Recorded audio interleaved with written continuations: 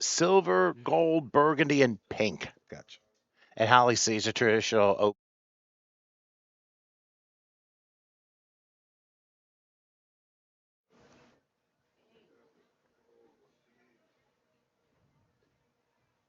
When the controls do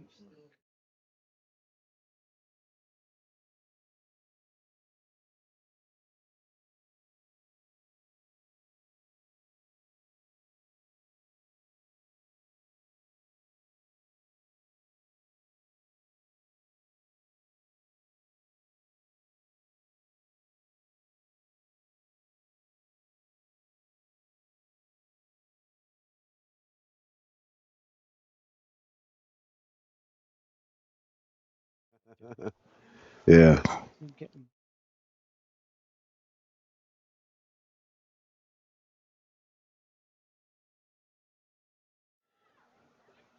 We made it just in time for the very first play of a full weekend of championship football as we see the very first play by Millville Holly City getting down to the 49-yard line. The very first play of the 6U's. The first of 10 games this weekend here from Bridgeton High School. Hello, everybody. It is TCUFL Championship Weekend. We begin with the first game, the Pleasantville Jokers and the Holly City Strikers in the 6U's. I'm Tom Wilkins along with John Morrison for your Saturday lineup. Howard Gaber is always taking care of the controls. John happens to be a high school coach and was also a youth football coach, so we'll definitely bring some insight to this particular weekend here.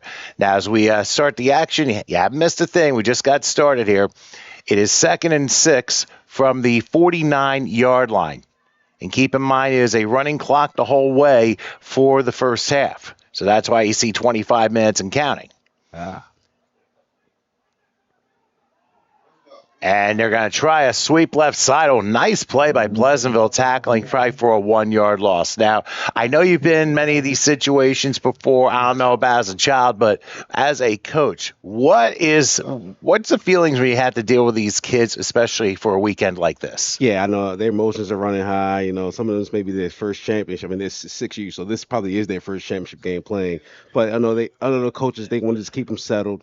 Because you know, at the end of the day, we want to get this championship ring, but just keep them settled and keep them focused, which is hard to do for a 6U team. You know, because you know the concentration is there, but it's gonna be tough for them. And don't forget, too, for a 6 year, you have coaches on the field for both sides, making sure everyone's lined up properly. So it's like their first year of football, and now we have looks like a timeout called by Holly City. So, well, while we have a second, we're going to obviously stay here for this contest. Again, the Pleasantville Jokers and the Holly City Strikers of Millville, the first of 5, a quintuple header today and a quintuple header tomorrow. TCUFL Championship Weekend right here on HSG Network. Now, John, and with the six U's, obviously I wouldn't say there would be 4 U's because take everything would be much harder to develop in that case. But Right. I mean, these are kids growing up, seeing their idols, and now they're playing the game of football. And what was it like when you started playing Uh, football? I don't know how old you were when you started, but I mean that's been in your blood the whole time, hasn't Yeah, it? yeah, it has. You know, and I started at 8 years old playing. You know, back then it was called 8-10, so you between the ages of 8 and 10. Now they got all the U's in them, but yeah, and I played him. I actually played in my first championship game at 8 years old. Absolutely. Where'd you play it at? I was playing for a team called Randallstown Panthers out of Randallstown, Maryland. Oh, so just north of Baltimore. Yeah, absolutely. Northwest Baltimore. Yep, absolutely. Yeah, we kind of frequented that town a couple of times in the last few years. So it's like, okay, I hadn't heard that town. And when you said Randallstown, like,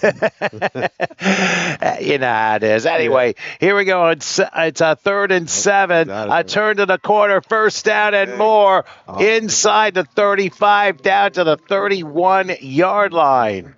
So a great job by the young Holly City running back to come through and get the first down. That looks like he is number 34, Stephon Brown Jr.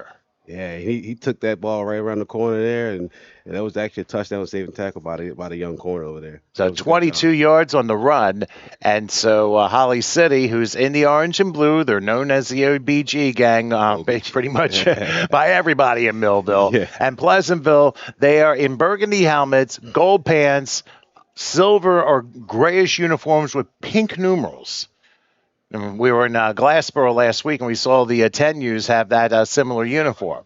So, but we'll run down both rosters anyway as we go along in this contest, because all the kids definitely need to be recognized and congratulated for getting this far in their opening season. All right, now a handoff on the left side, a spin move down to about the 28-yard line for about a 2-yard gain. That looked like a Rayan Muhammad Grant who turned the corner and got a couple yards on the play. Yeah, absolutely. He actually took that ball. He got through that hole. Running hard, definitely for the young man. So as they set up for 2nd and 8, and I'll remind everybody here on HSG Network, for those of you watching, make sure you like and subscribe and tell your friends. Championship weekend, TCUFL style here from Bridgeton High School in Bridgeton, New Jersey. If you can't make it out this weekend, we got it right here on YouTube on HSG Network. So please make sure you tell your friends about it, and let's cheer these kids on. Oops, somebody moved and got a false start. Yeah, it is a false start. Yeah. So that's going to back up Holly City 5 yards. And remember, as we mentioned the early going, you'll notice the clock is over 20 minutes. Yeah. For the 6Us, it's a running clock, 25-minute halves. So that's how it goes. And each team has 4 timeouts rather than 3. Oh. And Holly City took their first one just a couple of plays ago. Yeah. So after the false start, 2nd and 13 from the 33-yard line. I don't expect there to be much passing in this game. I doubt it, no. Well, tomorrow it's supposed to be super windy. Oh. And let's see who has the ball here, trying to go around the corner. Now the ball pops out, and it looks like Holly City fell on it, but it's going to be a 4-yard loss. And again, I'm sorry, I was looking at the wrong roster. Sharon Purnell had the carry, and just luckily he was able to fall back on the football. Yeah. So unfortunately for Holly City, they're going a little bit backwards here, and they're now 3rd and 17 following that 4-yard loss. Oh, yeah. It's like I said, emotions running high. He got tackled, but and nerves too. And nervous, absolutely. You see the coach there every play. You got to get him lined up correctly. And that's where you don't see that on the 14 level. No, but, not at all. Hey, interesting lineup here on 3rd down. Okay. Quarterback looks like he's going to keep it. Good tackle. And is tackled down at about the 32-yard line. Very nicely done. Ends up being a 5-yard pickup. I believe that's Rayan Muhammad Grant. I had the wrong 3 from a couple plays ago. That was D'Angelo Curtis August. He's the opposing number 3 for Holly City. So, but it was a nice gain. But for the Strikers, they are going to be at the 32, and they got 4th and 12. So, yeah. Unless you want to try that 22-yard pickup from earlier in the drive. Yeah, no. Well, we probably see here something maybe tricky to try to pick up this first down, but it's going to be hard to convert this 4th from 22. Well, you never know. Yeah. We've seen stranger things in football. Absolutely. All right, so they line up again. 4th and 12. Okay. A keeper crossing the 30, and he gets to about the 26, but that's where the drive will end, and Holly City turns the ball over on downs. Now, John, we noticed in the last couple of plays, we had the offensive line lined up as one line, and then 4 backs, including the quarterback, lined up behind him. How do you describe a play like that? Yeah, that's a tough play to defend there. For 4 backs, you don't know who's getting the ball, and you can also the quarterback can also do a keeper. So you just got to keep that defense focused and hope you get good linebacker play, because they're definitely going to get to the second level with 4 backs back there. Are there variations to that play where the quarterback can line up on one end of that line, or in the middle, or possibly the other end, and mix the running backs up? Yep, absolutely. He could be the first one, the third, or the fourth, for the way he's lined up there. And they can handle, like I say, you got 3 different options there. Well, 4 different options if you do the quarterback keeper. So, yeah, absolutely. I was just going to say, that's a play I really have not seen much before. It's been a long time. So, and it's probably something you wouldn't see on the higher levels, but, hey, as long as you can try and run it successfully. All right, Pleasantville will have their, 6-year-olds passing here. I was proven wrong. It was just a little bit high and incomplete on the very first play on 1st and 10. So Yeah. they threw me for a little curveball there. That's absolutely a curveball. I'm surprised to see it coming out first down with a pass, but look like they tried to throw a knockout punch right there. But Well, of course, you want to try that, but at yeah, the same time, you also want to establish field position, and absolutely. then Yeah, when applicable, try that play again. absolutely. You Yeah, know, I'm you pretty don't sure want coach will come back to that play down the line. right. All right, so Pleasantville again, burgundy helmets, gold pants, gray shirts, and pink numerals. Interesting combination there. On second down, they're going to hand this one. Oh, man, what a job by Holly City there. That's going to be a loss in the play at the 23-yard line, so it'll force a 3rd and 13. So you can see the left side Yeah, for Holly City again the push, and nice play by them. absolutely. Yeah, those that D line got a great push, and they created another line of scrimmage behind the line of scrimmage, which resulted into that tackle for loss. All right, and you also see for the 6Us, you'll notice that one of the Pleasantville coaches talking with the offense, like the main offensive players. Now we got a flag down, as it's just going to be a false start on Pleasantville. That'll back things up another 5 yards. But you'll notice that they'll have a huddle with the Pleasantville coach, the key offensive players, not the line, and then they break the huddle. So we see some different things in this particular division. Yeah, and like I said, whatever team is the most focused probably is going to come out with a victory in this game. You got one coach there, they're lining them up, then another coach talking to them to the receivers and the quarterback in the back. So So keep in mind, too, I mean, you got a 3rd and what looks to be 17. Right now, actually, it's 3rd and 20, 20. It's actually. actually I beg your 20. pardon. I didn't read that right. Because the Lion gains a 37, and right now the ball spotted at the 17-yard line. They send a kid in motion to the left. Let's see what they do. Oh, the handoff, and goodness gracious.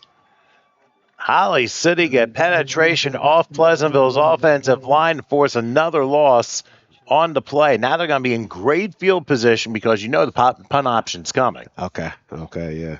So what it normally is, I think it's 25 or 30 yards from the spot of the end of the last play. And it looks like they are taking the punt option. Yeah. Well, yeah, I mean, yeah, absolutely. You do that in the 6. I think you do it with the 8U as well. Yeah.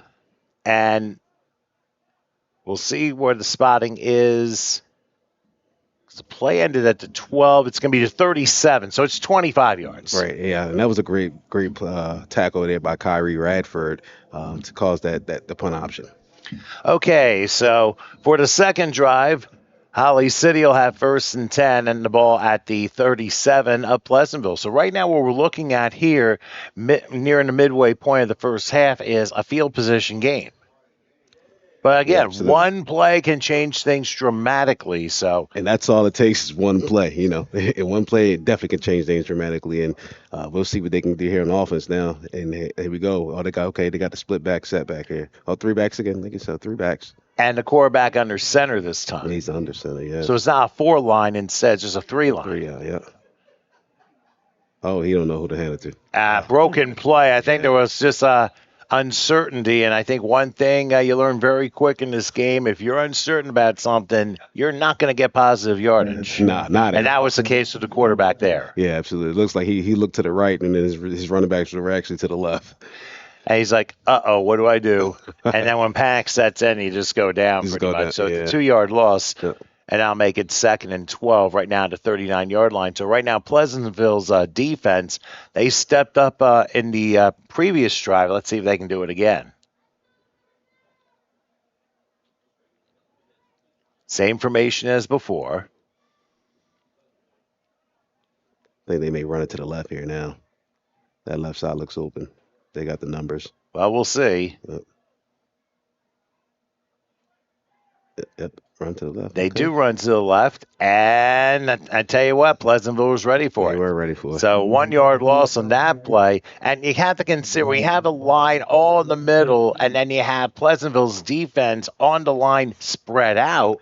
Right. That's something to watch because if they're able to stay in their lanes and know where the back is coming, that can really cause some problems for the offense. Absolutely. They're playing because they don't want to get beat to the outside. So that's how it is on the 6U, 10U, 8U. Running to the outsides is where you usually get beat at. All right, and now we're going to have a timeout called by Holly City. So let's do this. Let's take a break. 12:18 left in the first half of Pleasantville and Holly City. No score in the first of 5 here in Bridgeton. We'll come back in just a moment.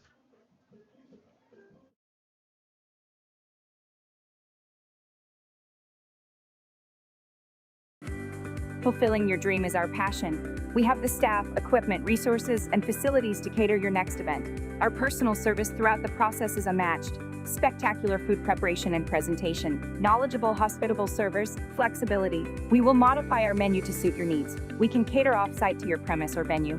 Cater your event at a unique venue in the tri-state area or present to you our exclusive facility.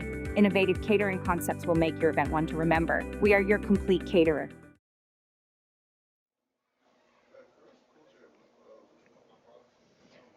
Okay, following the Holly City timeout, 12:18 left here in the first half of a scoreless game. The 6U's here, TCUFL Championship weekend. It's 3rd and 12 from the 40, actually 3rd and 13 from the 40-yard line. Trying to go back to pass, but Pleasantville's ready. Now we got flags down all over the place. And we will see what the call is there. And it looks to be a face mask against Pleasantville. So that is a tough break for the Jokers there. The question is it a 5 or a 15? Right. I believe this may be this is the 15-yard. Oh, wow. Oh, what a tough break for Pleasantville. That's going to be, I believe, no, they're going to mark it at the 30. Oh, it's not because it's 15 yards in the spot of where the face mask happened. All right. Not from the previous spot.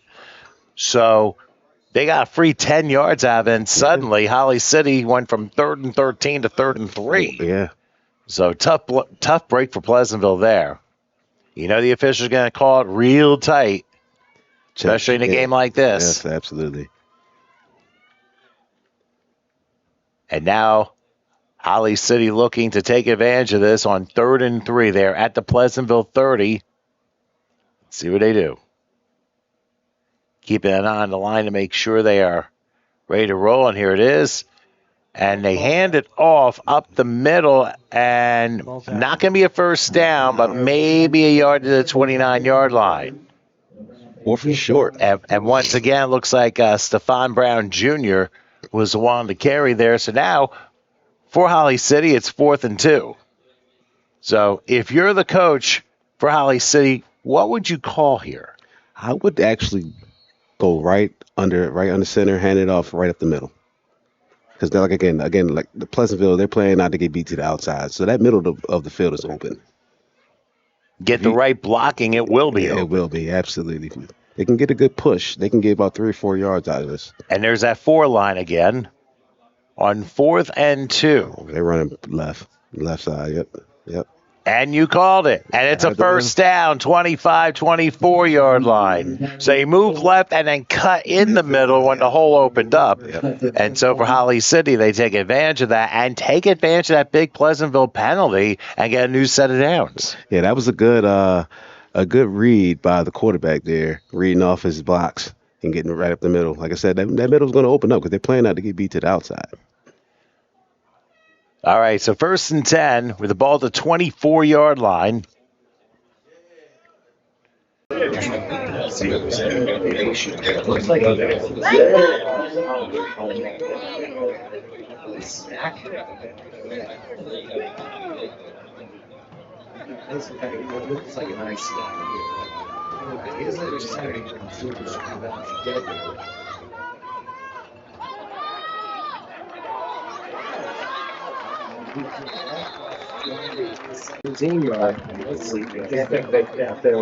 D'Angelo Curtis August on the carry. 7 on the play, 2nd and 3. Pleasantville defense, and so far it has been a little bit more to the left, even though a run to the right has no 4 yards to the Spot the ball at the 17. So Holly City in the red zone for the first time in this game. Yeah. Looks like that Pleasantville is trying to make adjustments to their left side, and they got a little bit more stacked over there. Well, it looked like looks like a Holly City was going that same formation. Now they change it up.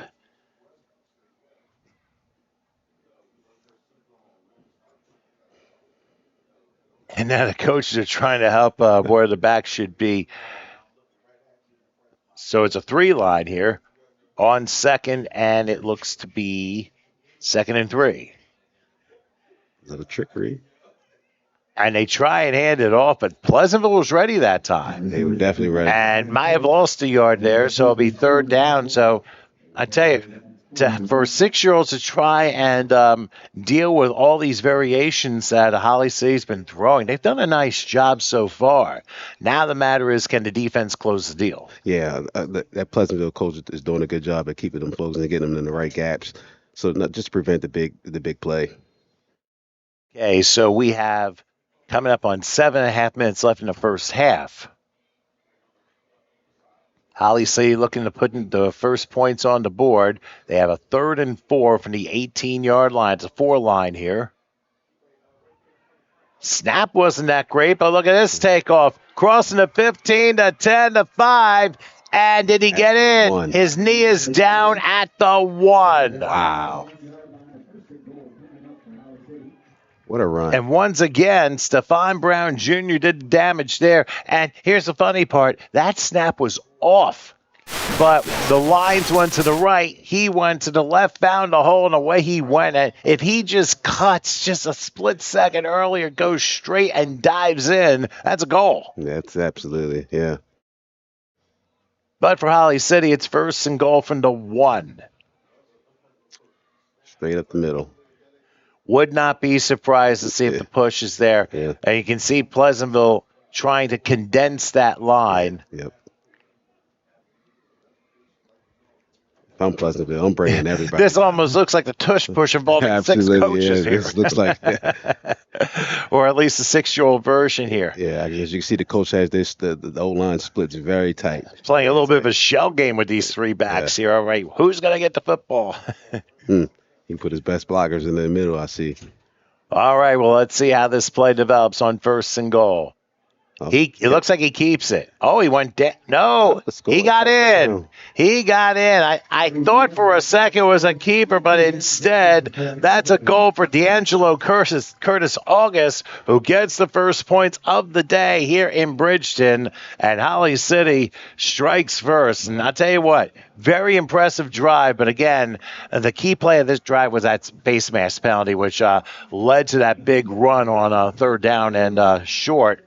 And almost got him in the end zone the previous play. Yeah. Like I said, that was a drive changer for sure, which allowed them to get down here.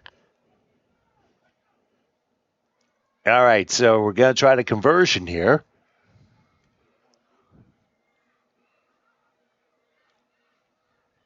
Making sure everybody's together. I wouldn't be surprised if they run it to the left again. Well, the left has mostly been successful. Yep. Turn left, cut in. Oh, they went. Fool me. And they decided to go right here and into the Fool end me. zone, I think. Or, hold on, there's no signal. Nope. No, he's short. Short. He's short by about a half a yard. Okay. Well, we thought he got him, but not so. So Holly City will live with a 6-0 lead as, don't forget, running clock here in the first half. I mean, your thoughts on that previous drive? Yeah, I liked what the coach did there. He saw something on that left hand side of the line, and he exploited it. And we're going to see if Pleasantville can adjust to it.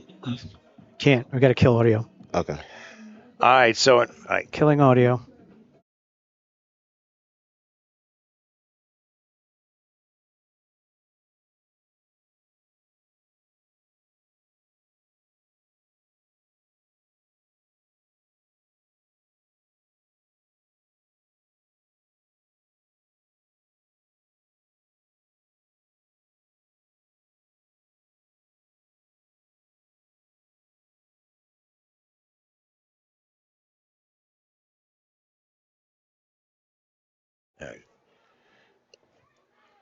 okay, after a brief pause, it will be Pleasantville ball 1st down at the 45-yard line.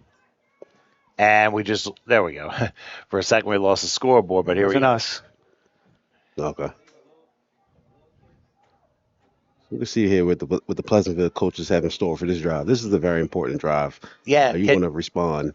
if I do agree, John, and think about this. The clock's running, going to be a little bit over 3 minutes. You got 55 yards, and you got 4 timeouts. But the first play didn't do so well. It's a 1-yard loss. Yeah, they start their drive behind the sticks, which is you never want to start second and 12, second and 13. Anything second in double digits. Yeah, it's the wrong way you want to go. Sure, but Pleasantville's got to hurry here. They got 3 minutes. I believe this drive is probably going to take 3 minutes if they want to get down and score. Well, again, and of course, and keep in mind too, we see a last-second substitution in there. Everyone plays. That's the key here in this league. Everybody plays. Yeah. So I believe they have. I'm not sure how they have it up here, but they got your Timeout. 6 player, 8 play minimum. I think we got an official timeout. Not exactly sure what it is here.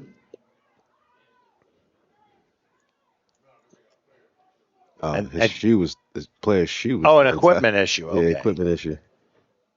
So while we have a second, I'll remind everybody that, of course, this is championship weekend for the TCUFL here on HSG Network. Make sure you like and subscribe. Big stuff coming, of course, for this weekend. 5 games today, 5 more games tomorrow. And it's all going to be right here at Bridgeton High School here in Bridgeton, New Jersey and South Jersey. If you can't make it to the high school, we got it all right here on HSG Network. So please make sure you tell your friends and support your kids. That's the biggie here. Absolutely. Support the young kids. Hey, we were that once. Yeah, for sure. Uh-oh. Now in 2nd and 11 from the 44-yard line, and they're slipping out of the handoff. Oh, my goodness. Holly City doing a heck of a job with the penetration, and Pleasantville making the mistake going east-west rather than north-south. And now we're going to have a timeout called by Pleasantville with 2:18 left here in the first half. I mean, your thoughts so far on the Holly City defense? Yeah, their defense is really, really tough, I see. That was a great tackle by number 3, D'Angelo Curtis August, coming off that corner position, which as being a DB coach, I love aggressive corners.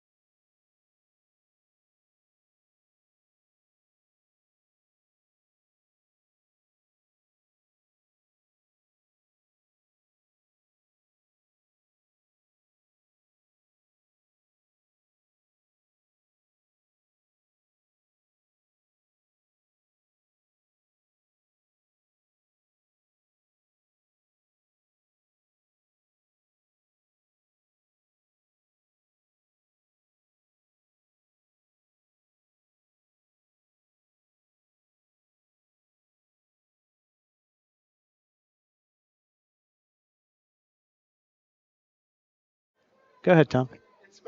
Okay, so we just had a little bit of an audio difficulty there, but good 3rd down play by Pleasantville, getting him down to about the 46-yard line. And Pleasantville now with a 4th and 1. And I'll tell you what, after they took that timeout, that was a well-designed play. Now they need to hurry. They still got 3 more timeouts to use.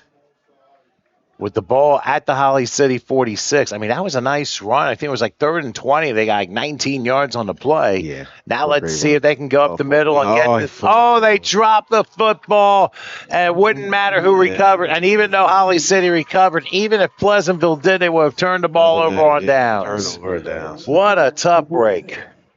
Yeah. So thanks to Pleasantville. I mean, that was a good effort, though. I mean, they bounced back from a 3rd and 19, and they end up with making a 4th and 1, but just a missed exchange was the whole difference. Yep. And now it will be Holly City ball. Now they have 2 timeouts, and they have a minute left to work with. And let's keep one thing in mind: Pleasantville will get the ball to begin the second half. Okay. So Holly City drove, turned the ball over on downs, had a great defensive push. They forced a punt option. That led to Holly City scoring. And that's really been the only play in this one. Yeah. 45 seconds here. I think that Holly City's probably just going to run this clock out. Yeah, they might just run one play, and we'll see how this all plays out. So 1st and 10. From the 46-yard line. Whoops. Left side got up to a little bit of a jumpy start there. I mean, that was almost pretty obvious there. But, hey, listen. I mean, at that age, it's like, okay, let me make sure I'm right up. I guess everyone else was not. Yeah. Yeah. That's where the team concept comes in. And now we have a timeout. Yes, and timeout called by Holly City. They have 1 left here in the first half. And, I mean, all in all, these kids are playing a pretty good first half if you think about it. Good plays on both sides of the ball by both teams. Yeah, it definitely has been good play by both sides of the teams here.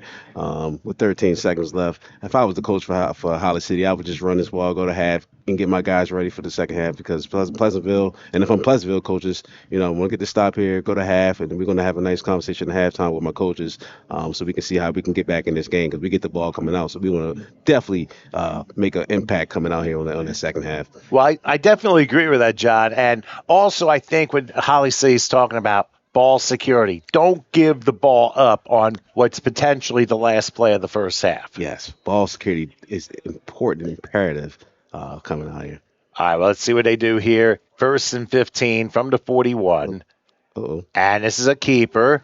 Trying to get through down to about the 45, 46, maybe.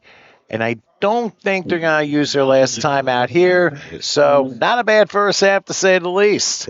So Holly City comes through, and they lead 6-0 over Pleasantville as we end the first half of the first game. So while we do this, we'll take a few-minute break. We'll come back for the second half. It'll be Pleasantville ball to begin the second half. So hang in there for a few. We'll be back for the second half, so please stay with us.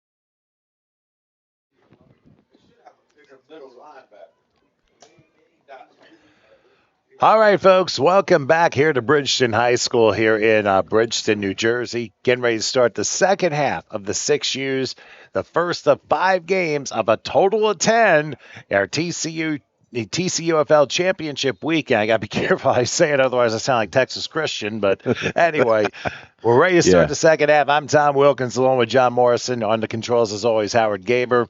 Pleasantville to get the ball to begin the second half. They're down 6-0. Holly City had a lone touchdown late in the first half of this game. Keep in mind, the 6Us, it's 25-minute halves. There are no quarters. We'll do the 8Us in quarters.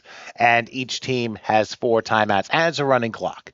So that's how they operate with this particular level here.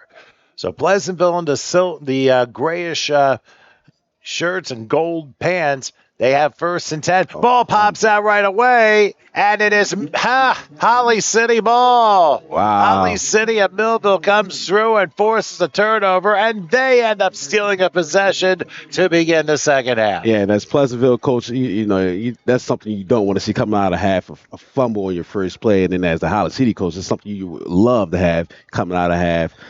We can see if Pleasantville can get a stop here. Because Holly City, they have all the momentum right now. All right, so following the turnover, it is 1st and 10. And Holly City in the all-orange uniforms with white helmets and white numerals. They will have 1st and 10 at the Pleasantville 45 after forcing the turnover in the first minute of the second half. Already up 6-0, looking to extend it here. Here's that 4-back set again. Well, I'm sorry. Yeah, shotgun with a 3-back set to the quarterback's left.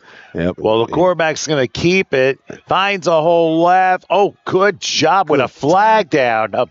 A flag goes down the 44-yard line. We'll see what the officials say. I believe they got him a face mask. And the officials saying the same thing. Yeah. So that's going to help Holly City on that Pleasantville mistake. By the way, in a moment, we'll give you the Holly City striker 6Us. We'll announce their names momentarily after they mark off the penalty, which will be a 1st down, and it's marked down to the 29-yard line. The foul happened at the 44, and it's 15 yards from the spot of the infraction, not from the previous spot. Correct. So Holly City taking advantage of a turnover and a penalty on Pleasantville and looking to extend their lead here, and they're getting closer. That was a great tackle by the corner, but he grabbed the face mask as he took him down, which resulted into that penalty. Now, how do you teach tackling, especially at this age? Well, at this age, yeah, it's really tough. But you want to just teach them just to get their pad level. Aim for their legs. Aim for their legs, and then grab one. Because your rest of your defense is coming to help you out if you don't make that. If you're hanging by their guard. But you want to aim for their pad level. Aim for their thigh pads. How do you do that without hip dropping? Well, as you hit them in the thigh pad, you drive your legs. Don't stop your legs from moving. If you keep your legs moving, you won't be hip dropping.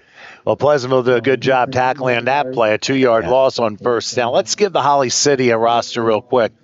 The participants for the 6Us for Holly City: Azari Hobbs, Jose Cruz, Kyrie Radford, D'Angelo Curtis August, Max Ludwig, Arson Armstead, Bryson Merrick, Khalik Mason, Eugene Robinson IV, Jesus Gonzalez, Sharon Purnell, Ejai Barber, Kingston Goodwin, Gashawn Johnson, Nikoma Crenshaw, Bryson Hawkins, Dean Addison, Idris Hawkins, Israel Ladson, Carson Bogan, Ayers Jordan, Cartier King, Mason Hill, and Stephon Brown Jr. And the head coach for the 6Us is Wesley Merrick. Now in second down, handoff left, sliding through one tackle and another down to about the 25. A good run of 6, but it forces a 3rd and 6 now for Holly City. So it'll be an interesting call by their coaching staff. What would you call here? If I'm at Holly City's coaching staff, I just got a good 10, 15 yards there on that run. Well, now I want to check, see where the boundary side is at. I want to run to the field side. So right here, it looks like the left side is the field side. I want to try to get to the outside, maybe cut it up in the middle because that's where they've been finding success all game so far. And I think the other thing, too, I think it's more important now to go more north-south than east-west. Absolutely. Because there have been times both teams have been able to close the curves out and basically give you no chance to go north-south. If I'm the coach, I'm giving the ball right back to Angelo Curtis again because he's been running hard. Power eye on Hand third it and to him. 6. Like I said, D'Angelo Curtis again. Oh, what? That slips through a couple tackles, crossing the 20 down to the 17. However, we got a flag down about the 28. I think we might have. And you can see by one of the Holly City coaches, like, oh, really? Yep, it's a hold on the Holly City. That'll back it up, Ted. Yeah, it was a good run by him. Maybe it was such a good run because he had Holden out there on that right side. Hey, that's what usually happens. Yeah. And obviously the coaches are going to disagree with the officials' call, but 100%. Hey, listen, this is a championship game, and you're got to call it as tight as you can. Absolutely. As tight and as fair as you can. That's what it is. Mm-hmm. So it is 10 yards from the spot of the hold, and now and the hold happened at the 25. So 10 yards back there makes it now 3rd and 16, with the 19 being the line of gain. Now we've seen horizontal lines, vertical lines for power eyes. Let's see how they line up here. It looks like it's going to be horizontal. Yep. It looks like they're going to run to the right. All his blockers to the right. And they have the numbers to the right side. If you look at that defense, they have the numbers there. 3rd and 16. Yep. And it's a keeper. There you go. Trying to slip through one, does. Cuts through another, and almost got the first down. Was a yard short. 4 for 1. 4 for 1. Again, like I said, the Holly City had the numbers to the right side there, and Pleasantville, they didn't adjust.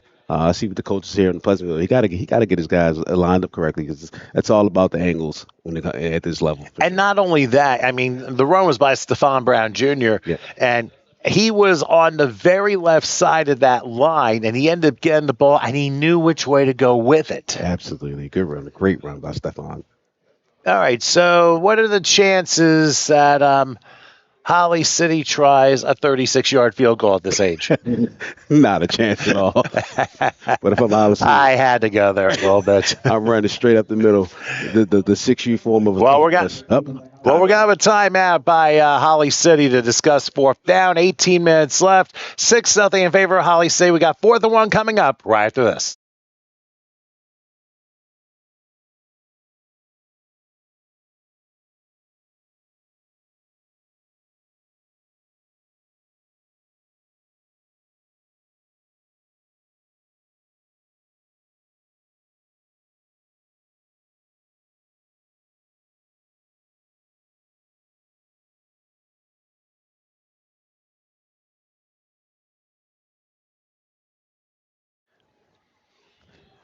All right, following that Holly City timeout, 4th and a yard from the 20-yard line. They just had a 3rd and 16 where they got 15 yards. Now let's see what they do on 4th down. Same guy, got the first down, 15, runs into a guy, and will drag all the way down to inside the 10, and another first down. Stephon Brown. Wow, that's 26 yards in 2 plays and has the strikers in literally striking distance at 1st and goal. Yeah, Stephon Brown ran really hard there to the right side there. He saw something in that hole. It was a great cut. Tackled him. He was tackled there by Hassan Hampton with a host of actual Pleasantville Jokers that tackled him. But it's 1st down. It is indeed 1st and goal at the 9-yard line. And again, Holly City trying to get points off the Pleasantville turnover to begin the second half. And, of course, a face mask penalty that kept the drive going. And penalties have been very big against Pleasantville because they've aided in the first touchdown drive and possibly in the second, depending on what happens. Here's a handoff on 1st and goal, a spin move, which looks like Bryson Marek, who ends up, I guess, maybe getting half a yard. Yeah. Half a yard there. Little quarterback keeper there to the right. I will say though, Holly City's number 4 Max Lowe is snapping that ball pretty good to the quarterback there. We haven't seen too many bad snaps by on Holly City side there. Well, let's keep in mind that big play at the end of the first half, which close to the end of the first half, where the back ended up going all the way down the 1. The snap was wide to him, but he was able to grab it and have the wherewithal because the lines were going one way and he ran another. Yes. That does happen sometimes. Yeah, absolutely, yeah. All right, 2nd and goal from the 9-yard line. They're going to do a triple back here. And they don't like the alignment, so we're going to have a timeout, and Holly City uses their 2nd of their 4. So We'll break with 16-12 left again. 6-0 Holly City. We'll come back in just a moment.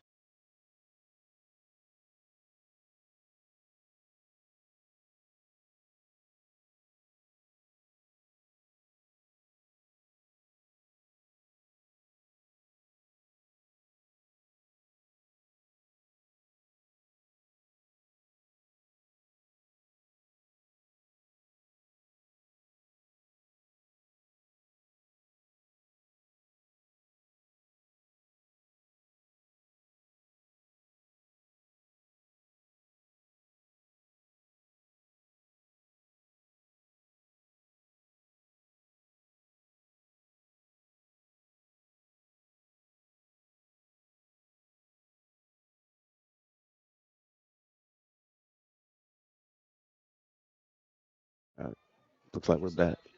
All right, so following the timeout, 2nd and goal from the 9. I'm sure the coaches want Holly City to get that 2-score lead because right now they're in control of this game. And this one's going to be a handoff, but Pleasantville was ready that time. Pleasantville was ready. And forces at least a 2-yard loss, maybe 3, back to the 12-yard line. Hassan Hampton with a great tackle there, and now force a 3rd and goal. So we got 3rd and goal here. Pleasantville definitely wants to get this stop here so they can get the ball down 6-0 with 15 minutes, just about 15 minutes to go. They need this big stop here. They absolutely do because then they're going to need that time to drive down the field and try and level things up. Yep. And this may be 2-down territory for Holly City. It has to be. Yeah. I mean, you can't punt option from 12 yards yards from your end zone. Doesn't count as a field goal in this league. It's like Stephon Brown's getting this. He's keeping it up. Hold everything. Oh, that could be on Pleasantville for a neutral zone infraction. Yep. And that's another big penalty against Pleasantville. So that now makes it 3rd and goal from the 7. I'm sure the coaching staff's just kicking themselves like, what is going on here? Now, I know the kids are excited. I know there are a lot of nerves, but at the same time, I have to balance that these officials are going to call things very, very tight. Very tight. Just got to keep the kids focused. Stick to your game plan. And if I'm the coaches here, I would be stacking that middle. They're not going to. Okay, well. All right, well, right now, Holly City trying to make sure everyone's in place. 3rd and goal from the 7-yard line. They pitch out left. Crossing the 5, lowers his shoulder, will get to about the 3, maybe the 2, and he's still pushing. There's also a flag down back at the 2. Finally going down, but let's check the penalty. I think we might have a face match here. No, they disregard the flag. I'm sorry. Probably just fell out of the official's pocket. Oh, no, it was actually a shoe. A yellow shoe. Now, that's a first. We've seen pink shoes. Last week, we saw lime green shoes, and here we got yellow shoes. Yellow shoe looking like a flag on the field. Well, I mean, sometimes you just don't know what you're going to see in these games. I'm like, oh, here we go. 4 for short. All right, well, 4th and goal from the 2-yard line. Huge play here. Let's see what they try. Pleasantville should bring their safety down the box to help this run. Yeah. He delays, turns the corner. Will he get around? He will not. Tackle. What a great stop. What a great stop by Pleasantville's defense. And they force the turnover on downs, and Hassan Hampton came up enormously big to keep Pleasantville in this one. I mean, you got to give him a lot of credit. He is playing his heart out. And Absolutely. that is a great tackle. Yeah, it looked like he was accompanied by Jace Smart L there as well. And I tell you what, the head coach got to be real happy. And by the way, his father, Jason Smart L. Jr., is the head coach for the 6 years for Pleasantville. So he's got to be proud of his son for coming through with that. Yes. But now Pleasantville has a mighty long way to go, as they're going to be starting at their own 5-yard line. Ooh, so they got a 95-yard drive ahead of them. Let's see what he can come up here. And given the penetration that Holly City's defense, I say Millville because that's where they're from, Holly City has had a lot of tackles for loss. And a 5-yard loss here, that's a safety. Absolutely. So, want to get your line set and have them working their hands and working their feet to try to move that defensive line of Holly City. Let's see what they do. They're going to hand off and good run to about the 9. Gets out of a little danger there. 4-yard pickup. Okay. Now let's see if Pleasantville can move a little bit faster. And we'll get their roster in a moment, by the way. Ball spot at the 9. Last week here on HSG Network, we saw the JV leagues, I believe the 8Us and 10Us, which had that same Pleasantville group, and pretty strong program, that's for sure. Awesome. As you can see, Pleasantville's head coach is talking to his quarterback and those eligible to receive the ball. 2nd and 6 from the 9-yard line. Let's see if I can get some more yardage here. Oh, it's a keeper. Oh, gets one person to go down and trying to slip out another tackle. Cannot. That was a nice tackle. Nice tackle. And again, Stephon Brown Jr. playing both sides of the ball, but credit to the running back for gaining 5 and forcing a 3rd and a yard. Yes. Let's give you the Pleasantville Jokers 6U team led following people: Asan Hampton, Hafiz Williamson, Rayan Muhammad Grant, Nasir Donaldson, Zamad Williams, Josu Marcellus, Lemuel Tucker, J.C. Smart L., Ian Woodard, Salih Toulson, Sadiq Bishop, Eric Johnson, Ashamir Zappa, Hosea Blackwell, Khalil Swain Jr., and Anthony Ledson Jr. And, of course, the head coach for Pleasantville 6U is Jason Smart L. Jr. So 3rd and a yard. They're going to try and hand off up the middle, trying to bounce off. They're going to get a first down and more. Look at this. Look out. 30, 40, midfield. It's a foot race. Down to the 30. Can he keep going? The 20, the 10, down to the 7-yard line, and there are no flags on the play. What a run. Wow. 79-yard run. And it's 1st and goal, Pleasantville. What a turn of events here in the 6U game. Like I said, one play, right? That's all it takes, one play to make a game changer. That was a great. And they will spot the ball at the 6. That was an 80-yard run. Wow. Suddenly, an enormous juice has occurred in this game. Remember, Pleasantville had a run of about 20 yards in the first half, but my goodness, that was a run. You got a 6-year-old running almost 80 yards. It's almost like, in a way, Daniel Jones of the Giants just running out of gas at the very end. Out of gas, yeah, I know. Let's see what they do on 1st and goal. They hand off. Oh, look at this. That's going to be a goal. Touchdown. Hey, welcome to the end zone. And a miniature spike to go along with that. And kicking the football out of bounds. Wow. What a great run by number 3. Rayan Muhammad Grant with the score. So, just like that, 2 plays, now Pleasantville's back in the game. Just your normal 4-play, 95-yard drive. So that ties the game, and now Pleasantville can go ahead if they convert the conversion. Oh, there's holding. So, that takes back that touchdown. yeah, you're right. Oh, my goodness. Pleasantville hit with penalties here again. So there's going to be a timeout by Holly City, and we'll discuss when we return. 8:21 left. 6-0 Holly City. We'll see if Pleasantville gets the points back right after this.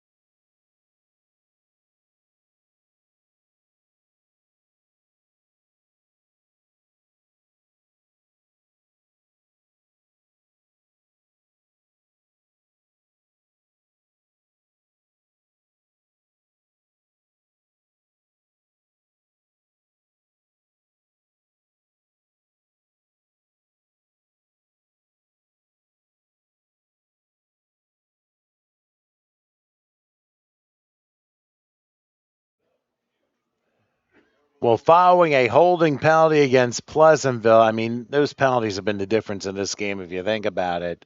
They get hit at the 3-yard line for a hold, and it's 10 yards back. Yeah. Excuse me. But now, Pleasantville now with first and goal from the 13-yard line. And remember, they started their drive at their own 5, and an 80-yard score got them to the 6. First and goal. Looked like they had a touchdown, but a holding penalty sent it back, and that's where we are right now. First and goal from the 13-yard line. So 13 yards in 4 plays. Hey, they were able to get, almost 85 in the previous 3. Right. So we'll see what happens. The clock is at 8:21 remaining in regulation. This is critical drive, and they got to get paid dirt here. Let's see if Pleasantville can get it, not punch this in. Well, they're going to try and hand off and take it to the outside. They'll get some yards. The 10 pushed out of bounds at about the 9, they're going to say. Great run by the back. So at least it was a 4-yard gain. Positive yards. They're going to give him the 8. They're going to give him the 8. So it's second and goal there, as we're now under 8 minutes left in regulation. Remember, we have many more games here. HSG Network on YouTube. TCUFL Championship Weekend. We got the 8Us coming up next. We've got the 10, 12s, and 14s to follow after this one. Now, Pleasantville realized they can take their time here because right now they have control. If they get in the end zone, they tie the game, and then it comes down to a conversion. Yeah, 7 minutes left here. This is, of course, 4-down territory here. See if they can punch this in. I would actually run to the right side here. They have the numbers there, and it looks like there they go. Well, you called it there. Oh, slipped out one tackle, crossing the 10, the 5, and that's where he collides down. So if anything, they're getting 4 yards a carry on the first 2 plays from goal to go. And now you got third and goal from the 5. You got 2 chances to pop it in from 5 yards out. If you get 4 yards a carry, that's going to get you the touchdown. So you hope. So this next run again, like I said, looks like Holly City's not adjusting to the outside run. So I would run if I was Pleasantville. I would run to the outside again. But is it possible maybe Pleasantville adjusted their outside run because in the first half you saw that penetration by Holly City? Yes, you did. What do you think the adjustment was? Well, you said adjustment by Holly City. Yeah, I mean, again, putting their ends a little bit wider out, and keeping their nose tackle right on the center. Here we go again. Okay. Oh, a pass. They're going to try the pass. And it ends up going incomplete, I think. I mean, you saw coaches all over the place going ballistic. I couldn't tell exactly what happened. 3rd and goal. But they try a pass on 3rd and goal. I don't know, with the running game working as well as it was, that's a little bit surprising. You see him try a pass, and now you got 4th and goal from the 5. Getting 4 yards of pop, and you call the pass on 3rd down. I don't understand it, but hey, maybe he's setting it up for this 4th down call here. It's possible, but keep in mind, too, Pleasantville may have gotten away with a false start because the line didn't seem to be together with the snap of the ball. And now you got such a critical play here. They are inside the 5 at the 4, 4th and goal. Run left. There you go. They are running left. Oh, and he fell down at the 8. And Pleasantville turns the ball over on downs. That, I tell you, I feel for these kids. Break. That's a tough break for him. Coaches keep him up lifted. I know he made a mistake there by falling. Well, sometimes you can't help yourself from falling. Yeah. I mean, sometimes you just hit the turf the wrong way, and maybe there might have been a wet spot, and he goes down. I mean, that happens too. Coach got to keep.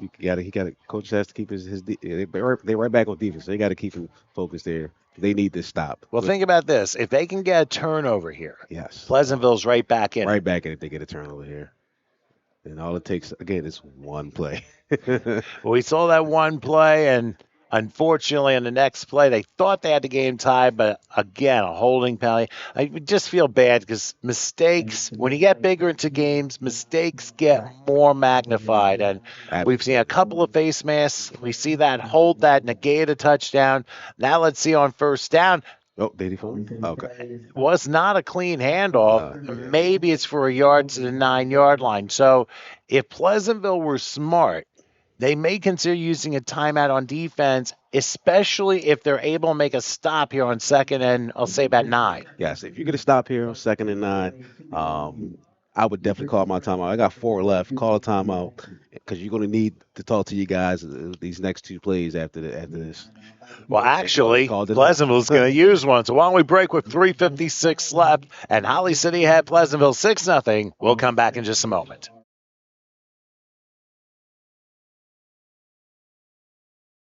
Hello, I'm Chris Taylor, the proud owner of Telegraph, a business specializing in photography and video. Telegraph is dedicated to capturing the raw emotion and commitment in sports. My passion for capturing the essence of sports drives my journey as a photographer. I take pride in showcasing dedication and emotion in sports, contributing to athletic program promotion. Starting my photographic journey in high school and pursuing sports communication and media at Rowan University, I am dedicated to refining my craft. If you would like to get in touch, feel free to contact me through my business email at telegraph@gmail.com. Just a reminder here on HSG Network, make sure you like, subscribe, and tell your friends about TCUFL Championship Weekend and support the kids. And if you're watching, of course, you can certainly send a shout to your kid and your team from wherever you're watching, as we just saw the handoff go to about the 13-yard line. Another timeout for Pleasantville. So make sure you subscribe and like and tell your friends. We'll have more TCUFL Championship Weekend as Pleasantville uses a second timeout, and it is 6-0. Oh, it is the American Division for the championship weekend. And you can probably see that on the title screen, which, of course, I didn't quite catch, so my apologies there. But, again, Pleasantville calling their second timeout. They have 2 more left, and keep in mind, in this league, you get 4 timeouts per half with that particular running clock. That's right.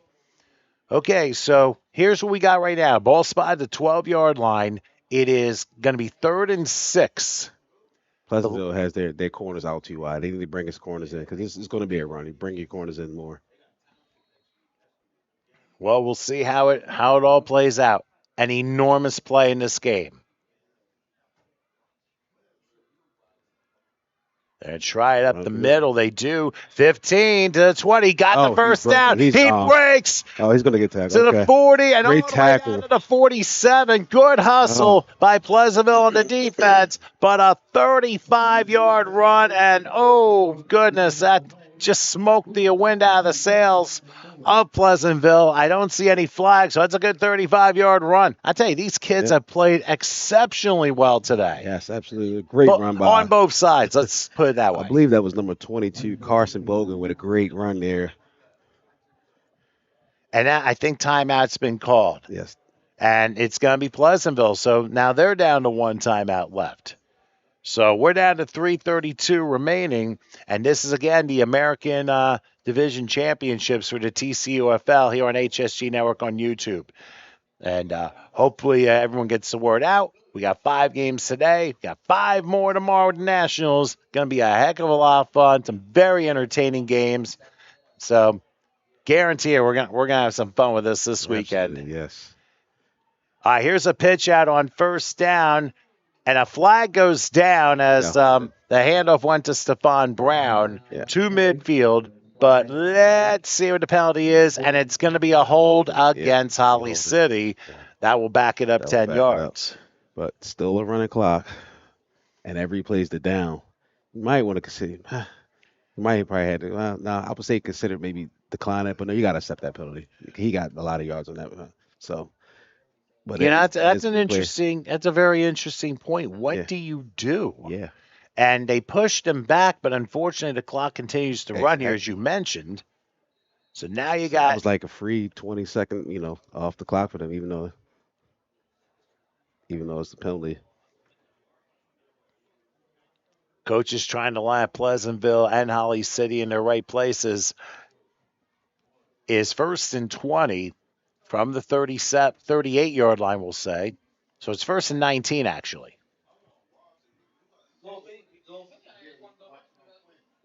Horizontal, looks like a horizontal line behind the back, and it's a keep to the right. And nothing doing. Back to the original line of scrimmage. So now it's 2nd and 19. And if you're Pleasantville, when do you use your last timeout? Yeah. Like I said to my point earlier, I might have had declined that because now it would have been, this would be 3rd down now, but now it's only 2nd down and the clock is still running.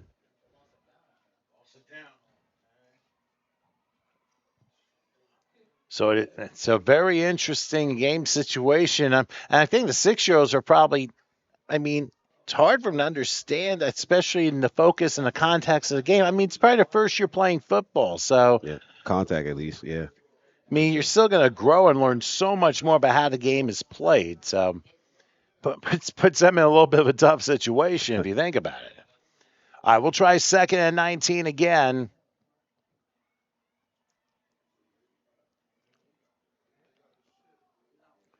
And they're going to go power I and go vertical here. Straight up the middle, right off tackle. I think that's what worked in that big first down. Right off tackle. There you go. Right off tackle. They're going to hand it off to about the 43. Now you call your timeout. And you're absolutely right. Now you call your timeout. Yes, Pleasantville will use their last timeout with a minute left. So that forces now a 3rd and I think 13 coming up from the 44-yard line. So let's take a quick break, and we'll have the final minute of this one right after this.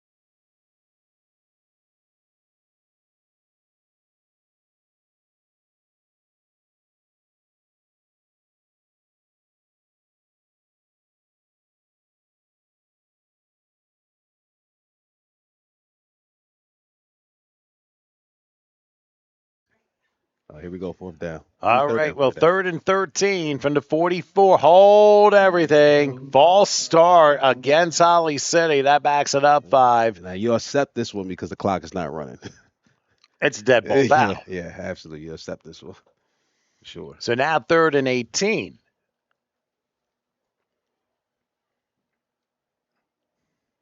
Now, if you're Holly City, this is going to be interesting. Yeah, because You got a minute left. Pleasantville has no timeouts. It's probably gonna be about. Holly City takes a knee, Yeah. then takes the punt option. Yeah, And now what does Pleasantville do if they have one play? If they have time for one play. if they have time, they should have one time for one play after this third down call. It's probably gonna be about 30 seconds on the clock on fourth down. You can see us in the top right of the screen. Wait a minute. There we go, another They penalty. did it again. Another false start. Another lot. And I wonder if they're doing this on purpose. Well, no, because if they take the punt option again, like you said, it's only 30 yards, 30 yards as the punt option. So they actually shooting themselves in the foot right now because it's bringing Pleasantville closer if they do take the punt option. Well, not only that, think about this. This is the ultimate play for ball security. Yes, The ultimate play. from Pleasantville, I'm swiping at the ball, I'm punching at the ball, trying to knock this ball out as I make the tackle. But this is 6U, so it's hard to coach that. But All right, so here we go on third, and now it's 3rd and 23. Let's see what happens. This time they get it off. keeper. Hold It's it a again. keeper and another flag. Oh, he and fumbled. a fumble. He fumbled. Could that be Pleasantville ball? We'll see. I mean, the coach is jumping up and down saying it's their ball. Fumble. The That should be a officials are not fumble. saying anything yet. Oh, no, they say he's down. And they say he's down by contact. Wow. And Pleasantville cannot believe it. I mean, it was hard to tell. I didn't see the ball come out, but now the officials are going to discuss. And you can see here that coach is, in fact, he really wants his kids to have one more chance, but there is also a flag down that we haven't had a chance to really discuss here. We're sure it's not a shoe where the officials are, right? No, that is indeed definitely a flag. But it's interesting. So if they're going to call us a fumble or if they're going to say it's holding, you got to decline this penalty if it is holding because it's a run of clock. So Now, if it is a fumble, but it's also a matter of, I mean, you got a very big play in the final minute of this game. It is Pleasantville football. Wow. Oh, there we go. 51 seconds left. And assuming the penalty is on Millville, which it is, they decline that. And Pleasantville literally has one shot. Well, 51 maybe seconds two. left. Two shots. Yeah, 51 seconds left. So with 51 seconds left,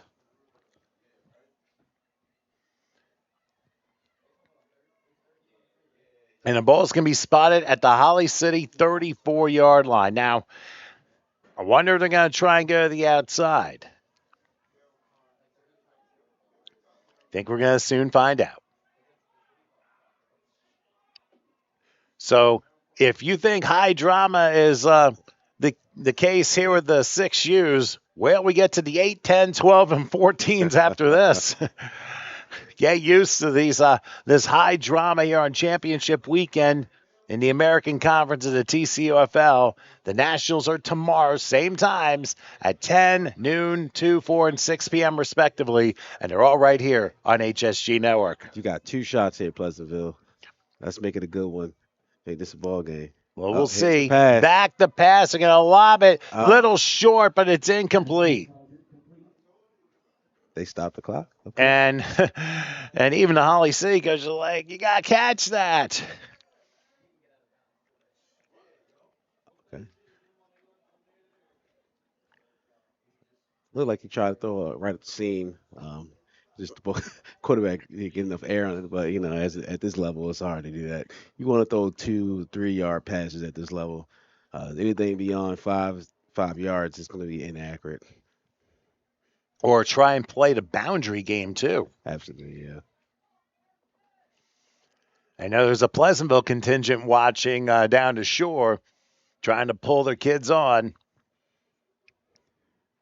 I mean, both teams have played very well today. So regardless of the score of how it turns out, hey, you got to give all the kids who played in this game credit. I mean, the 6Us, I mean, really incredible. Oh, and here's a drop snap and falling down Get on the ball. about the 38-yard line. And line up. it was recovered by Pleasantville, but the clock is running. Coming down to 30 seconds left. They're lining everybody up.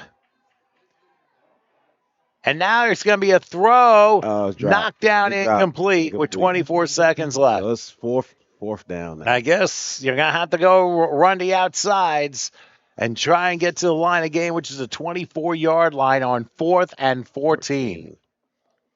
So it looked like the previous play before that. They tried to do a reverse, but it was a bad exchange with the running backs. Tough break. Fourth down here. You want to call your best trick play. I don't know about trick play. I mean, we'll see. And Holly City is adjusting to the outside run for sure. They know it's going to have to come out to the outsides if they're going to get any kind of shot. And the defensive coordinator for Holly City is getting them adjusted now. I was just going to ask, is there a 6-year-old version of the Holy Roller? Yeah. All right, he's going to take it outside. Let's see what he can do. He gets to the 30, and he stepped out of bounds a yard short. He stepped out a yard short. It's Holly City ball at the 25-yard line. The official on the sideline was winding the clock. Oh, the official on the sideline was actually winding the clock. Should be changed to possession. Should be changed. Yeah, it should be. Yeah, it was turnover downs. Yeah, it should be. It should be Holly City ball. It is. They just changed the down marker, and it is 1st and 10. And as much as Pleasantville is pleading their case in the spot of the ball, unfortunately, it's going to go on deaf ears, and Holly City is going to take the 6 and under championship as long as they are able to hang on to the ball for one play. I would tell my quarterback to snap the ball and just go down. But what a game between. Listen, what a way to start the day. Yeah. And to the 6-year-olds playing and the parents and everyone supporting them, hey, you're going to have games like this, whether you're on the winning or losing side, but the kids gave such a great effort in this game and entertained so many people watching. So, yes. Gotta congratulate your kids on a job well done. Winning and losing are two different things as a spectator. Of course you want to win, but in reality, it's how well you played. Yep. And both teams played remarkably well. The clock runs out, and Holly City wins the first game by a score of 6-0 over Pleasantville. We'll take a little bit of a break. We'll come back with the 8Us in a few minutes. Please stay with us.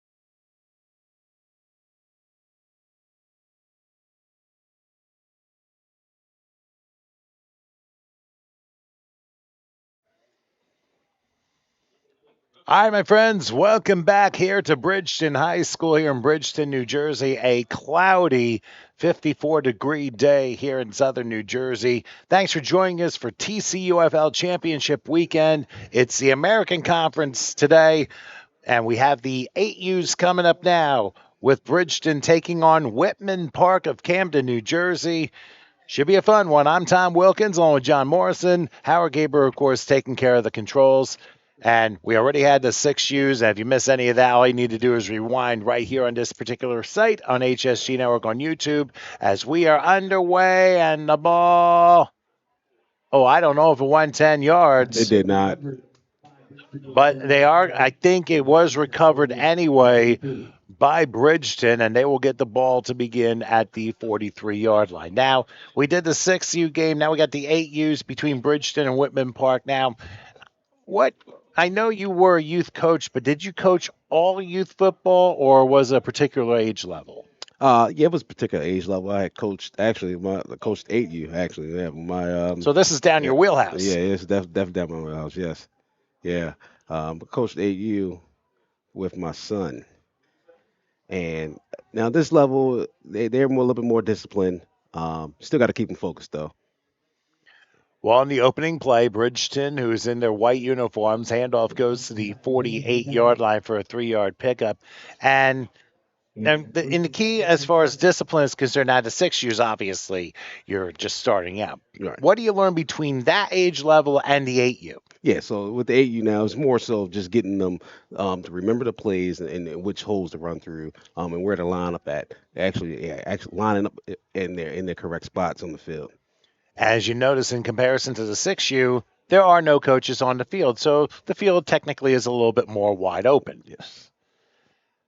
All right, 2nd and 7 from the 48-yard line, and evidently flags are down for a neutral zone infraction against Whitman Park. So that'll move it up 5 yards. Whitman Park is out of Camden, New Jersey. We'll be seeing them in the 10U game against Holly City. Of course, we saw Holly City earlier in the game against Pleasant. Very entertaining 6U championship game. It was a lot of fun. And every kid in that game should be congratulated for a job well done. All right, let's get back to the 8Us here. It's 2nd and 2 as now Bridgeton is on the Whitman Park side of the field at the 47-yard line. They're going to go with looks like a power eye here. Power eye, yeah, handoff. And the handoff bounces to the 45, to the 43, and that's good enough for a first down. I don't know if you necessarily explained it in regards to like the plays, but are there other facets in 8U that you kind of excelled at? Yeah. From a coaching standpoint, I'm just saying. So, yeah, from a coach standpoint, again, I mean, with 8U, they tend to like to run to the outsides. You may see some passes here and there and every now and then. But again, it's all about hitting those gaps, hitting those holes, and the discipline. Evidently, Bridgeton snapped the ball without snapping the ball. Everyone left, and the center's like, am I supposed to snap the ball? So it ends up being a false start, a 5-yard And that probably was maybe on the center because everybody moves but the center. Then the center may have forgot the snap count there. So that's sometimes you hear the officials say false start, everyone but the center. Yes. In this case, the center didn't move, so it is the center.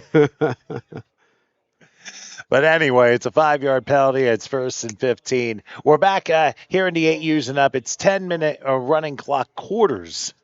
But in the 8Us, there are 4 timeouts on each side. Here's a handoff on 1st and 15, and it gets most of the yards back to the 44-yard line.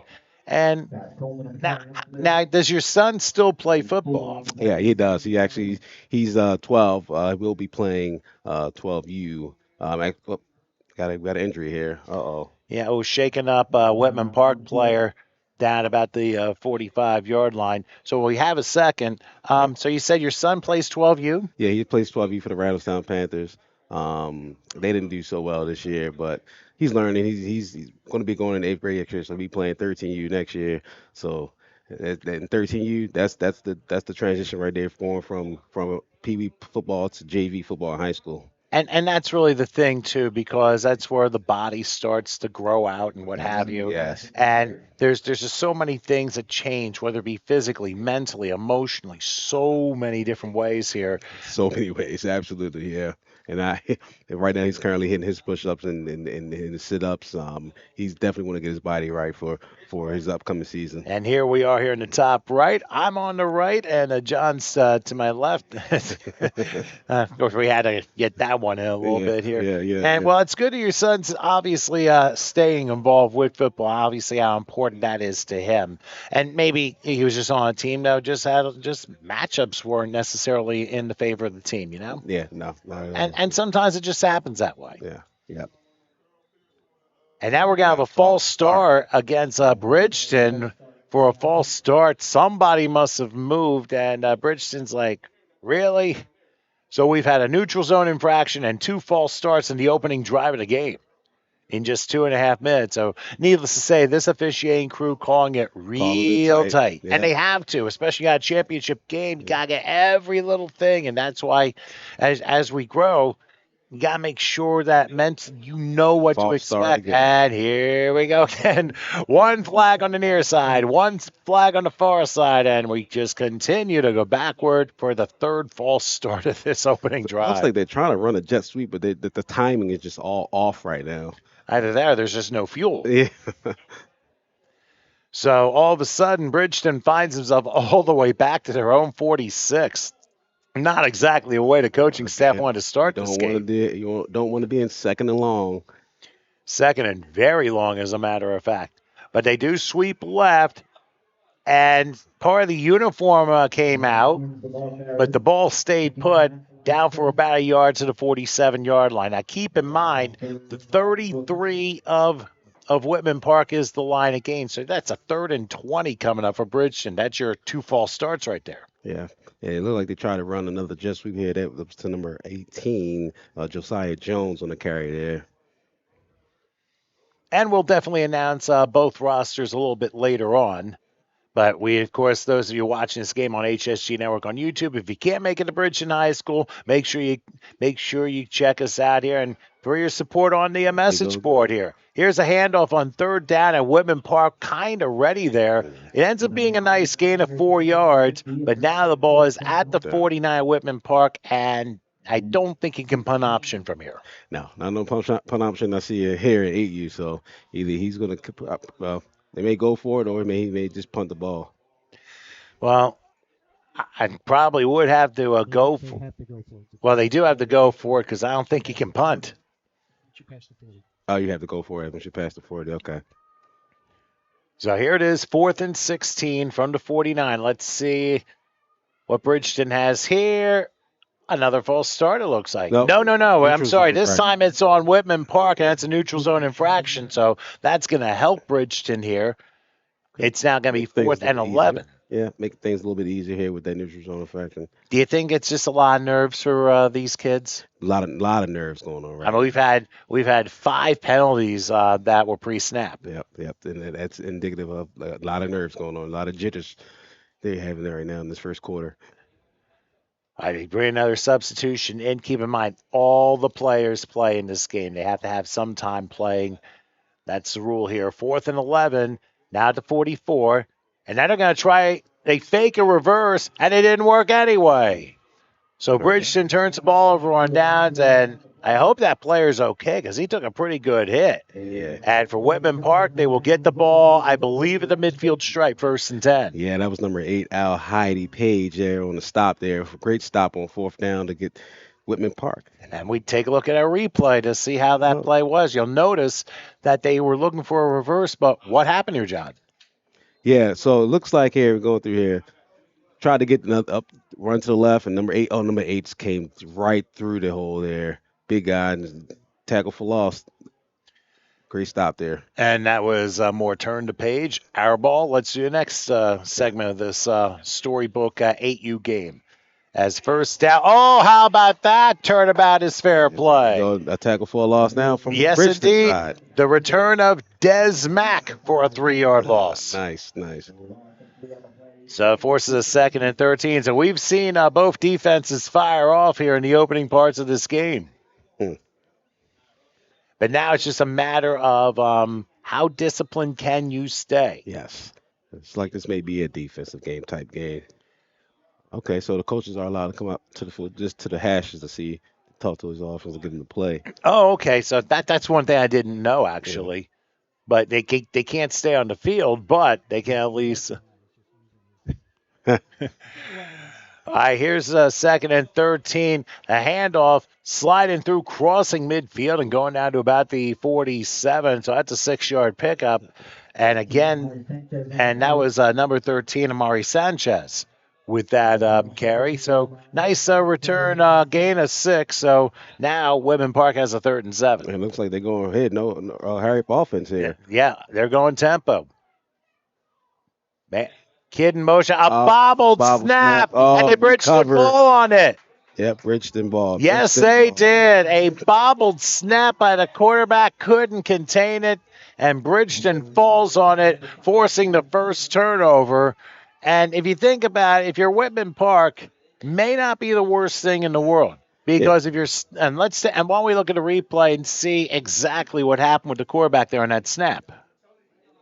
Got the snap there. It was a clean snap. He just mishandled. He wanted to hand the ball before he even received it in his hand. It was a helmet-high snap, too, and that might have caused him a little trouble.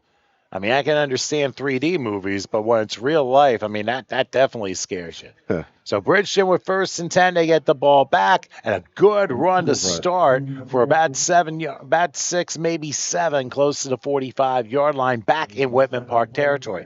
I was just saying that may not be the worst thing in the world for Whitman Park, because if they end up turning the ball over on downs at that location, it's still in that same spot, because you can't put an option there. Correct. So may not be the worst thing in the world. Now it's a thing of field position, as we're coming down to 3.5 minutes left in the first. 2nd and 3 from the 45. They'll do another run. Oh, wow. Stop. How about that stop by a Hottie Page? Yeah, no, Hottie Page is just spending his time in the backfield to tackle for losses here for these past 2 drops in a row. And now we got a timeout called on the part of Bridgeton. So let's take a break with 3:08 left in the first. No score between Whitman Park and Bridgeton. We'll come back in just a moment.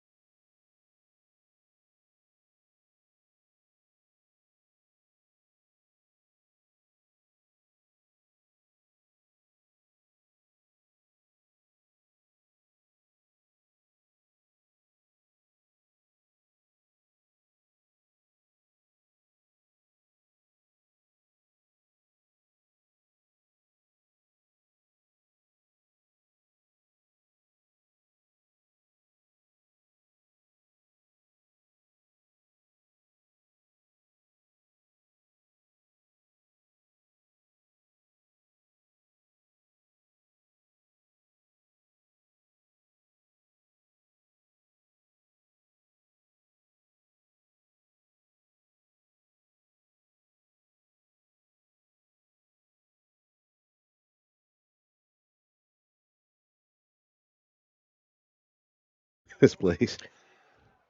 Okay, following the timeout, 3rd and 5 from the 47-yard line as Bridgeton.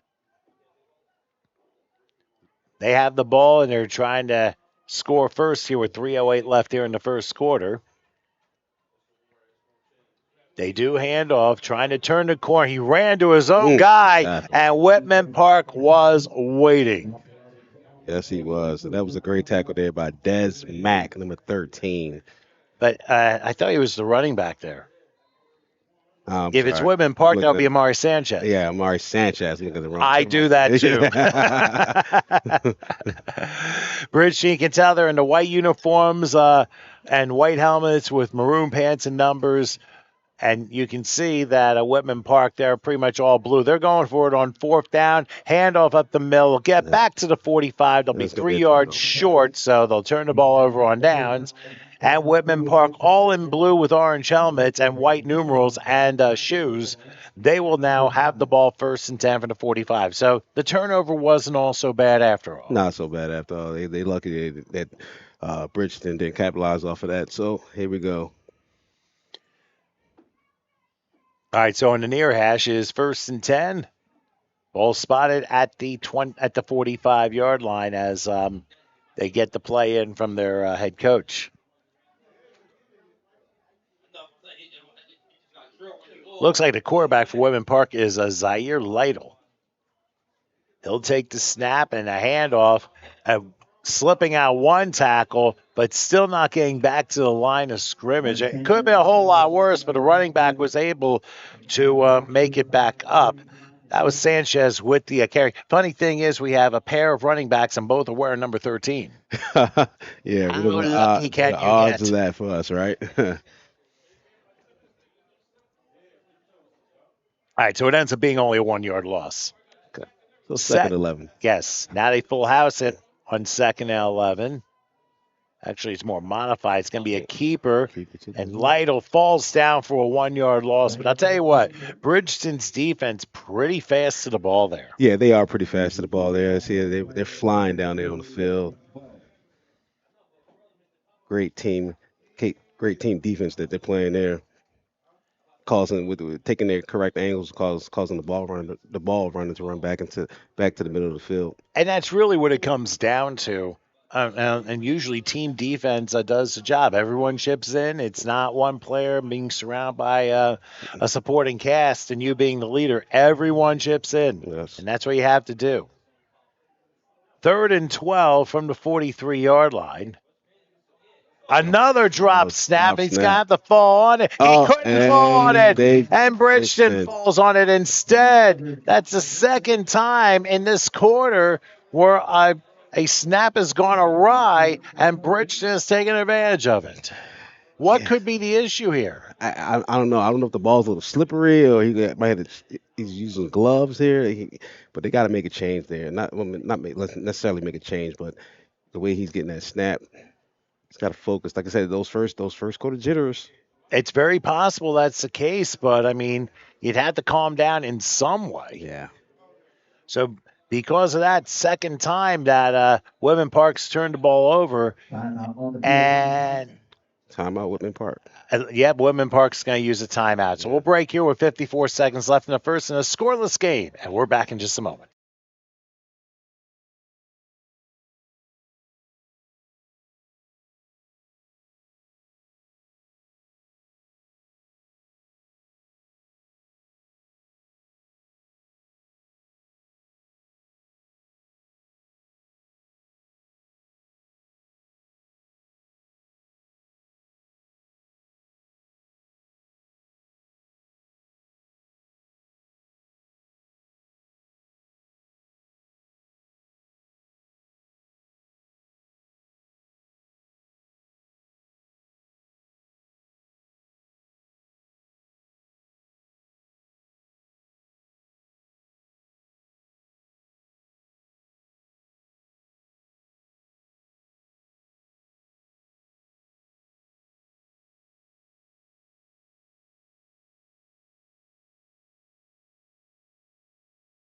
Okay, timeout over as it's 1st and 10. Here's a spin move on a handoff down to the 35-yard line, and that looked like a face mask from up here. Yeah.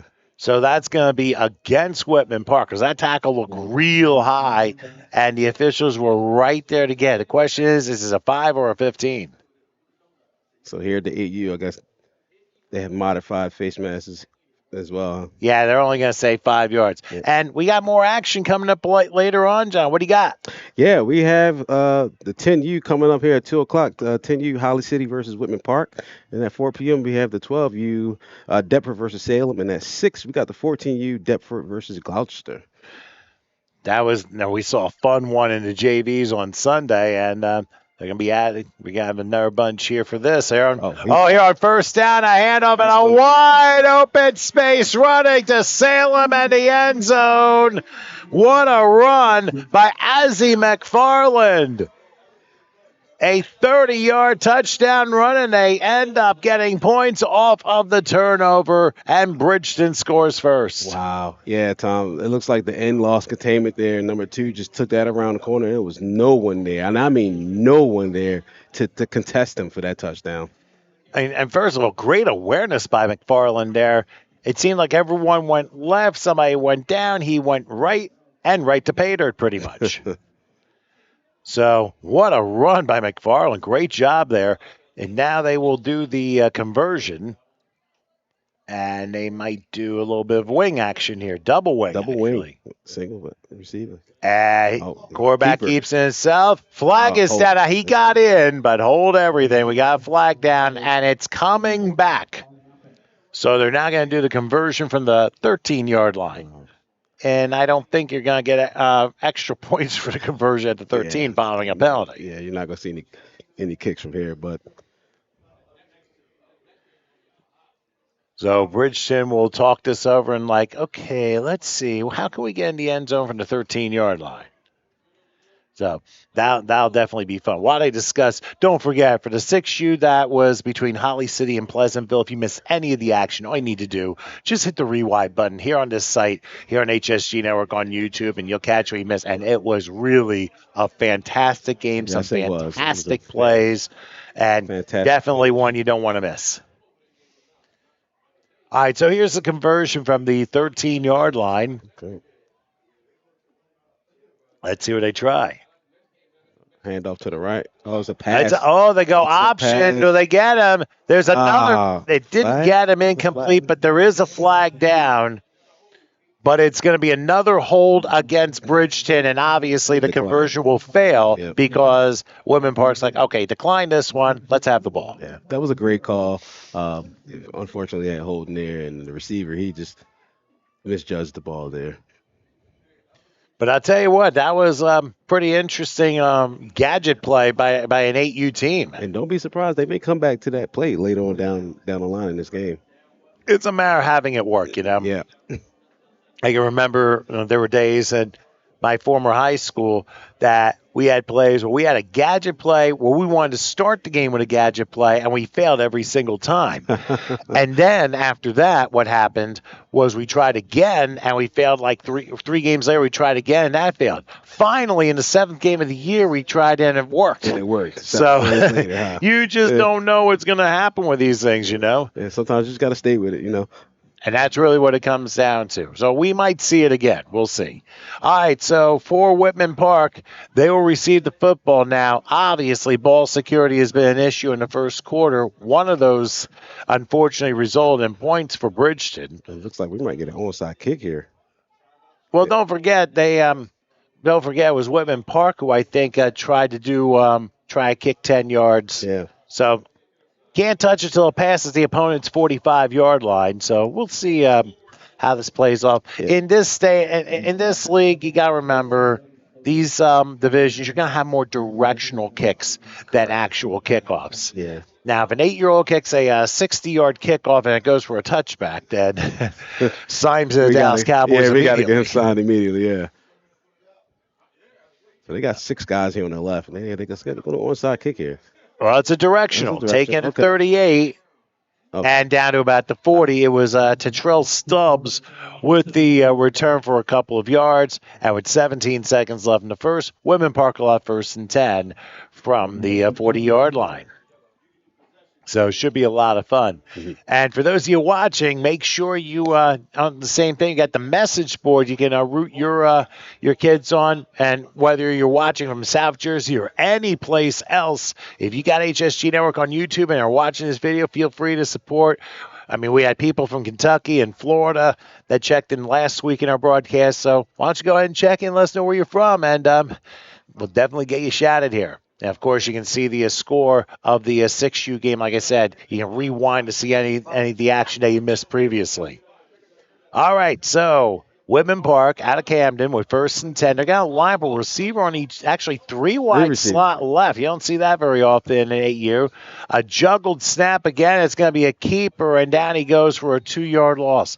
Again, center to quarterback. Yeah. That has been the issue the entire first quarter, but they'll have a couple minutes to discuss as we wind the clock down, and we've hit quarter time here in Bridgeton, the 8U. So after 1, Bridgeton leads Whitman Park 6-0. We'll switch sides, take a break. Quarter number 2 comes your way after this.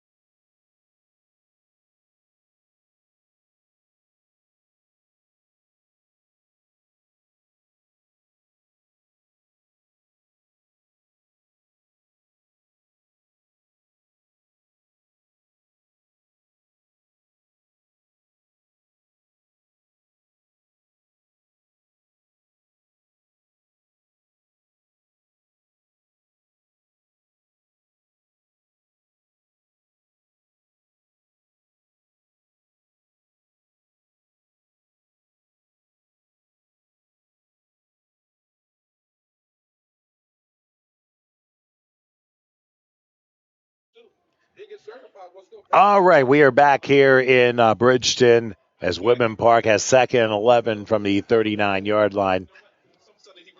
Looks like a quarterback keeper.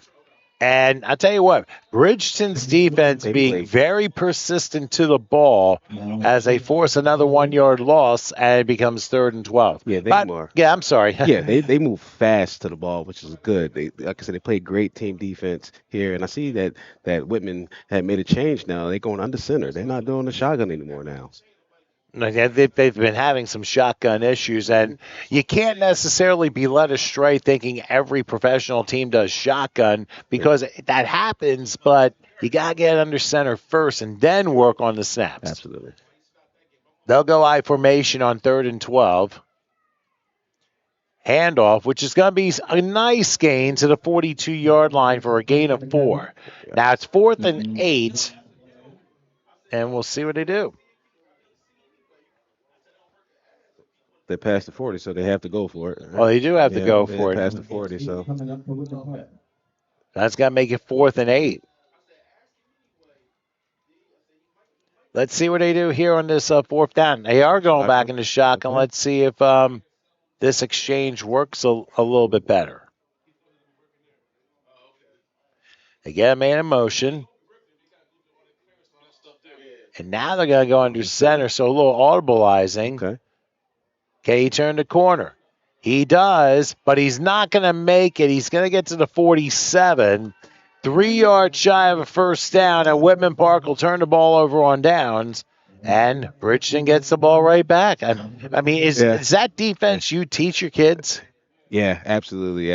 Like I said, good team defense. Everybody rallied to the ball. If you play your correct angles, because you have help wherever you're at on the field. If you have the correct angles, you definitely get your help there for the tackle. But I'm impressed with Whitman Park there. They started out shotgun, and then he did his cadence. Then he went under center. That was pretty good for an 8U team. I like that. That's a good point. Yeah. I mean, you don't see that very often with that, and especially audibleizing in reverse, going from a shotgun to center. Yeah. Now hold on, man. We got a timeout call by Bridgeton. So while we break again, 8:24 left in the half. Bridgeton ahead. Whitman Park 6-0, and we'll come back in just a moment.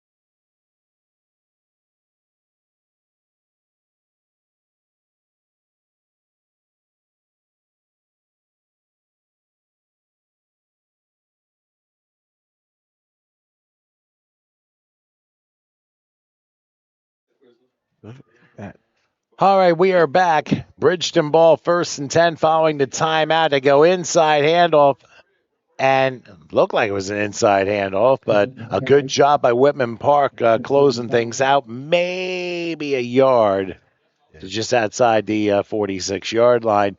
I was just going to say, John, that we just checked out the subscription number, and HSG Network right now is at 3,900. I think the goal. And we've had over 900 people watch so far TCUFL Championship Weekend. So if you have not subscribed to HSG Network, why not subscribe? Maybe our goal is to try and get $4,000 by the end of the weekend. That would be nice, because we got 3,900 as of last check. So please, and for those of you who subscribe to HSG Network, thank you so much for your support. We always appreciate lots of good things coming up, especially after the new year for 2026. We had a little bit of a delay. We had a shaken up Bridgeton player, it looked like. It looks like he's going to be okay, thankfully. Jones. Yeah. He got to set out to play now. He can't, I think, they're just trying to help him out. Yep. Probably telling the coach he's all right. Yep.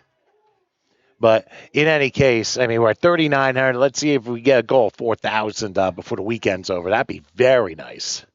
And we got plenty of games left. After this game, 3 more, and then 5 for the Nationals for tomorrow on that same field, Bridgeton High School. Guarantee it's going to be a lot of fun. So, anyway, it is 2nd and 9. They're going to say outside the 46-yard line, and they'll line up with the power eye, it looks like. Power eye again. Just a matter of who gets the ball here. And they'll go with the up. Oh, man, Whitman Park was ready, and that the defense just came flying through and forced a 3-yard loss. Azzy McFarland had nowhere to go. Yeah, number 8, Hottie Page there, along with number 56, Nakeem Parsons there for the tackle for loss. And not only that, I figure Page is one of the key players, I think, on both sides of the ball for Whitman Park. Yeah. And that's one guy you have to really focus on.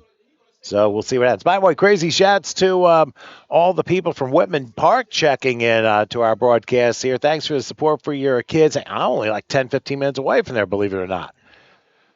Now 3rd down, it's a handoff, and maybe gets 2 to the 48. So now you got 4th and long, and Bridgeton going to have to try and come up with a play. It's just coming up on 7 minutes till halftime. What do you think Bridgeton should call in this situation? Yeah, we got 4th and 10 here. I would like to see maybe try a pass here, because right now Whitman Park is playing good team defense, and they're not getting any push. So maybe a pass here. I would probably run a 5 and out, maybe that receiver can catch the ball, maybe get to the sticks with the run after catch. Let's see what they do here. No. So it's probably going to be another run. Oh, it could be a fake pass. Let's see. Yeah, you never know. Let's see what they design on 4th and 10. A keeper. That's false. Will he get around? He will get to the 40, but fall a little bit short, about a yard shy at the 38-yard line. So for Whitman Park to get the ball back as Bridgeton turns the ball over on downs, but that was a nice effort. Yeah, it was a nice effort there, even though that they weren't set. There's a flag there. It wasn't set, but they declined it. So now we got a 1st and 10 Whitman Park. Oh, didn't realize there was a penalty. Yes, it was. So the interesting thing here, Whitman Park, they've had some issues on offense and especially on exchanges. So what do you think the coach is saying to his players now this drive's about to start? Oh, for Whitman Park there now? Yeah, just stay focused. Because one of these plays is going to hit. Somebody's going to hit a home run play. And I believe, like I said, it only takes one play. Oh, it looks like Bridgeton's not even set. They got too many on the field. He's running off. Now he's staying. Well, I think they had enough. Sanchez. The handoff didn't work. And once again, it is Amari Sanchez who tried to go right and then tried to go the other way and ends up losing 2. And now flag comes in late. Sideline warning. Oh, they're just going to issue a sideline warning. Okay. Yeah, that was number 0, Anthony Bartley, on the tackle there. So right now, Whitman Park just trying to get their bearings together. Bridgeton's come in playing very well, especially on defense. Now we'll find out what he do on 2nd and 12. Ball spot at the 36-yard line. Changing the formation a little bit. And evidently there was movement before the play even got going. So false start. No, they actually called initial zone infraction. Put it in the wrong way. Oh, he put it in the wrong way. Okay. Well, I saw the head official. The head official said false start, so that's where we're going back 5. And all of a sudden, Whitman Park 2nd and 17 following that one. Talk about it. Second down behind the sticks is not where you want to be at. So they're going to do split backs this time. They send the wing behind the split backs. And the wing will get the carry and get a couple of yards maybe, but they're going to say the 32. So maybe a yard if that. And now Whitman Park, 3rd and double digits. And again, not exactly the spot where they want to be here. Yeah, 3rd down. Here we got 3rd and long here. See if they can get a call here, man. I would try to get an outside zone run play and see what you can pick up here. But if they are behind the 40, so they can punt if they want. If they don't get here. Okay, we got 4. Well, how about, this is an interesting one. I love it. They go empty gun. They fake the pitch out. Now it's going to be a quarterback keeper. Can he turn the corner? He will turn the corner. Slip out a couple of tackles. Loses the football. It's still loose.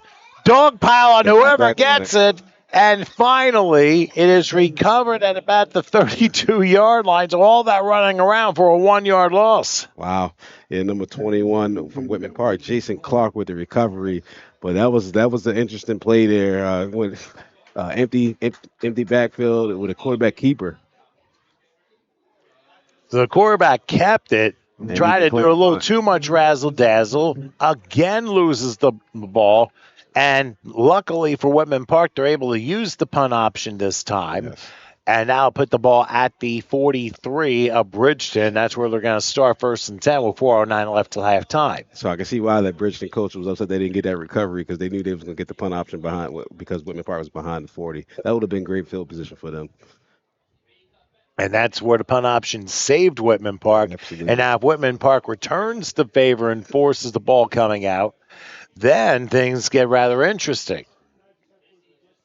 Well, let's see what Bridgeton does here on 1st and 10.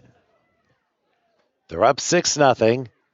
Looks like they're going to do single setback, and they're throwing each other. Too many of them.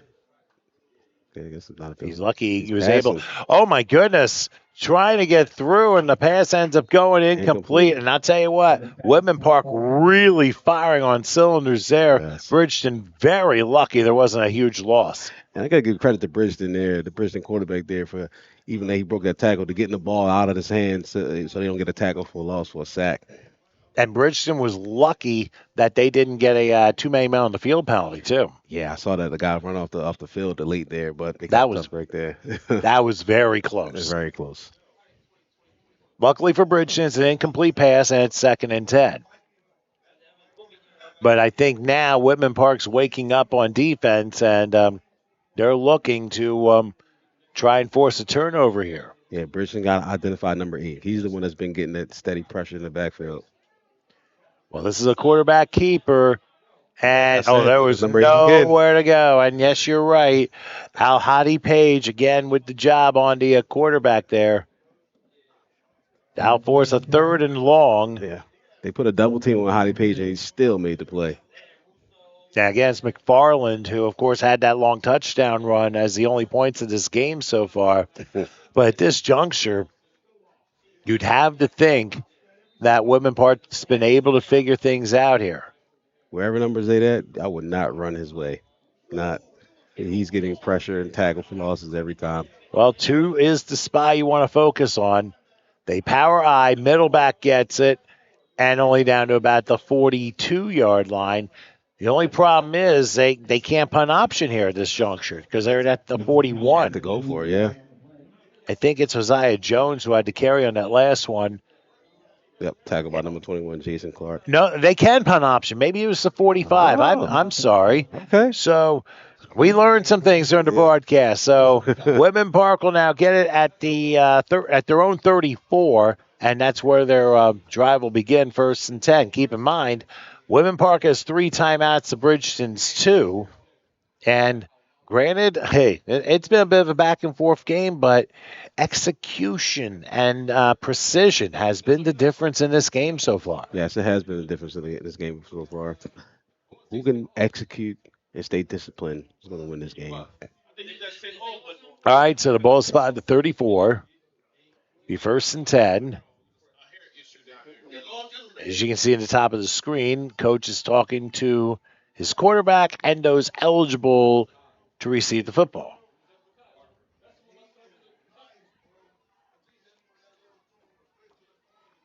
Looks like they're just going to go with an I formation on this one.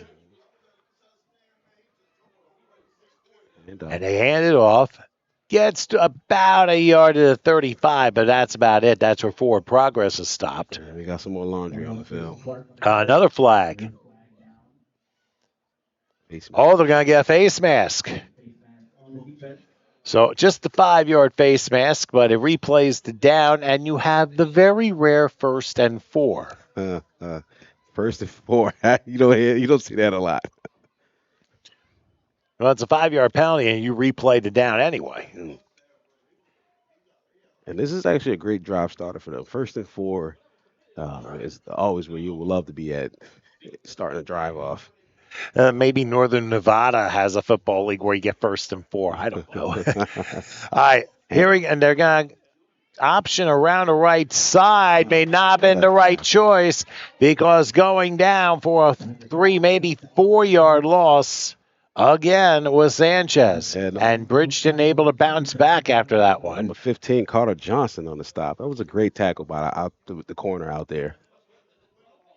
Forces a 2-yard loss and makes it 2nd and 6. But now, Women Park, they have 3 timeouts. They go up tempo here. Under 2 minutes left. Another high snap, but he's able to gauge it down. Can he turn the corner? He could not.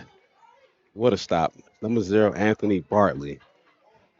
Zaire Lytle's just not had anywhere to go. And I tell you what, good tackling by Bridgeton.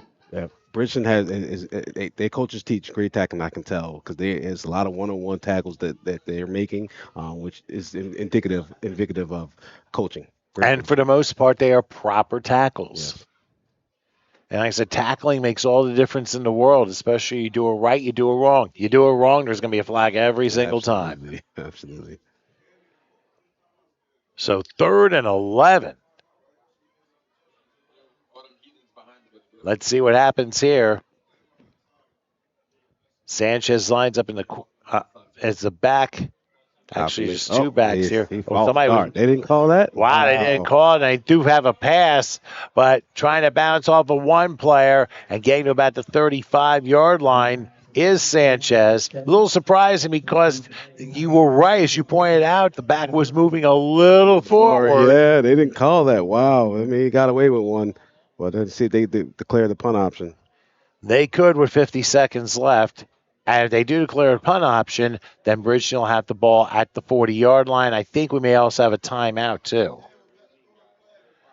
But he didn't signal as to who called it. So let's take a quick break. We're Bridgeton up 6-0. We'll come back in a moment.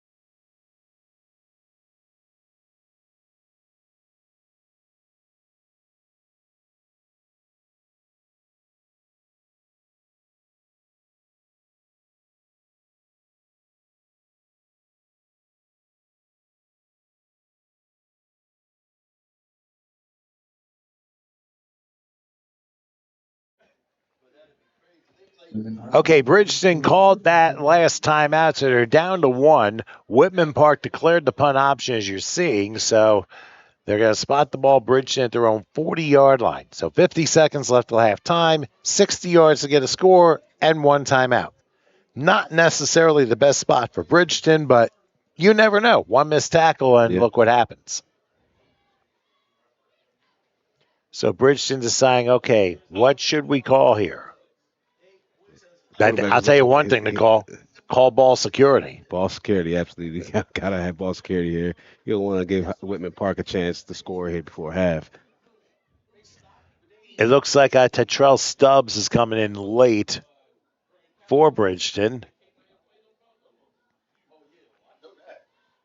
And we will see what they come up with here on 1st and 10 for their own points. It's been a nice defensive game. Both teams made very good plays. Yeah. Substitution get that done. I'd single back 1st and 10. And no play because of a false start. So that backs up the 1st and 15. Now, if you're Whitman Park, now you got 1st and 15. Do you use your 3 timeouts on these particular plays? Yes, you do. You every play for these next 3 plays, you use your timeouts here. You want to try to save as much time as possible for your offense, just in case they get the punt option after 3rd down. That'll make for a very interesting end of the first half, and no wonder it might take a little bit longer than I expect. So now from the 35, 1st and 15, I put a couple backs behind him. This time the play goes, and going to about the 37-yard line is Hosea Jones. They should call the timeout. They didn't call it yet. Wow. I think what they're trying to do is maybe wait until the second half, because they know Whitman Park's going to get the ball to start the second half, so maybe they got something in mind here. Just want to stop them, go into half, regroup. You're not going to get 7 timeouts in the second half, unfortunately. Right. Yeah. In my opinion, I would have used all 3 of my timeouts there. But hey, they know better than we do. Yeah, they know their team way better than us. 2nd and 12 in the 38. Oh, that was. And I think that was a misjudged snap, and now Bridgeton used the timeout with 3 seconds left in the half. I'm a little surprised with that. That was a flush. So let's find out what they do with 3 seconds left. Bridgeton up 6-0. We'll come back with that one in a moment.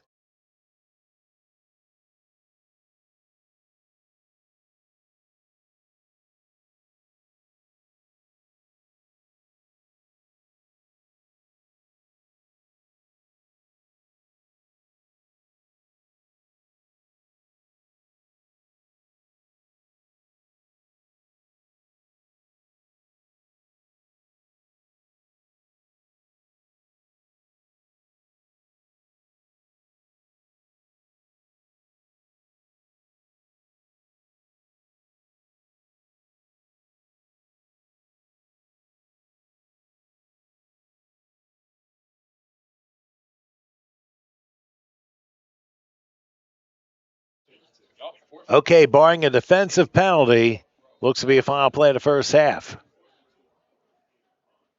3rd and 13. And now handoff. Yeah, a double handoff, and it only goes back for 1.5 yards, and that will end the first half. So Bridgeton with a long touchdown run late in the first quarter. That's the only score. We'll go ahead and take a break here as Bridgeton leads the 8Us over Whitman Park 6-0 at halftime. So let's take a break. We'll come back with the second half of the view, so please stay with us.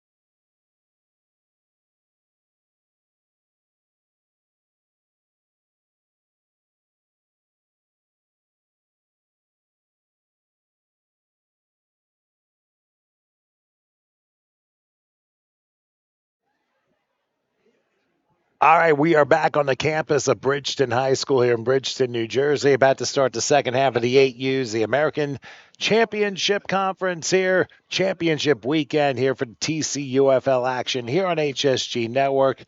Bridgeton ahead 6-0. Whitman Park about to get the ball to begin the second half. Directional kick taken at the 44-yard line as where Whitman Park will begin proceedings. I'm Tom Wilkins along with John Morris and Howard Gaber taking care of the controls as well. And Whitman Park, a little bit of a difficult first half, especially in a way of trying to keep the ball as secure as possible, whether it be for snaps or what have you. What do you think the adjustments are for the second half for them? So, yeah, now that they got their first half jitters out the way, maybe they can get some better shotgun snaps here and actually maybe get to the outsides with some of these outside runs. And, of course, if you are supporting, as you can see the comment up top by Loretta, obviously rooting on Whitman Park and trying to root her team on to victory here in the second half. Remember, these are kids once and for all. You got to remember. So regardless of what happens, these kids are putting on a great show here for you. And, another exchanged. And this time I think Whitman Park falls on it at the 41-yard line. We've seen like 3 or 4 of these now. Yeah, it's bad exchange here between the quarterback and the running back. But again, all it takes is one play to get you right back in this game. So let's see if they can hit a home run here. I don't think that was exactly what they drew up here. But for Whitman Park, I mean, obviously they've had a very good year, and there's sometimes things just don't come together. But, hey, there's still plenty of football left. Yes. 2nd and 13 from the 41 following the 3-yard loss. Let's see what they come up with this time. And again, ball popped out. And going right down right away was Amari Sanchez, who was able to pick up the ball, but there was a Bridgeton player right there to throw him down about the 35-yard line. Yeah, it seemed like that center quarterback exchange is an issue with them right now. See this replay. Yeah, let's take a look at the replay here. And, it's been happening a lot. I get his hands under the center and open it up. Yeah. So as soon as he even gets the ball, he's not even getting it securely underneath that center there.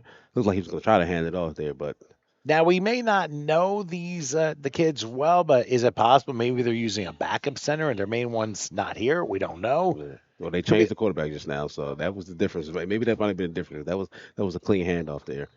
Well, they only get to about the 34-yard line, so basically 3 losses on the opening drive of the second half, and they're going to have to force the punt option. Yep.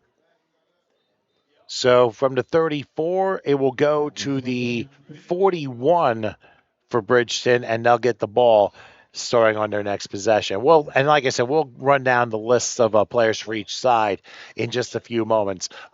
By the way, again, make sure you tell your friends about HSG Network, especially with TCUFL Championship Weekend. The Americans today, the Nationals tomorrow. Obviously, you can subscribe to HSG Network on YouTube to get first access as to what we'll be doing next. And definitely come check us out. We got a lot of people participating on the message boards. In fact, we have over 1,100 people who have viewed. We've had people from all of South Jersey, and we'll continue that. We might be a sideline warning or got a penalty flag down.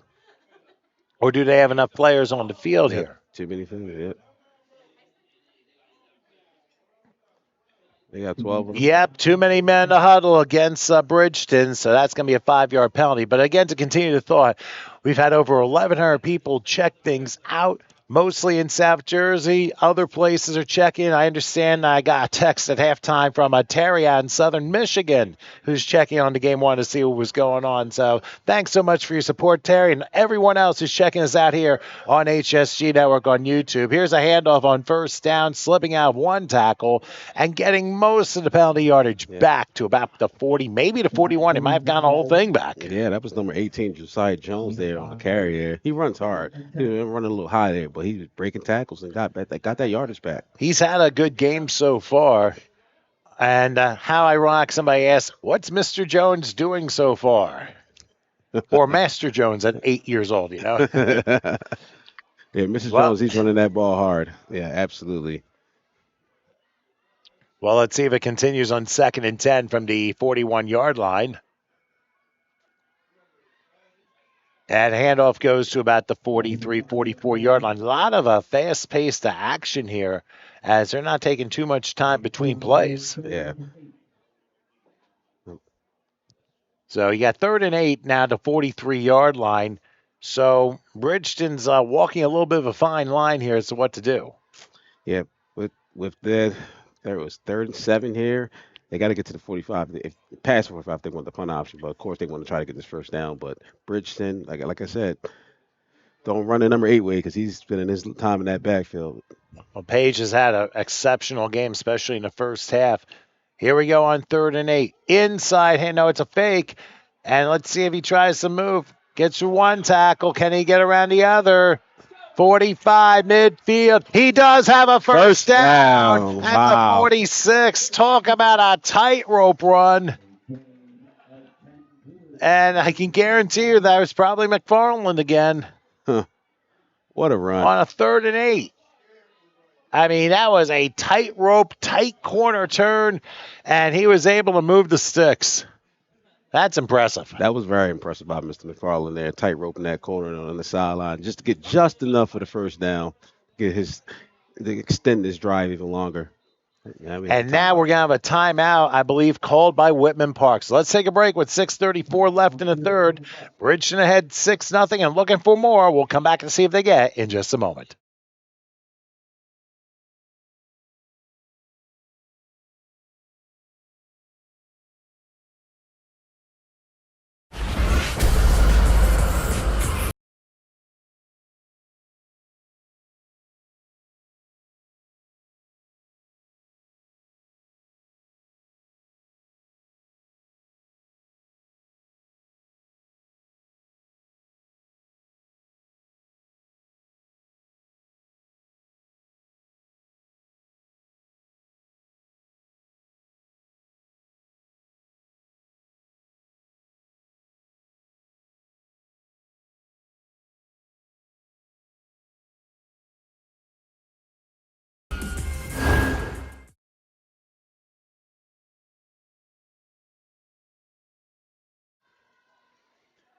Okay, following the timeout, Bridgeton lines up 1st and 10 to Whitman Park 46, and they just had a missed exchange.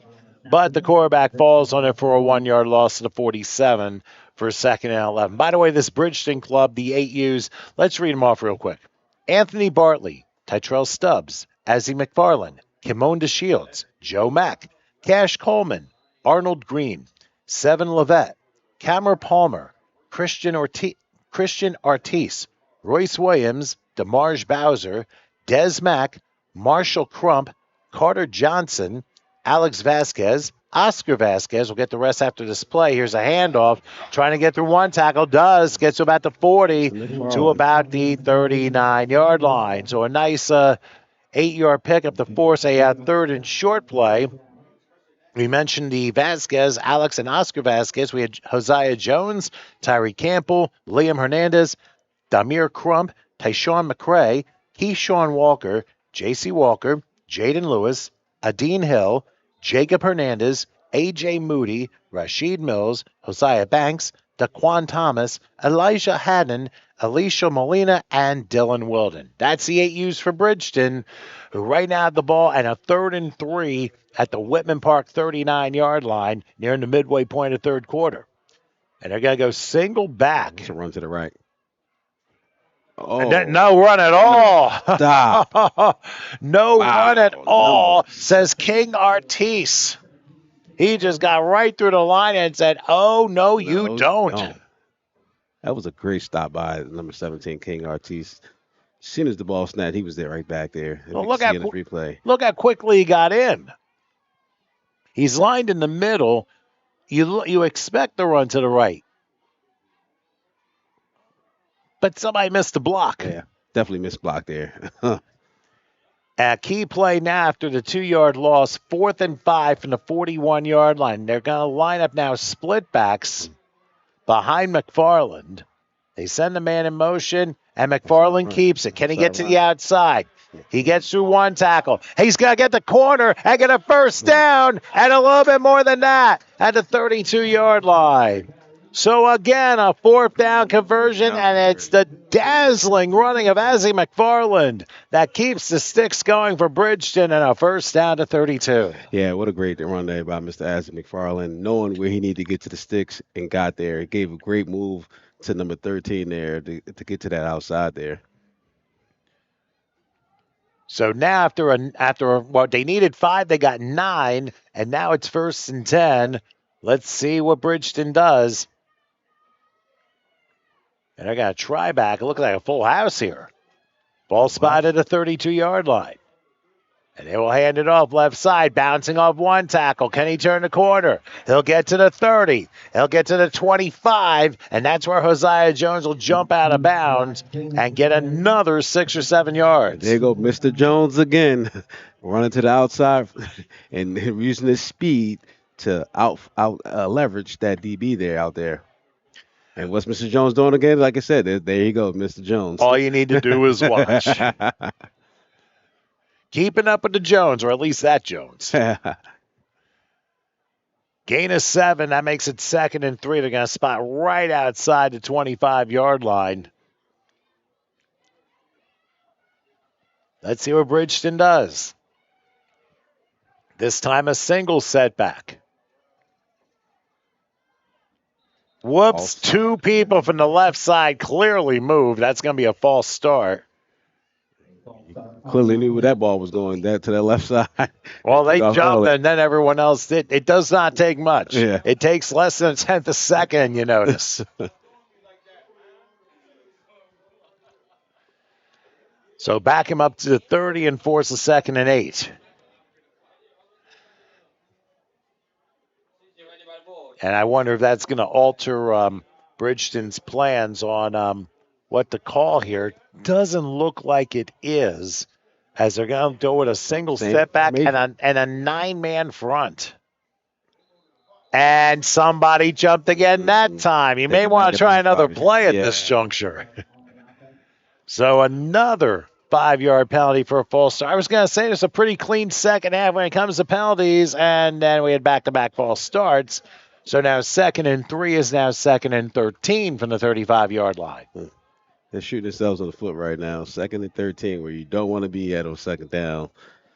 And it wasn't a real clean snap. Everyone broke at the same time. I mean, once you know it's a little muddled, you know somebody jumped. Well, 3rd time's got to be the charm. Yep, exactly the same formation. They see something. They must see something on that defense. Well, I think. Yep, straight up the middle. Ball. Ball never came out, but he got to the 32, so now it's a 3rd and 10. So I'm thinking they were all pressuring, and it was like, okay, let's just take the ball and move as forward as we can. And that's exactly what happened.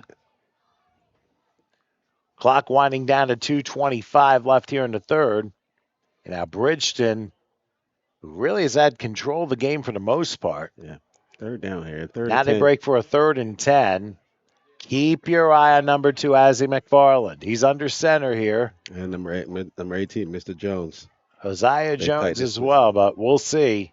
McFarland, I think, is a more dazzling one, but here's a handoff, and Jones is spun around. He might have been tackled high as it's raining flags on the field. Might be a face mask.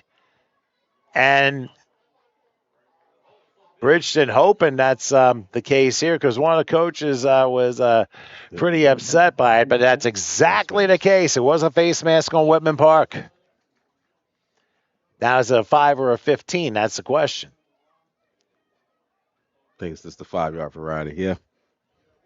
So that repeats the down, and now you got a 3rd, instead of 4th and 7, you got 3rd and 2. So ball to 24-yard line, that is a critical penalty on this drive. But wait a minute, they just gave the 5 right back on another false start. If I'm the Bridgeton coaches, I'll tell my quarterback, settle down when you get to the line of scrimmage. You know, I wouldn't be surprised if Bridgeton actually calls a timeout to resettle everybody, because that's the 3rd false start on this series of downs alone. Right. So obviously everyone getting a little jumpy. We know it's a championship game, but we also know that everyone's got to stay contained. Absolutely. Now we got a Yes, 3rd and 7 7. from the 29. They change formation. They decide to put a triple back here, and they hand it off to Jones. Jones will push the pile and get to about the 27, but that's where forward progress has stopped. And now make it a 4th and 2. I'm sorry, 4th and 5, rather. 4 for 5. End up being a 2-yard gain. Anyway, 2 hard yards for Hosea Jones there. Yeah, he runs hard. Like I said, Mr. Jones there, he runs really hard. Took about 2 to 3 tackles just to bring him down. So a very critical play for Bridgeton. Now keep in mind, they've made a 3rd and long. They made a 4th and long. What do they got on 4th and 5? Go to the outside again? Outside zone run. Or will Whitman Park be ready? Ball Okay, spotted at 27. They're trying to make sure everybody's together, but guess what? It happened again.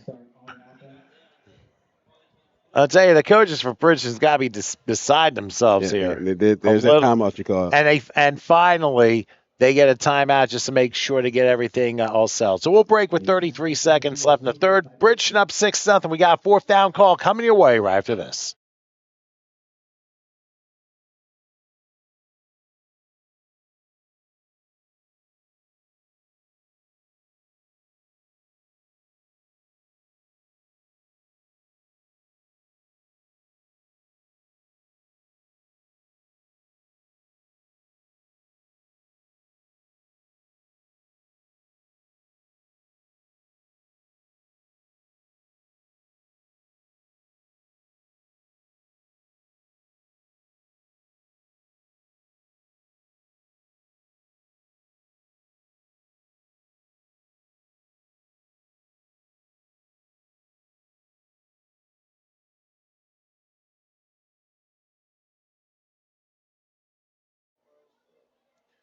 All right, well, hopefully the coaches settled Bridgeton's team down a little bit. 4th and 10 from the 32. And they're going to go to Jones with an option pass. They throw it, and it's caught at the 15, turning the corner down to the 10-yard line. Bridgeton pulls the magic, and it's Hosea Jones with the completed pass to move the chains, and we'll see if it's goal to go upon the spot of the ball. What a great pass there. Throw it to number 19, Tyreek Candle. We got to see this again. Yeah, that was a great call. Now tell us what happened. Yeah, so he handed it off to number 18. He looks like he's going to actually run, but he stops the pass. And he just throws a nice pass, nice wind-up, nice release. And that was a great catch by number 19, Tyreek Candle there. And Sanchez was playing him and just couldn't get it. It was just missed by about a foot. And the clock runs out for 3/4 time, so we'll switch sides. After 3, Bridgeton leads Whitman Park 6-0. We'll break. The final quarter for this one comes your way after this.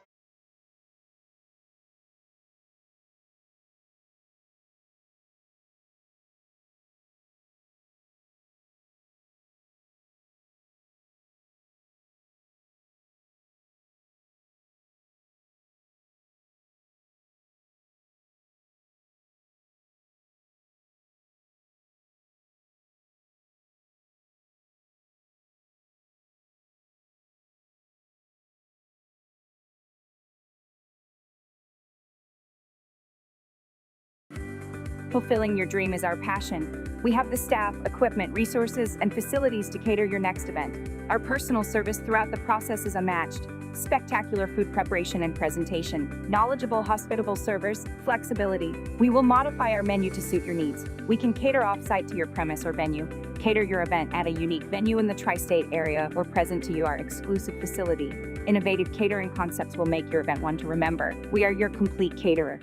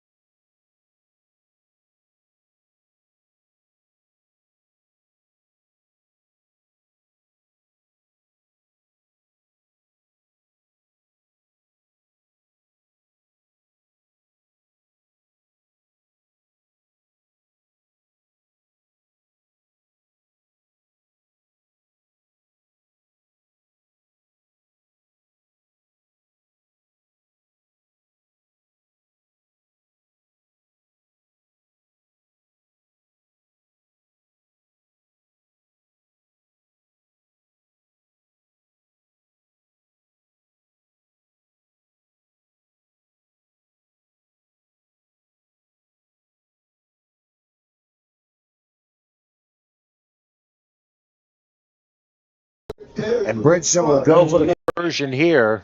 So despite all the penalties that we've seen by Bridgeton, they have come up big when they've needed to the most. Yes, they have. Yes, they have.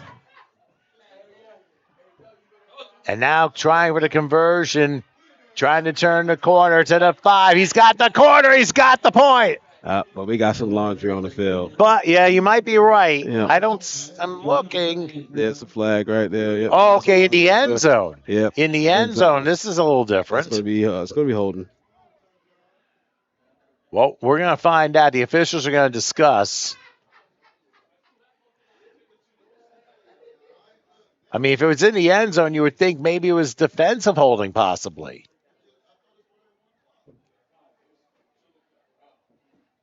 Because you'd think the holding would be in the backfield. I mean, not necessarily in the end zone where you're trying to get in. Well, I believe it was their receiver that was out there blocking for him was holding. Yep. They're marking it off now. You are correct. Good eyes there.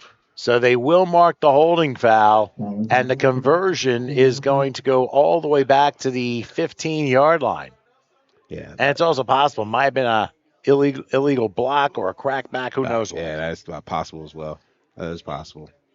So the conversion is now at the 15-yard line. So we'll try it again. And this is a play fake by McFarland. Can he turn the corner here? No. And he will be dragged down to 12. So the conversion fails. And Bridgeton right now with a very good lead, 12-0 over Whitman Park. I mean, there's still 5:35 left. And crazier things have happened, but you got to show me how Uzziah Jones was able to get through the right side into pay dirt here. Yeah, so it looks like here, they had the numbers to the right side at the beginning of the snap here, handed it off. And as you can see, he got his block set up already. All he had to do was just run hard. Yep. And number 11 couldn't catch him fast enough. It was just a foot race at that point, and good blocking basically on the right side. Untouched, right to the end zone. So a good job by Uzziah Jones to come through. And as they say, in baseball, you get a chance of redemption. The same can be said for football. And for Jones, he was able to do just that. Yeah. Well, it's about 5 minutes left. Whitman has to get a score on this drive. Have to. They want any chances of coming back in this game. This is the key drive for them right now. All right, well, it'll be Bridgeton kicking off here. And we'll see how. It'll kick again. Well, probably directional, but they're going to have to try and return one way or the other.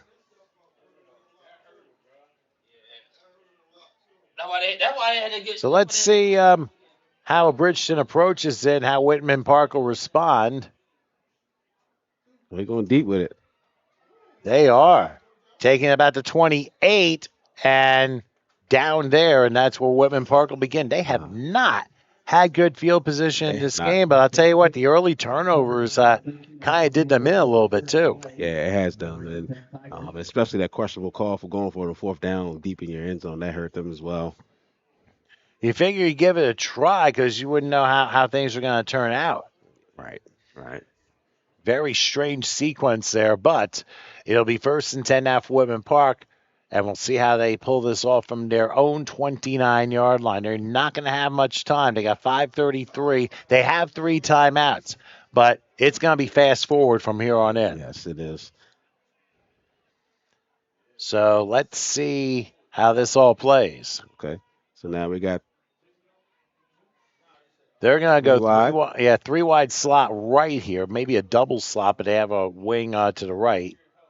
Now they send the left slot motion to overhaul the right side, and it's going to be a keeper for Lytle, who's going to turn the corner 40 to the 39, gets out of bounds maybe at the 40. And speaking of which, I didn't even read the Whitman Park 8U, so why don't I do that real quick?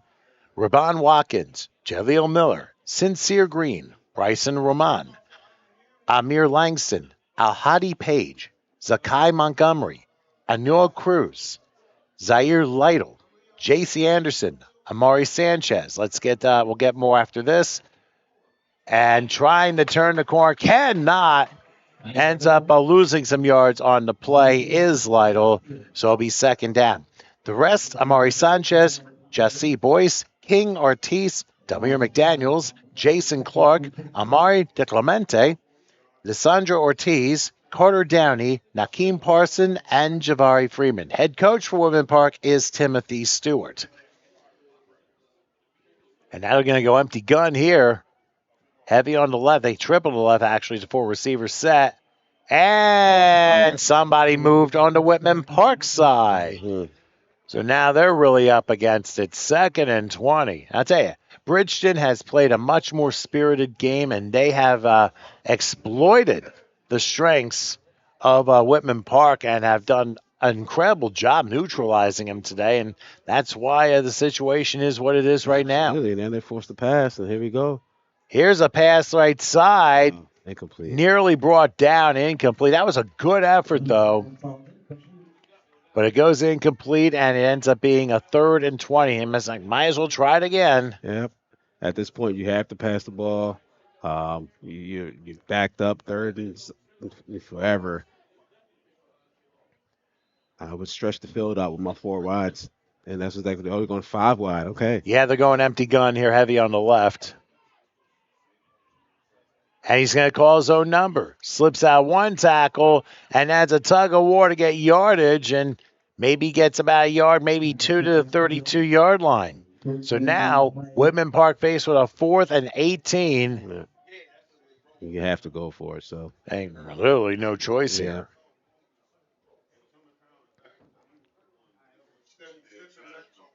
Might line up the same way because Bridgeton clearly seems to have things settled here. So again, empty gun. This time they kind of condense it a little bit.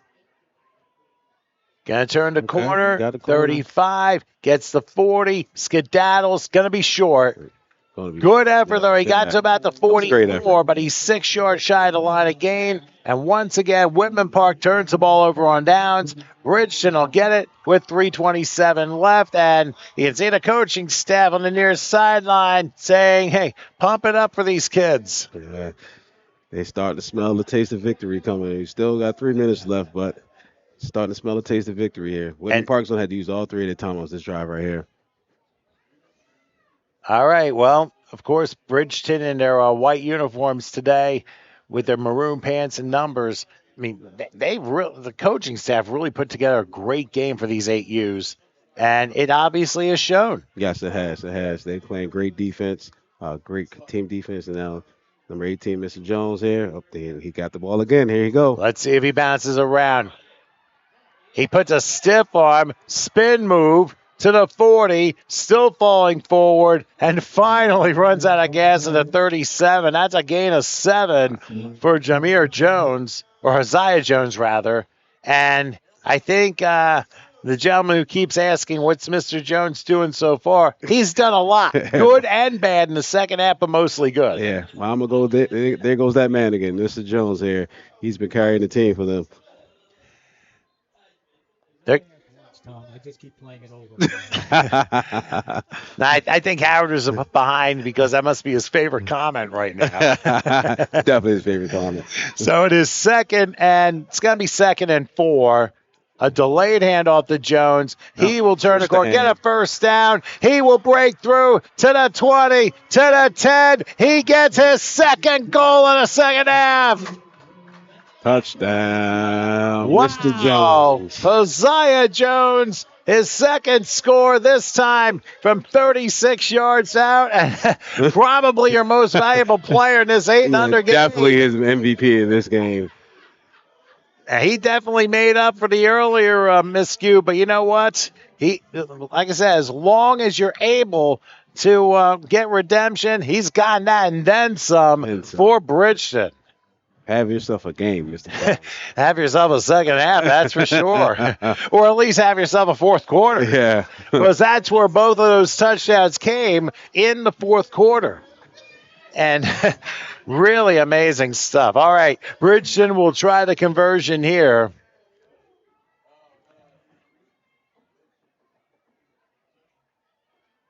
A play fake. They're going to try and pass. I don't know if they're going to pass. Waiting. He's going to run it. He's this in there. time he got in. Now check for flags in case, because we've had flags on all the conversions so far, but I don't see any this time. I don't see any flags this time Bridgeton now has a 19-0 lead with 2:25 left till time in the 8U championship game, the American Conference. What a run by number 2, Azzy McFarland, getting in for that 2-point conversion. 1-point conversion. I'm sorry, it could be. All right, let's take a quick break, and we'll come back in just a couple moments.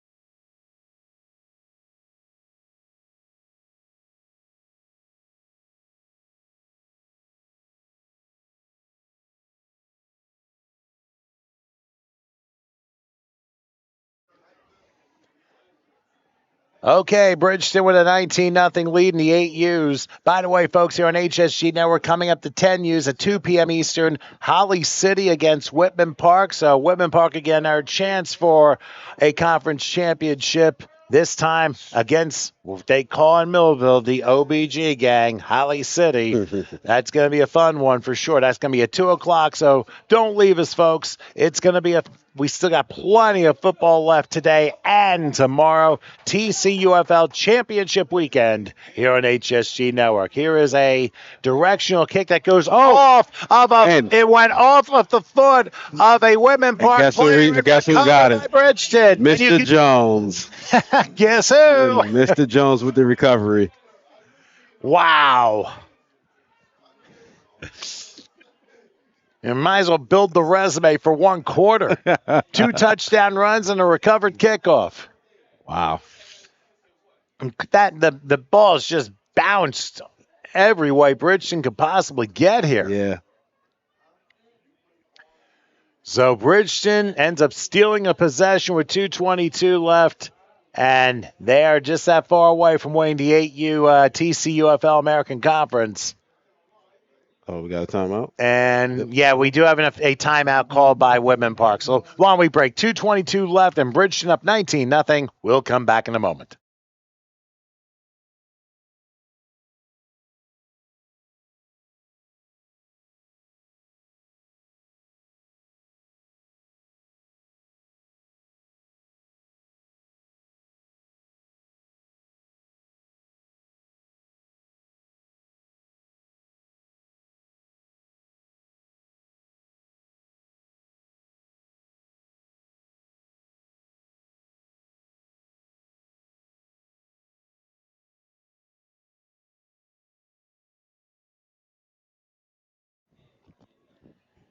Okay, Bridgeton ball following their own kickoff recovery with 2:22 left. The ball is spotted at the Whitman Park 41-yard line. But, hey, listen, regardless of what side of the score you're on, these kids have really played a great game.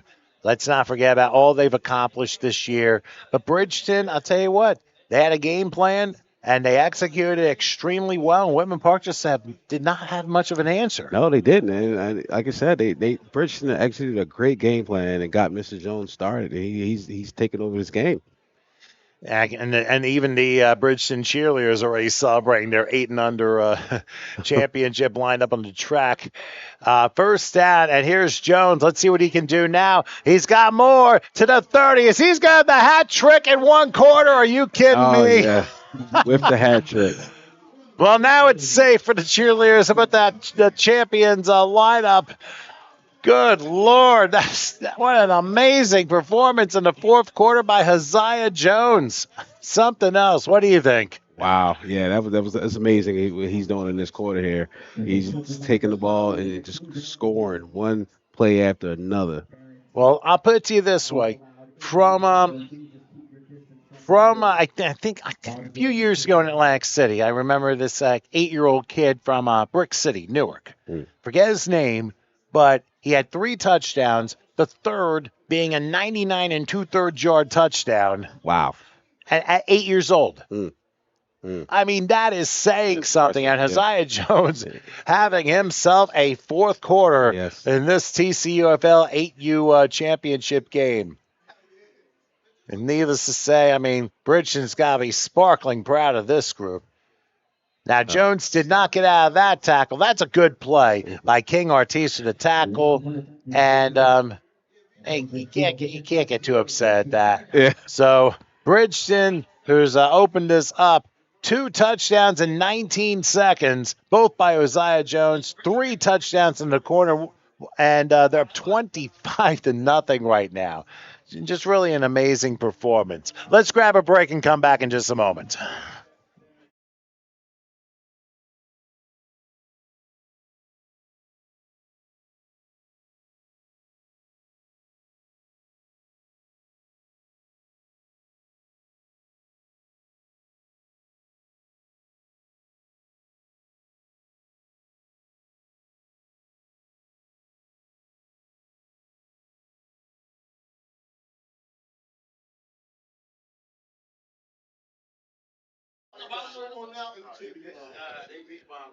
Okay, Bridgeton will be kicking off.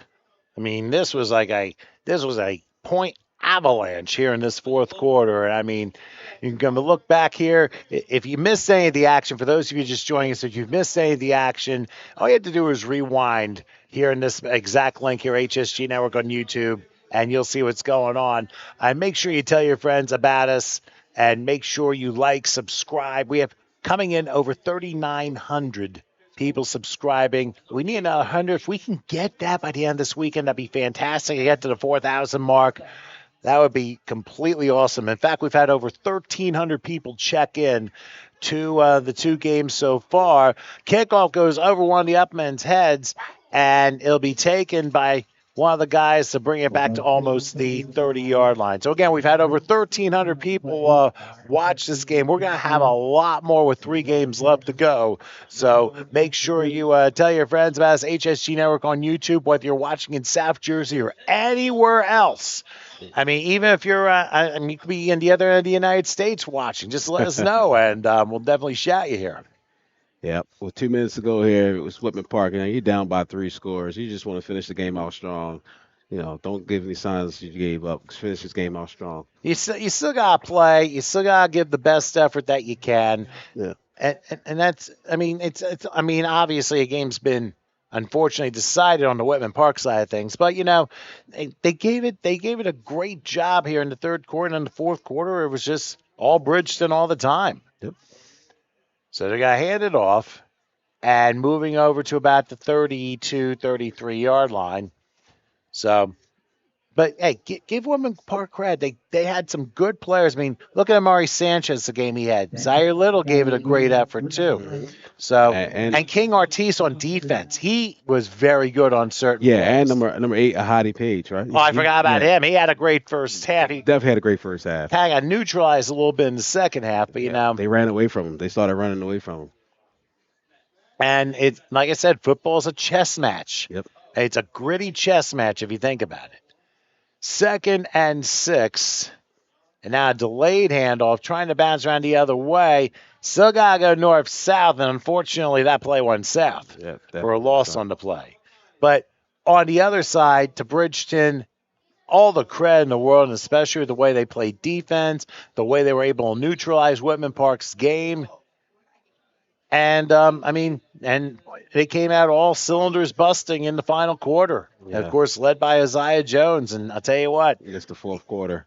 Think about this. He may have fumbled the ball early in the fourth quarter, but he made up for it for 3 incredible touchdown runs. He had to run for over 100 yards in this quarter alone. Yes, he did. So he's going to be one tired 8-year-old, and wherever his parents take him out, he deserves it. Delayed handoff this time, going back to the 25-yard line, and I don't see Whitman Park running another play. So the Bridgeton crowd obviously ecstatic. Congratulations to them on the 8U championship. Just a phenomenal performance. And, John, we got 3 more games to go. 3 more to Whitman go. Park has a 10U against Holly City in a little bit. So as the clock runs out, the final score, Bridgeton 25, Whitman Park nothing. We'll come back in a little bit for the 10Us. It'll be a few, so please stay with us.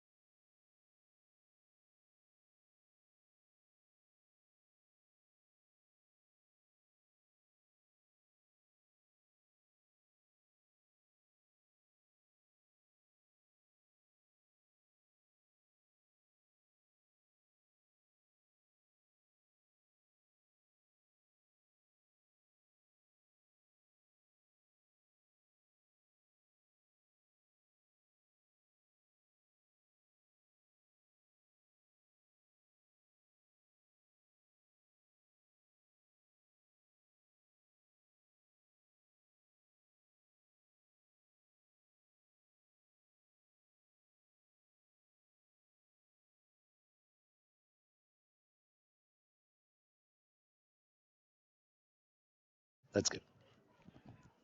All right, here we go. Back for game number 3. The 10U's underway between Holly City and Whitman Park.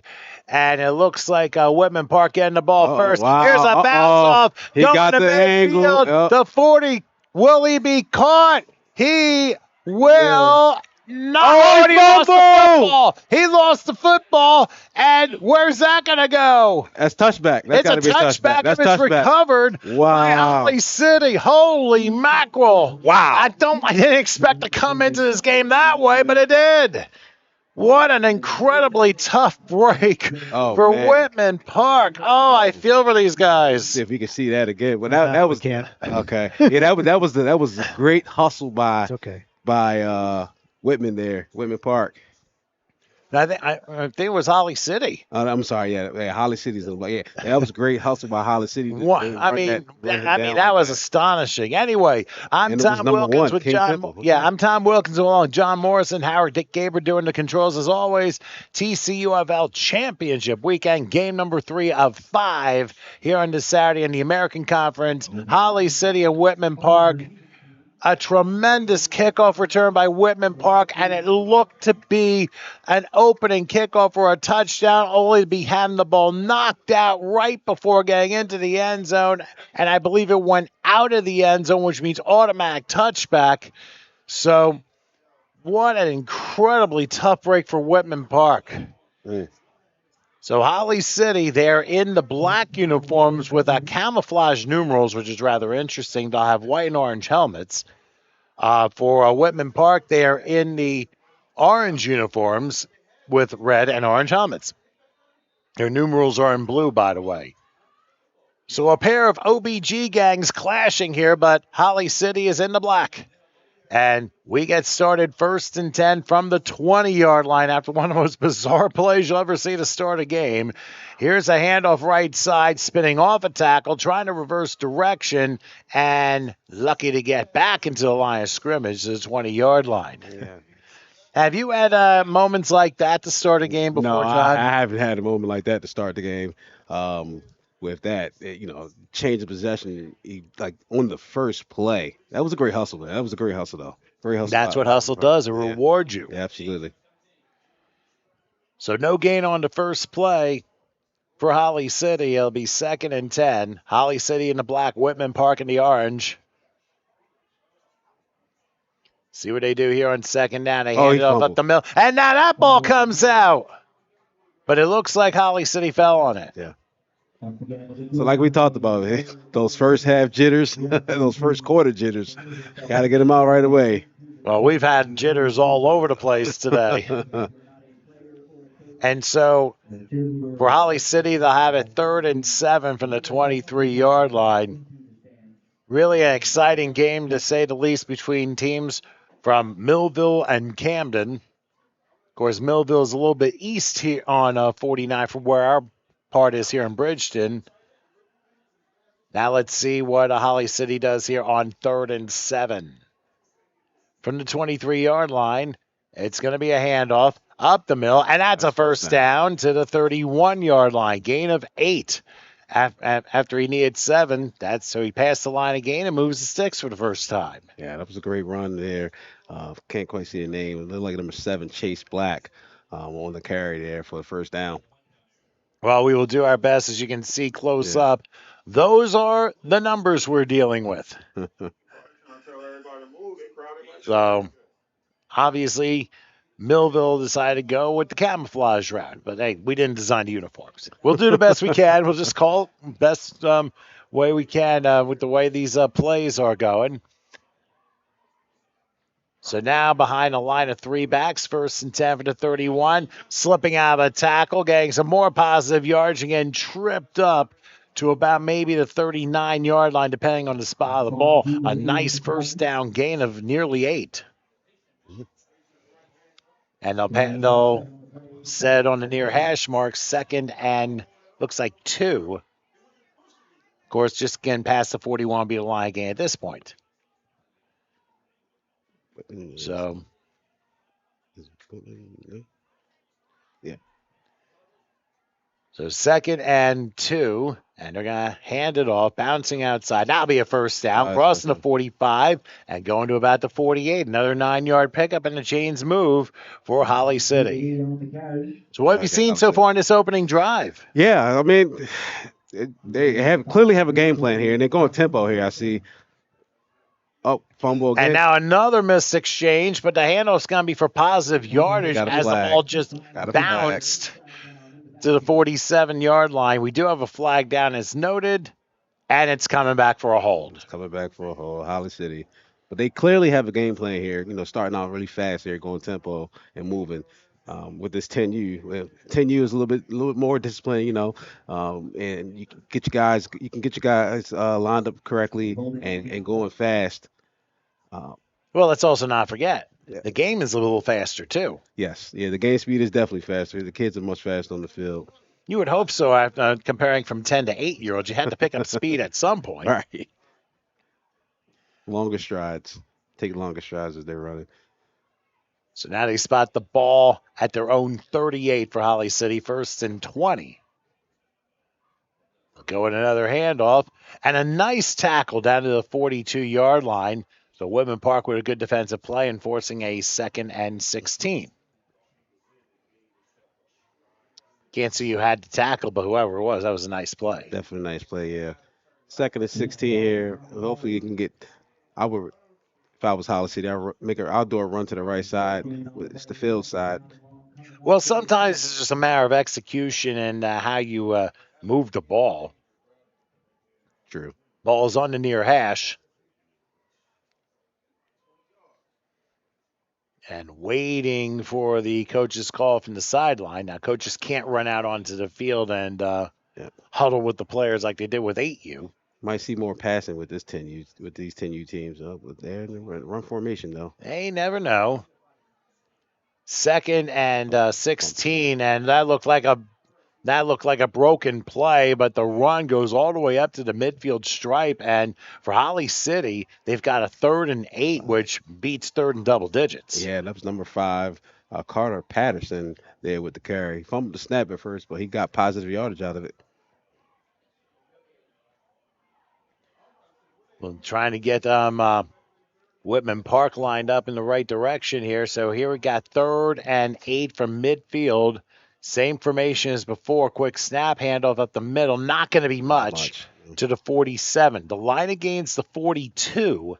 So it is 4th and 5 now for Holly City. Yeah, it's interesting to see what they're going to call here with the 4th down here. 4th and 6, right? Yeah, actually, they say his knee was down to 48. So you're right. It is 4th and 6. Yeah. So a couple of quick substitutions now for Whitman Park. And we will see how Holly City responds. They're sticking to their game plan with this 3-back set.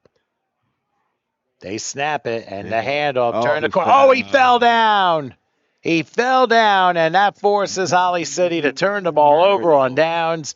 And what a break for Whitman Park, considering how everything started. They end up getting the ball back without any score being driven on him. Yeah, number 7, Antoine Gene Lewis. He had the sideline, but he tripped up. The turf monster got him, and that's got me a couple times in my career. I'll tell you that right now. The turf monster is nothing to play with.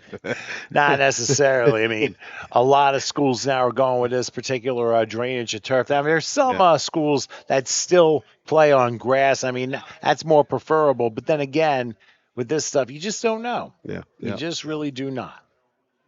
You don't know if you're playing on grass or a ballroom floor. Ballroom floor.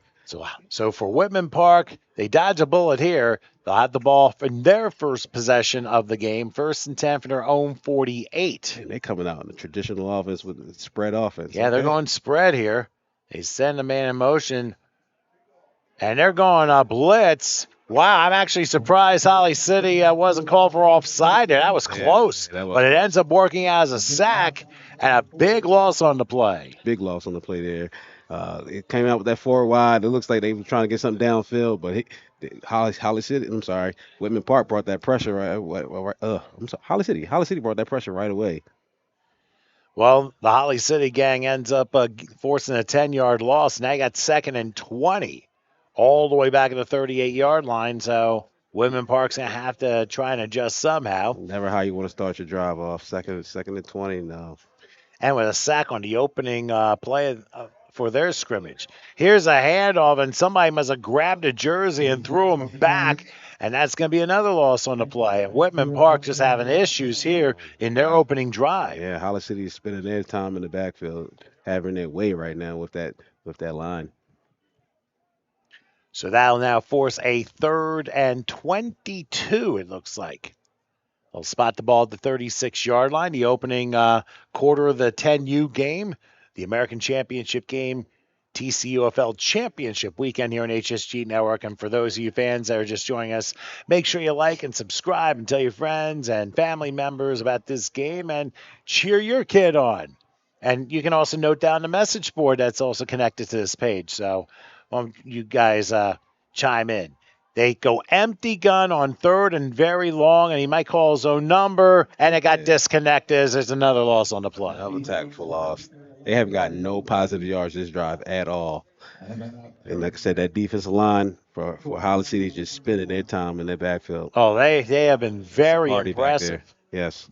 Very impressive on that opening drive. So I would have to suspect that Whitman Park's going to punt here with under 2 minutes left in the quarter.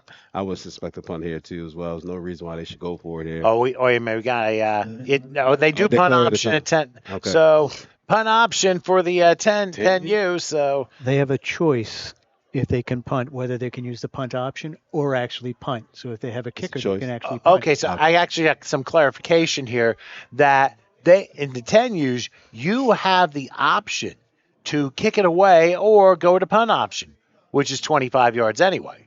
So the ball will be spotted at the 42, and that is where Holly City will begin in their own territory, 1st and 10. Then beginning with the 12Us, that's when you have to strict punt. Good. Okay. Like I said, there are lots of variations, and depending on level, the rules will vary. Modified rules, yes. I mean, I guess some 10Us may have a good punter, so I guess they get that option. All right, so Holly City, after a pretty decent opening drive, they just stalled out short of the line gain the first time. Their defense holds up, and now they get again 1st and 10 for their own 42. They have the triple back behind the quarterback under center. Now he's going to keep it, slides out of a tackle, tries to revert direction, and is going to get positive yardage after a couple of times he could have been thrown for a loss. So some smart field awareness there, and it ends up being a 2-yard pickup. Number 5 Carter passing the quarterback. The second time he'd have made something out of nothing with a bad exchange. So as they break huddle, it'll be 2nd and 8. Ball at the 44-yard line. Same formation as before. They have not lined with receivers. They do a handoff here. It slips out of a foot tackle, and that's got room to run, but there is a flag down crossing midfield, 45, 42, and that's about it. A hard hit at the very end, but let's check the penalty flag. Something tells me it's coming back. Yeah, it's definitely Yep, coming it is. So holding is called against Holly City. And I tell you what, especially in the previous game and now this game, we've seen a good amount of holding calls. And these officials, they're told to keep it as strict as possible. You can't allow any leeway. If you're going to do that, it's going to be for both. And now, let's see what they spot. It'll be the 34-yard line. And we had somebody saying this is going to be a good game. Hey, we've had 2 good ones so far. And remember, if you missed any of the action of the previous 2 games, make sure you rewind and check it out on HSG Network on YouTube. And you check out the 6U and the 8U matchups, including a 4th quarter in the second game that you're not going to forget by some player. All right, so now we have an official timeout. Might be an equipment issue, not sure. Or is somebody possibly shaken up? I don't know. But, it was just an equipment thing. All right, we continue on. 2nd down. They hand it off. Oh, look at this. What a job there by Whitman Park, slowing the back up and forcing a loss on the play. And now that forces forces Holly City for a 3rd and very long for their own 34. It's going to be it looks like it's going to be the line of gain to 48, so 3rd and 18 coming up. That's going to take us to the quarter. Yeah, they're not going to bother running a play. So Yeah. we're going to go ahead and take a break as we've hit quarter time. Holly City and Whitman Park, no score in the 10 U's. Let's break. We'll have quarter number 2 coming up right after this.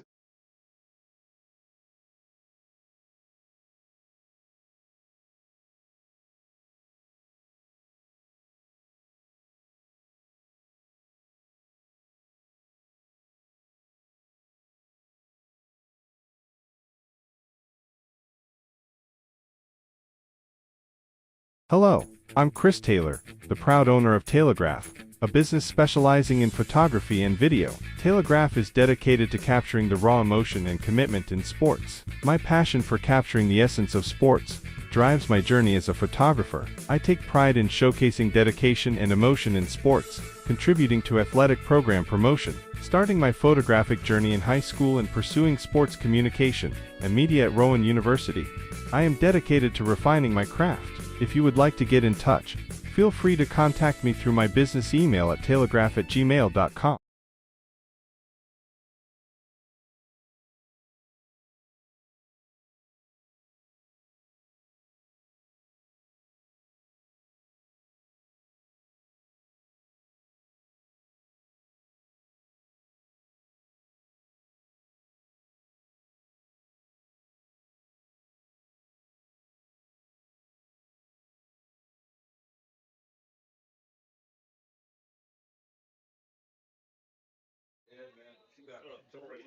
Okay, back here at Bridgeton High School. About ready to start the second quarter with Holly City facing a 3rd and 18 from their own 34-yard line. They're going to line up a receiver on the right. You see what they do. Interesting call here. Okay. And it's a handoff trying to sweep right. Got a hole crossing the 40. He'll get to midfield, and depending on where they spot close. the That's gonna be football, close. he looks like a yard short, maybe a little less of the first down, but that puts Holly City in some very good position as long as they can execute this 4th and short. Yeah, that was a great run by number 7, Antoine Jean Lewis. Yeah, Anton Jean-Louis, it looks like. Louis. And Antoine Jean Louis. He almost got all of that yardage too. Just a yard short here. See if they tush push yardage right here. We'll see if they work that, but I don't see any receivers, so you expect a run play. They may go forward. Here it is. Back sneak. They do, and wow, I don't know. I don't think he got it. He gonna get a measurement. This is based on the spot of the ball, he may actually be half a yard short. He's short. They're gonna bring it. They bring the chain. They got it. And here's something you don't see much of anymore because we're so stuck with the NFL. Looks like we're going to see the chain gang. Yeah, NFL you don't really see the chain gang anymore. Well, they've gotten rid of it for the digital part. Yeah.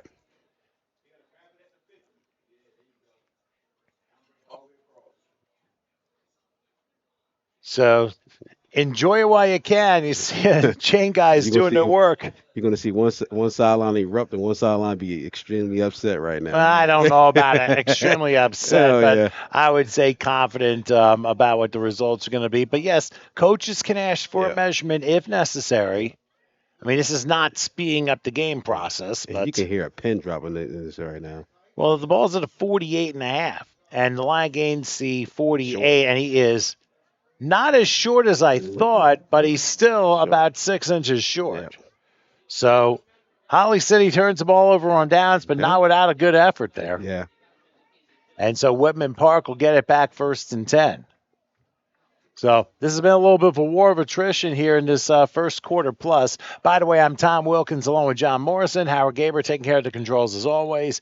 TCUFL Championship Weekend, the American Conference today on HSG Network. And here we are in the upper right of the screen. Yeah. Of course, we got the Nationals tomorrow. And what have you seen in this game so far that you could tell us? Oh, it's definitely a defensive game right now. Here we are in the second quarter here. It's going to come down to who makes that one critical mistake. That one critical mistake is going to be the game changer here. So the ball's at the 49-yard line, 1st and 10. They're going to go inside handoff, and it will be for maybe a yard to the midfield stripe. So that'll force a 2nd and 9. So right now you're pretty much seeing lot of this game being played in the middle of the field. Yeah, that was number. I can't even see the number. It looked like it was 16, but there was no 16 on here. That was a great. Well, the running number, back. but again, from a distance, it might be a little bit challenging to see the numbers. Yeah.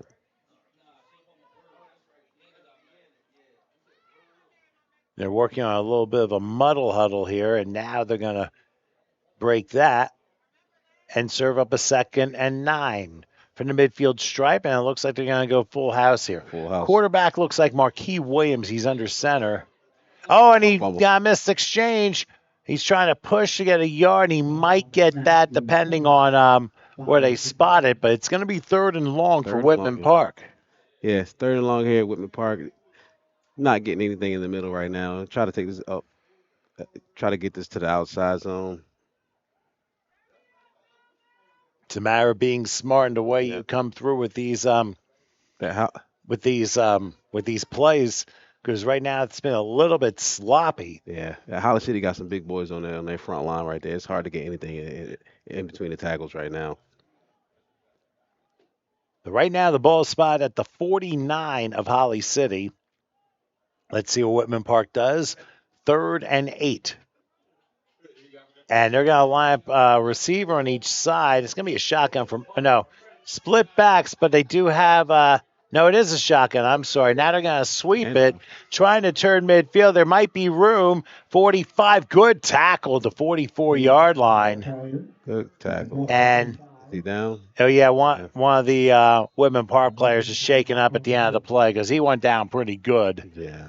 And he's going to need a little assistance here.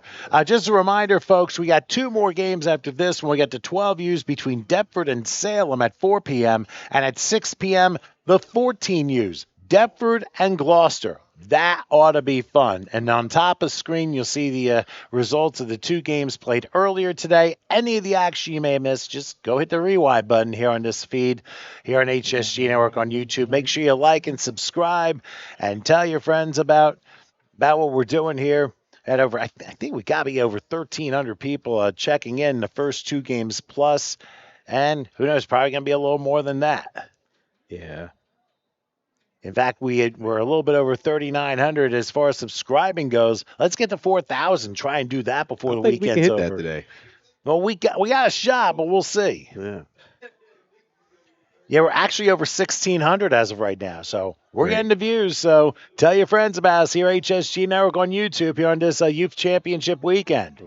Now on 4th down, we have a flag down. And what's this all about? Oh, it's against Holly City. That's a 1st down. Yes, indeed. Big mistake by Holly City, jumping offside, and that will be a free 1st down for Whitman Park. Man, those are killers and sometimes game deciders. Yes, absolutely. Just got to get your focus in, your lack of focus. I know there's some big guys on that line. They got to get their lack of focus. Well, focus begins young, as they say. All right, so Whitman Park with a new set of downs from the 39, 1st and 10. They got split backs and a receiver to the right. And who jumped first? It was the left side. Yeah. It was the left side. That time. So we're going back 5 yards. Yes. Still got the 1st down, though. So. Well, it's now 1st and 15. Yeah. Not 4th and 4 like the other time. Exactly. So back they go to 44-yard line after the 5-yard penalty. But I'll tell you what, the right side of the defense like zooming right there. I'm thinking, okay, either they're moved or it's an unabated to the quarterback situation. Right. So Whitman Park will regroup. Scoreless game, under 6 minutes till halftime in the 10U American Championship game. Ball spotted at the 44-yard line, and they go shotgun here with an inside handle and a hard hit. Oh, my goodness. I believe it was Lemire Williams with the carry, and he was just pushed backwards. So may have lost about half a yard. Yeah, that linebacker came in fast and explosive to push that loss for yards, tackle for loss. I mean, that was one tremendous hit, to say the least. What a hit. It'll be technically no gain. It's still 2nd and 15. Keep an eye on the line of gain. It's the 29-yard line. And they were going to line up with a receiver on the left. Now they got two on the left, condensing a little bit. Looks like a shotgun situation. Quarterback sweep. Put it back to the left, and now they jet sweep it. Trying to go up the middle for not much. But the 42-yard line. So a 2-yard pickup. I'd say Holly City's doing a good job reading these plays. Yeah, they are doing a good job playing good team defense. Like I said, their D line is very stout, and they're getting that push. They'll bring in some substitutions here. As we have 3rd and 12 coming up. Ball's right outside the 41-yard line. Remember, everybody plays from both sides. That's the key when it comes to this league here. Mm-hmm. Holly City has a 5-man front here. They're not letting they're trying to let anything on the outsides here. Well, I think they're also going to try and possibly force a blitz because they go 5-man front, and Woodman Park responds with an under center shot, and they're going to hand it off, and evidently that didn't work, and the ball is out. Everyone was heading for the ball, but they say he was down. Try to come with the reverse there to number 0, Giovanni Ramos.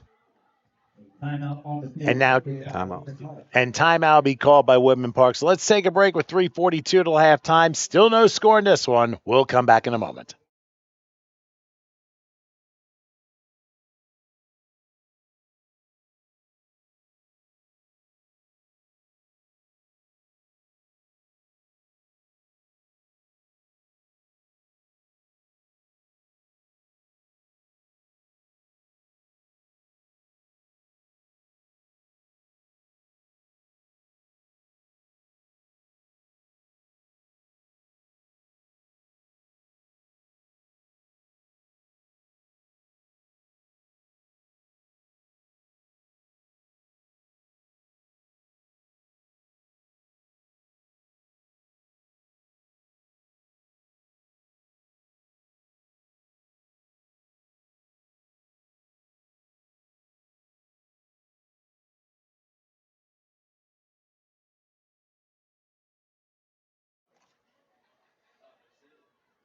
As we are back here, Bridgeton High School, Woodman Park coming off the timeout.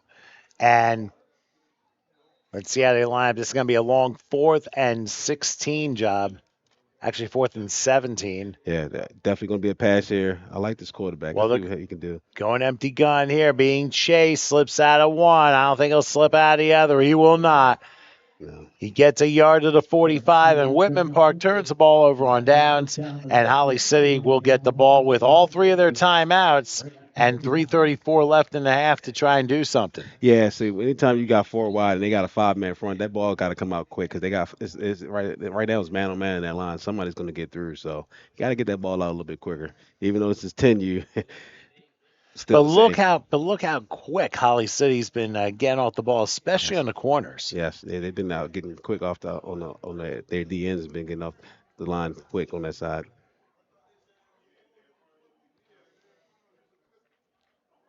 So Holly City returns and they huddle, getting ready for 1st and 10 for their own 45-yard line.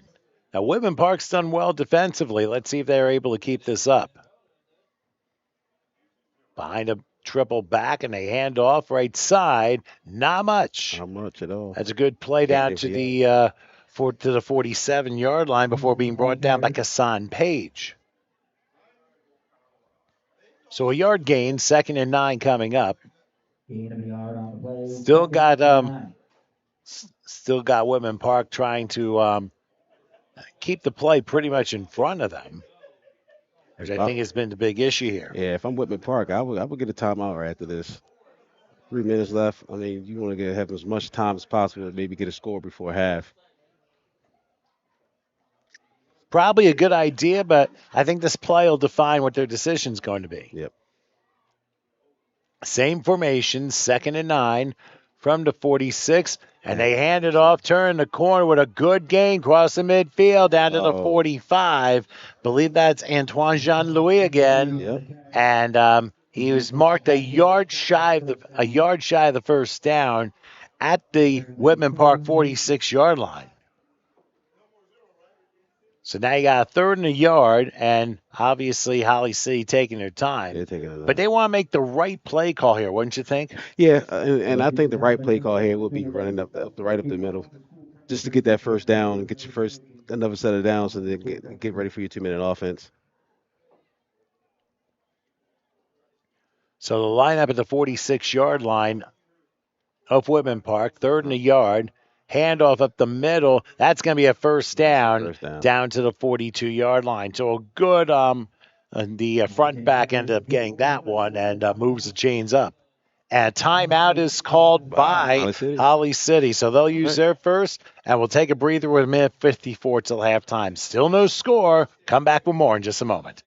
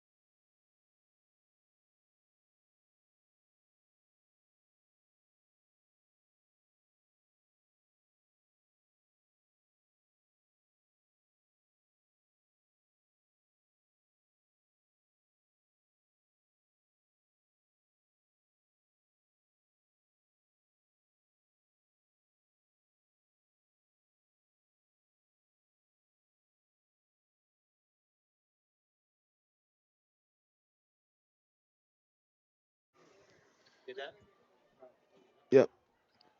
Okay, here we go on 1st and 10 following the timeout. Handoff, moving through a couple of lines, crossing the 30 and down to the 27-yard line. That looked to be Jean-Louis again, and that'll be a first down, another 14 yards on the play. Yeah, I love how he runs. That kid runs really tough, really fast, and I saw how he switched the ball there as soon as contact was about to come. That was a great job by number 7. And another timeout by Whitman Park. So they clearly, they definitely want to try to score it before half. All right, well, we'll take a break with a minute 45 till halftime, and still no score. We're back in just a moment.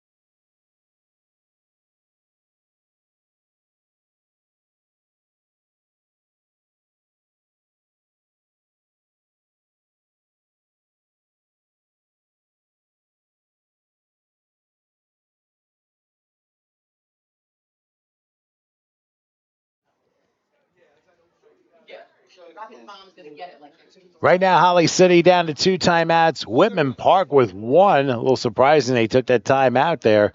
But it's 1st and 10 for the 27. It's going to be a handoff right side. A nice trip up at the 30-yard line. A very good tackle. Looks like 27 or 90. If that's so, that's Elijah Agnew with the stop. So now the clock runs, and it's second, and it looks like 2nd and 12 from the 29-yard line. So I think Holly City might need to hurry up a little bit. I believe so, too. You're right, Tom. They need to hurry up. And they have 2 timeouts still. Again, lining up those 3 backs. And somebody jumped, but who? Defense. Oh, it's against Whitman Park for a neutral zone infraction. So you're right on that one. And that moves the ball to the 24 following that penalty. A tough penalty on Whitman Park because you're coming down the lines toward the end of the first half, and you don't want to give anything up, but that was not the penalty to do that. No, not at all. Not at all. You definitely want to stay focused here down the stretch. Now it's 2nd and 8, I believe. They're going to hand it off. Jean-Louis again, crossing the 20, has the turn to the 10, to the 5, in there. It's welcome to the end zone for Antoine Jean-Louis. You had mentioned him, and I'll tell you what, that penalty beforehand proved out to be incredibly costly, and Holly City gets the first score of this one. Yeah, like I said, number 7, Antoine Jean-Louis. He runs hard, physical, and fast. That was a great run by him on that boundary to the left side.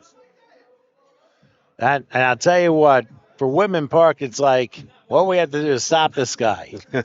He might be the Mr. Jones from last game. I think this might be that same type of guy right here. Very possible. All right, so they will try the conversion here with 54 seconds left till halftime. And once again, they'll line up those 3 backs. It's pretty much the same formation they do every game.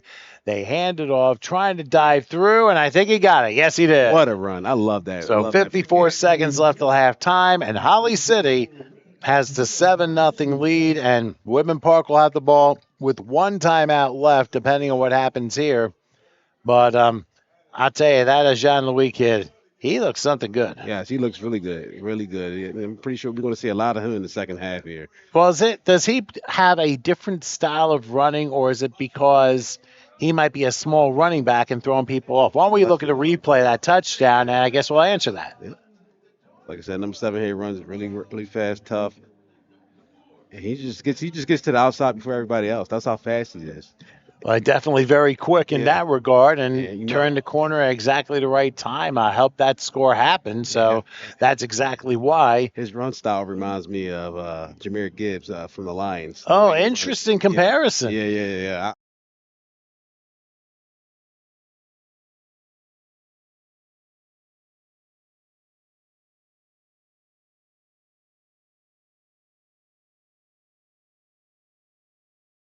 Continue the thought.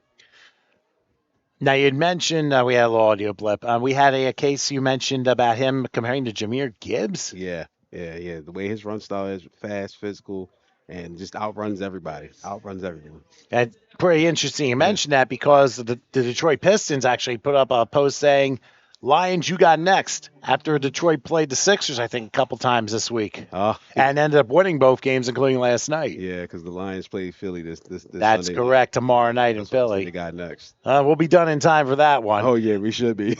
We hope to be. Great.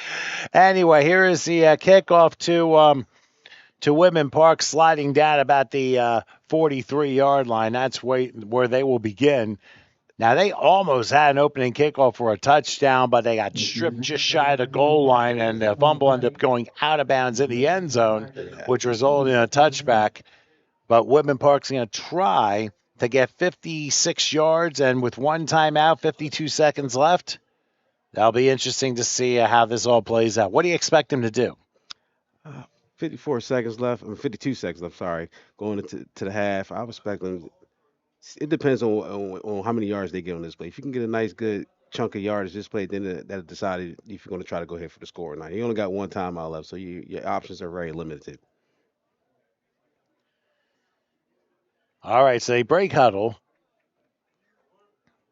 But I have to play a sideline game if possible. Yeah, get out of bounds. If you do outside run, make sure you get out of bounds. That's the key, and I'm not sure how that's going to work. Although, what are you going to call first? Yep, drawing people offside will help the cause a little bit. Yeah. So another encroachment foul against Holly City. That moves the ball 5 yards, and it'll be a 1st and 5. Okay. I don't know if they noticed, but their quarterback was lined up at receiver just now. Well, interesting to know because sometimes they interchange positions. Yeah. Yep. To see where somebody's stronger than another when it comes to different types of plays. Yeah, number 3, Marquis Williams is that receiver. He was the quarterback. He's down at receiver. Well, let's see what they do here. It's 1st and 5 from the 49. And a missed exchange again. But falling on it is a Whitman Park back at the 44. So the 5 yards they got on the penalty, he just lost on that play. And it makes it 2nd and 10. So I see what the coach David's doing. Marquis Williams must be one of their playmakers. So he's trying to get him the ball, get him more involved. But now he looks like he's coming out for a sub now. So number Well, 21 is now at quarterback Dion Harper. and Holly City not even bothering stopping the clock because they know they'll get the ball to start the second half. Yeah. Yeah. Considering they really stole possession at the beginning of the game with that big special teams play. Right.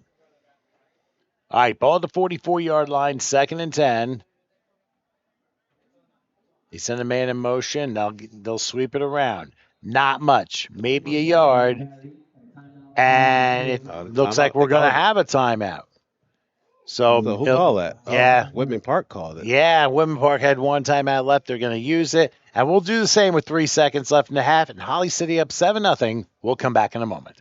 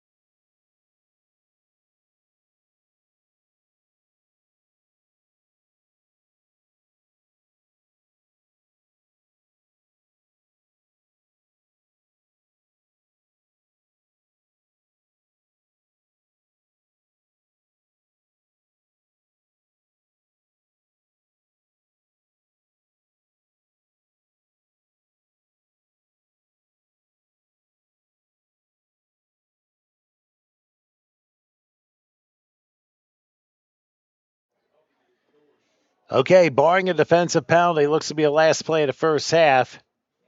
And they're going to sweep it around, and it didn't work. It was a handoff to number 26, Cameron Robinson. Yeah, he had no luck there. So the clock hits zeros, and we have hit halftime here at Bridgeton High School. Game number 3 of 5 to 10U's. Holly City at a 7-0 lead over Whitman Park. Let's take a few-minute break here. We'll come back for the second half in a bit, so please stay with us.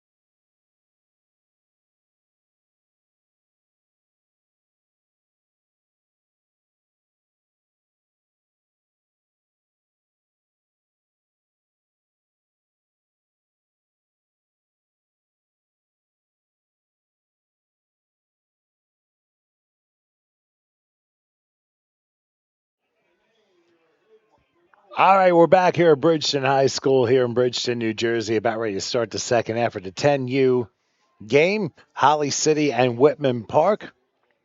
Holly City to get the ball to begin the second half, and Holly City up 7-0, so they're going to look to extend on their lead.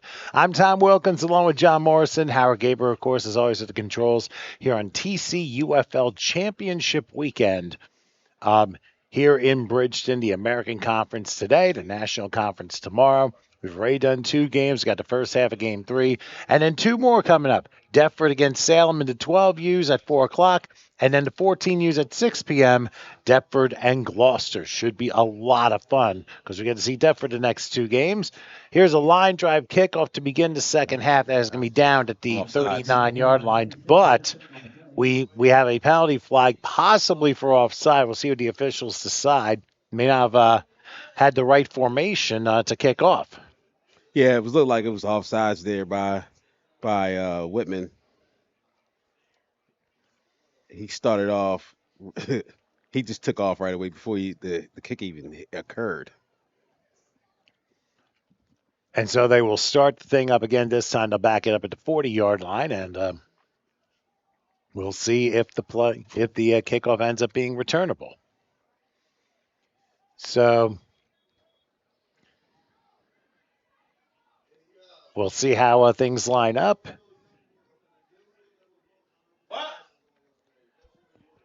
Officials blow the whistle, and let's see if we'll see if Whitman Park lines up properly this time around. They have everything even, but I'm willing to bet they may not have had the right formation on the line, and now they do, and it's line drove and caught about the 41. So the official wasn't ready. Oh, the official wasn't ready this time. So a very interesting sequence of events here.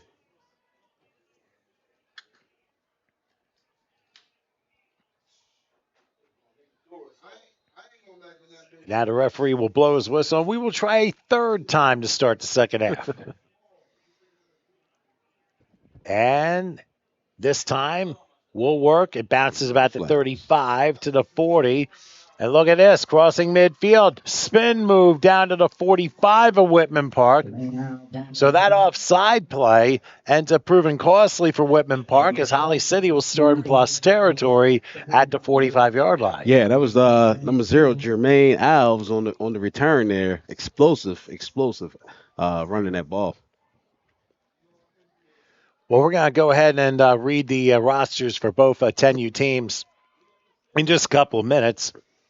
Right now, it's Holly City with the ball in a 7-0 lead, 1st and 10, and the ball spotted at the Whitman 44-yard line.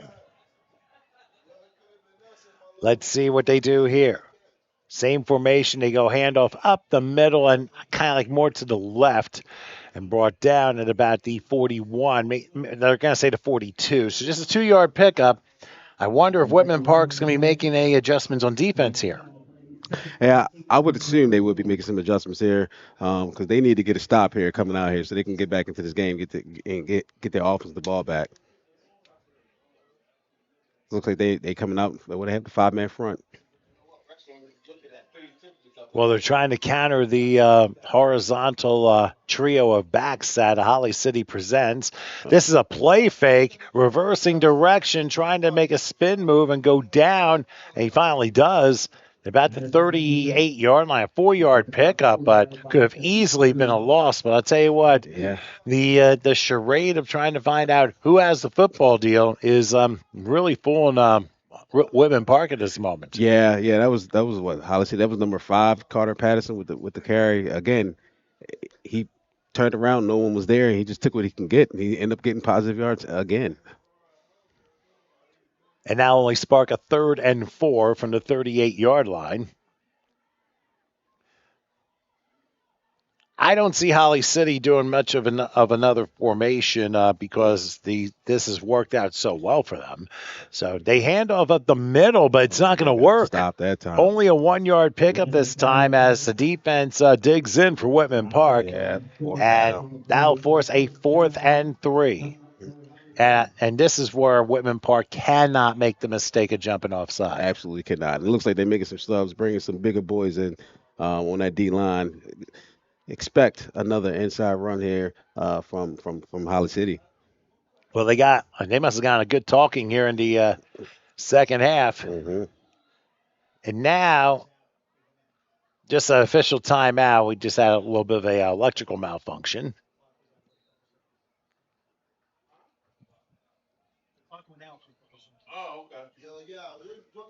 So that's why the delay. We just had a minor malfunction. But now they'll run it with 7:50 and counting left here in the third. Big fourth down play. Oh, And he a fumbled fumbled the snap. ball, and it's recovered by Whitman Park. A huge play for Whitman Park's defense. They stop Holly City on downs, but technically that's a turnover because the defense recovered it. Yep. So now let's see if Whitman Park can build on this momentum. That was a great recovery by number 2, Josiah Ingram, there on the recovery. And very alert, too. Wouldn't matter who recovered it because it would have been the ball for Whitman Park. Yeah, absolutely. So right now, Whitman Park with their first possession of the second half, and we'll see if they make any adjustments here. 1st and 10. They're going to spot the ball at the 40-yard line. Yeah, and if I'm the coach of Whitman Park, that's exactly what I wanted from my defense, to get us the ball back so we can try to punch this ball and then get a score, get back into this game. All right, so here we go with 1st and 10. Again, a little preview because Salem is playing next against Deptford in the 12U's at 4 o'clock. So sure that gentleman's ready for that. I don't know what that was, but it looked like everyone got fooled. Yeah. And then one of the Whitman Park people ends up jumping on the right side, forces a false start, and Whitman Park's back 5 yards already. Yeah, number 0, Giovanni Ramos, he false started there, took a step forward. Got a little he got a little bit of jitters himself there because he was excited for that block he was ready to set. Well, you'd figure you'd get the jitters out of the way in the first quarter. I mean, for some, it's going almost the whole game. Yeah. But this is a game where you just can't play scared. No, not at all. Not at all. Right at the 35-yard line, 1st and 10. Back to pass, a big rush, and down he goes to the 26. I mean, Holly City just fired on both sides and get the quarterback down.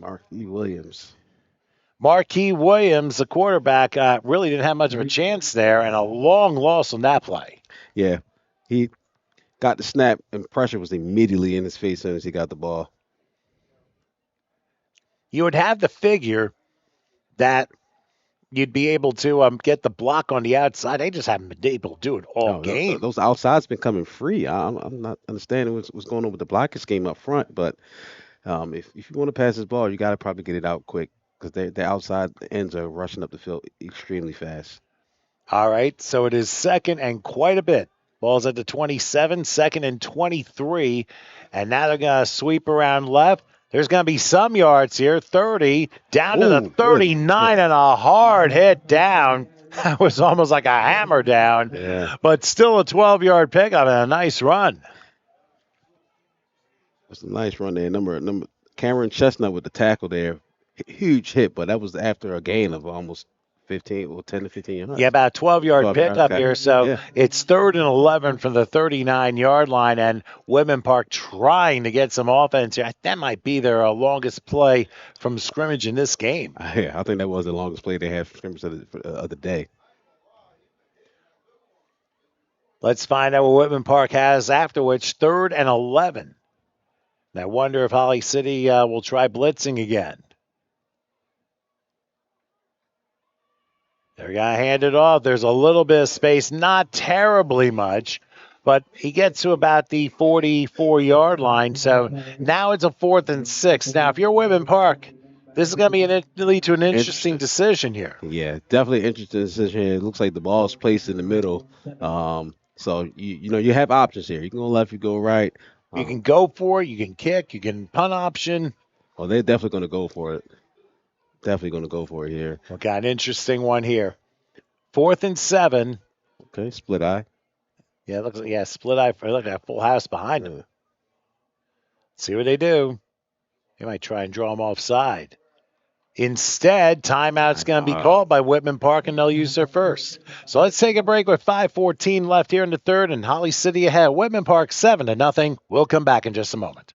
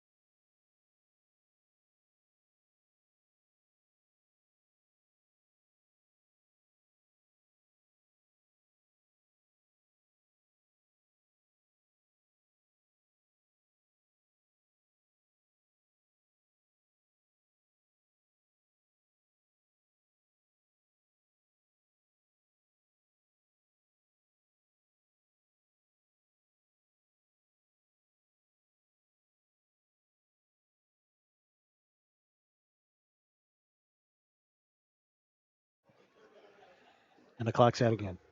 All right, we are back. Floating in and out. And let's see what Holly City.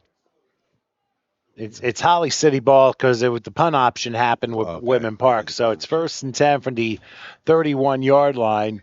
Oh, and the handoff. Oh, man. Whitman Park just slammed the door there. That's a 1-yard loss. And I'll tell you what we have seen through the first half plus in this game, both defenses have come to play. Yeah, they both defenses have definitely come to play. That was a great stop there by the left end over there from Whitman Park. And after this play, we'll read the Holly City 10U squad, which is in black. I mean, we didn't quite get numbers on who had to play or what because of the way the numerals are designed. But, hey, we still have the list here, so not to worry. 2nd and 12 from the 29-yard line.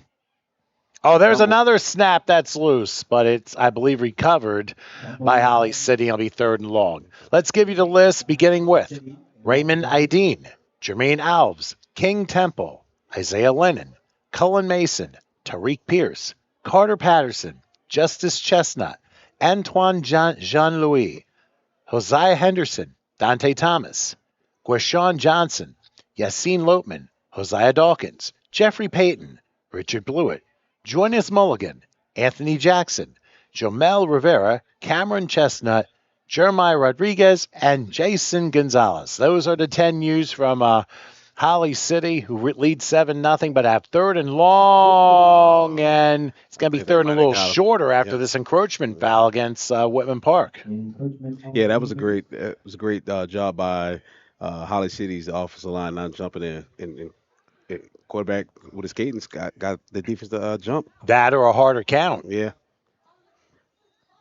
Which is likely to happen once in a while, but you now go from 3rd and 14 to 3rd and 9, and we'll see what Holly City has up on up their sleeve. Of course, at the top of the screen, the scores from earlier today in the American Conference, the 6 and 8U games, which were all spectacular, including a legendary fourth quarter performance. You have to rewind and find out what happened there. Yeah. I recommend you go and check that game out. Absolutely. Here we go on 3rd and 9. They're going to hand off left, crossing the 35 and getting out of bounds. A little short of a first down at about the 41-yard line. Now, Holly City in the same predicament that Whitman Park was a short time ago. 4th and 1, do you go for it or do you decide to do the option or what have you? As we see each other here on the top right of the screen. And, I mean, what do you think of Whitman Park? In the background, Tom. And and you notice over my shoulder, the wrong shoulder, there you go. The trophy is in the background for the winning team here. Yeah, it's 4 for 1 here. I would give the ball right back again to Jean-Louis. Well, we'll see if he gets it. Oh, he jumped. Oh, somebody jumped. It's against Whitman Park. Oh, my goodness. There you go, first down. That quarterback must have a great heart account right now. These penalties decide games, I hate to say. Yeah. And this one keeps this drive going as it is now 1st and 10 from the right outside the 45-yard line. Yeah. What do you think Holly City needs to do to counter the extended pressure by Whitman Park?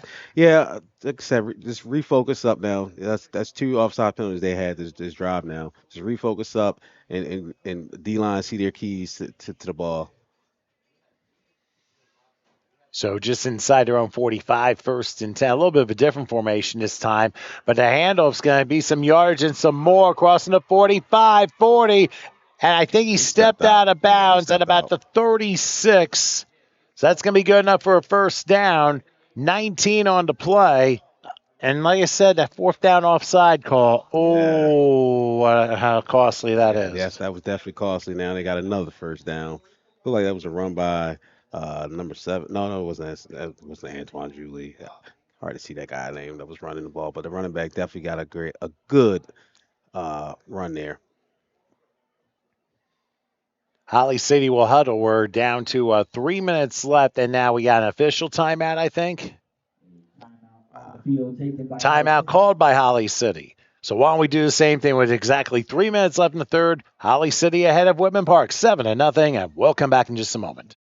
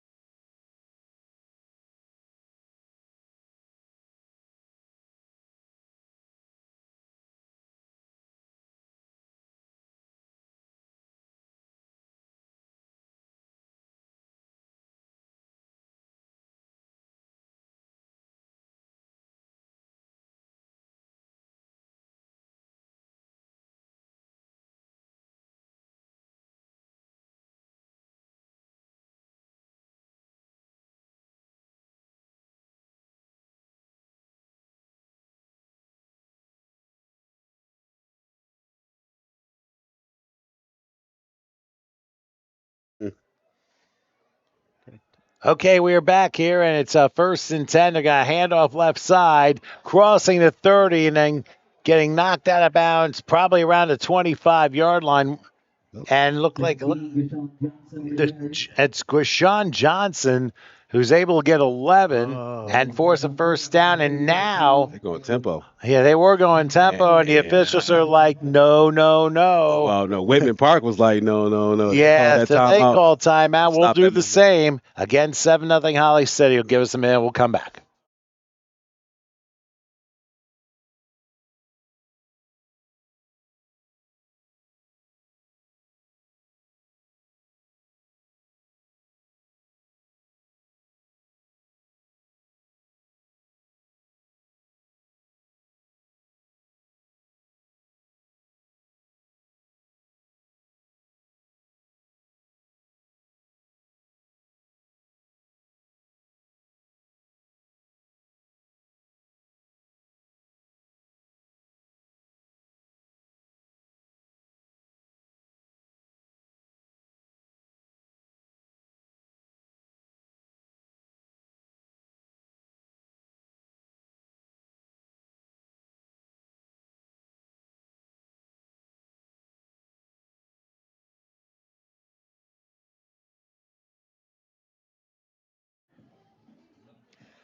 All right, so following the timeout by Whitman Park, and all of a sudden timeouts are becoming not so in abundance here.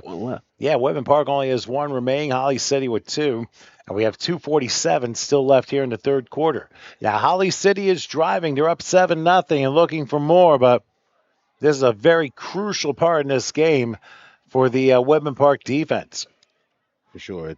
Now they're going to line up the same three backs, and who jumped this time? Again, Whitman Park, another encroachment foul. That's the third one already on this drive. Third one is drive alone.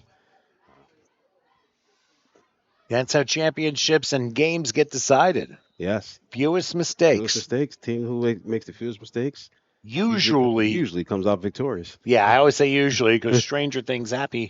You can play the best game in the world and not have a penalty and still lose 28-27. And then ask yourself, all right, who is behind the script of that one? Right. So, first and 5 from the 20-yard line around the edge of the red zone goes Holly City looking to extend that 7-0 lead. Well, they're having trouble lining up. Okay. Well, they send somebody in motion this time to the other side. They'll hand it off. Oh, my gosh, what a hit. But he got back up. He got back up. I think it was Cole Mason who had the carry, and we got a Richter scale shot of that one. It was Chase Pearson on the hit, and he did a textbook tackle. Had the whole press box jumping on that one. Everyone up here felt that up. We felt that hit all the way up here. Good Lord. And he's only 10 years old. Wow. Only 10. And when he's 20, I mean, they might have to study seismographs and stuff. I don't know. Yeah. Well, anyway, after that hard hit, it's second and I'd say 4.5. But first, a penalty.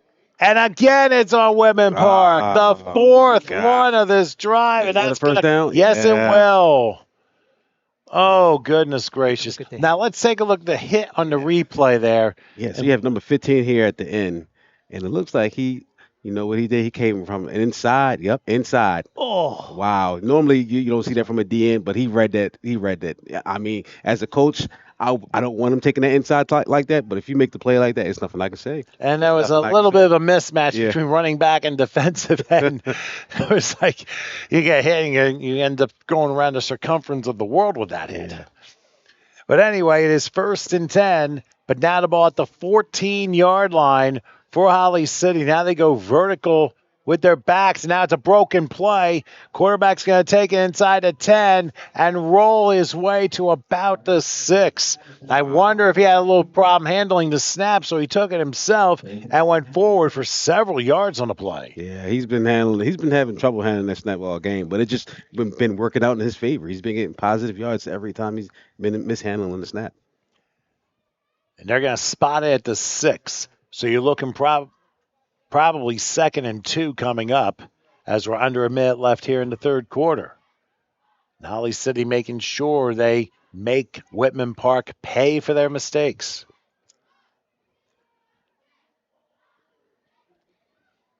They'll go vertical eye here, power eye. Handoff up the middle, crossing the 5. He fumbled the football. Who's got it? Whitman Park got it. That's what they're saying. And it is Whitman Park football with 34 seconds left in the third. Potentially a game-changing play, but for Whitman Park, a game-saving play, except one of their players was shaken up. Now he's gone up. But for the second time in like 3 games, we've seen a fumble like inside the 5-yard line or the 10, recovered by the defense. Yes, and that's the break Whitman Park needed. I mean, after having a drive of 3 or 4 straight, not straight, but 4 offsides penalties, they got a break there with that fumble there. Now let's see if they can capitalize on it. Well, they're going to need to. I mean, they still have the entire fourth quarter to do it. Yeah. But they got a long way to go, and they're starting way back at their own 4-yard line. They can put together a 96-yard drive. Okay. So we seen it. Well, if you haven't seen it yet, well, if you haven't seen it yet, you can rewind to find out what happened there, that particular situation, and looks like a broken play. Not going to be for terribly much, but they'll get to about, looks like maybe the 7-yard line, so about a 3-yard gain, as it's now 2nd and 7 coming up. And I'll be interested to see how the coaches line up this particular drive for Whitman Park. They're not going to run another play. They'll just talk things over, catch their breath. The only thing they'll lose their breath on is a coast-to-coast trip across the field as we set up for the final quarter. But for now, we've hit 3-quarter time here in Bridgeton for the 10U's. Holly City leads Whitman Park 7-0. Let's take a break. The final quarter for this comes your way in a moment.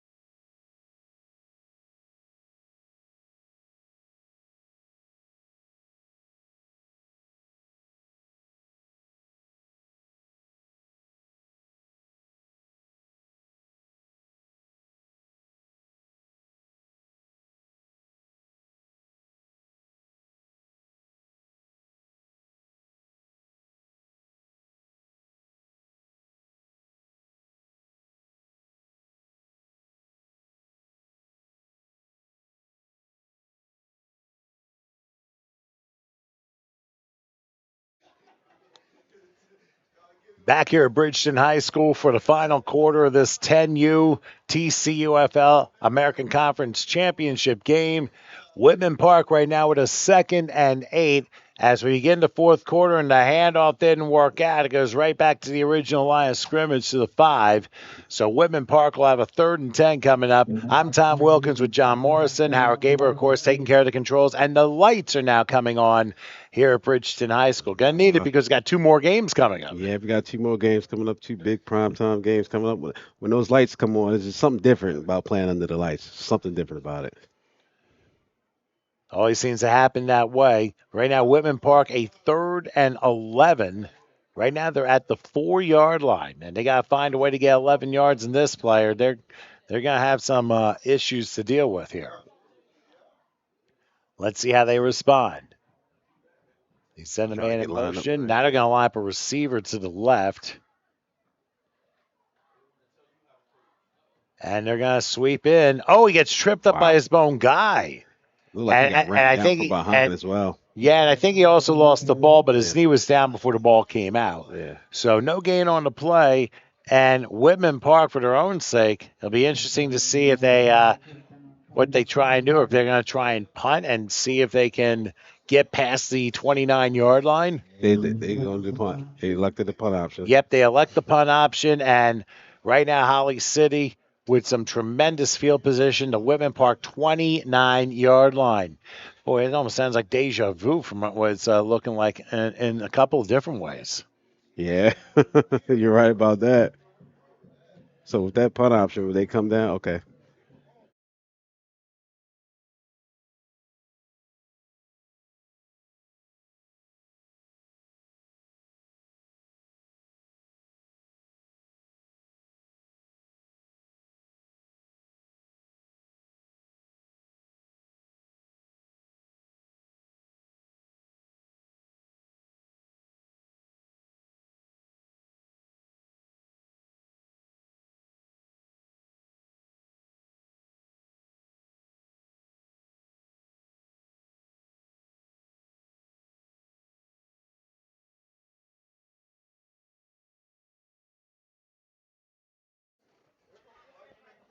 All right. Had a break in the action here as it's 1st and 10, and guess what just happened again? Offsides, Whitman Park. 5th one this half. And who knows? It's possible that women's defense wasn't prepared for the I guess the changing count or the hard count, what have you, as somebody pointed out. But that has absolutely annihilated them in the second half of this game. And Holly City now with a 1st and 5 from the 24-yard line. Yeah, I think they're just not used to hearing that type of snap count. That's where studying comes into play. Yep. Handoff right side, gets through one hole and down maybe the 18. If that's so, it's a 1st down. It was only 1st and 5 anyway.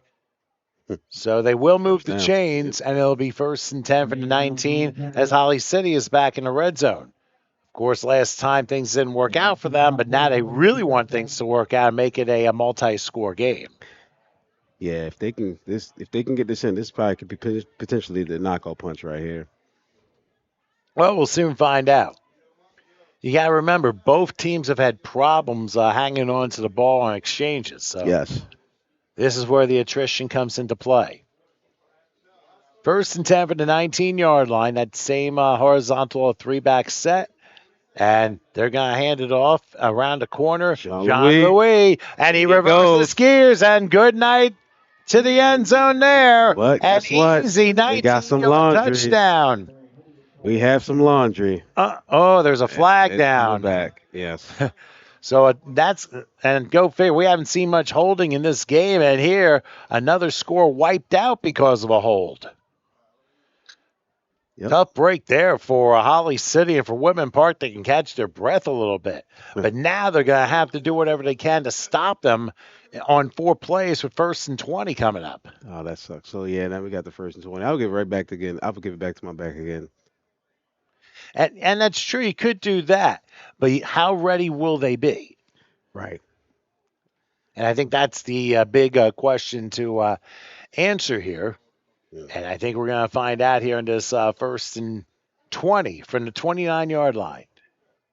By the way, we have currently nearly 190 people watching this game. Fumble. All at once. And guess what? We got a fumble. But I think it's recovered by Holly City. Like I said, a missed exchange, something crazy can happen. So now it's 2nd and 20.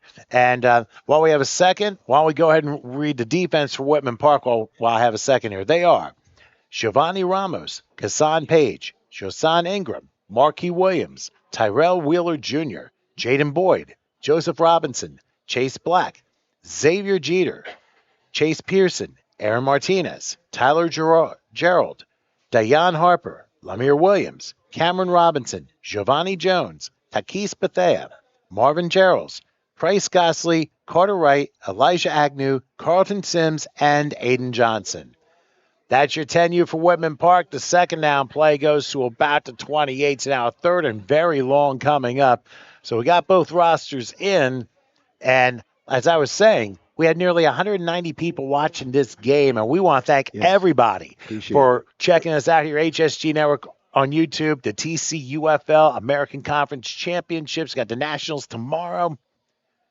And make sure you like and subscribe and tell your friends. Remember, put a message on the board for which team you're supporting, which kid you're supporting, what family, where you're watching from.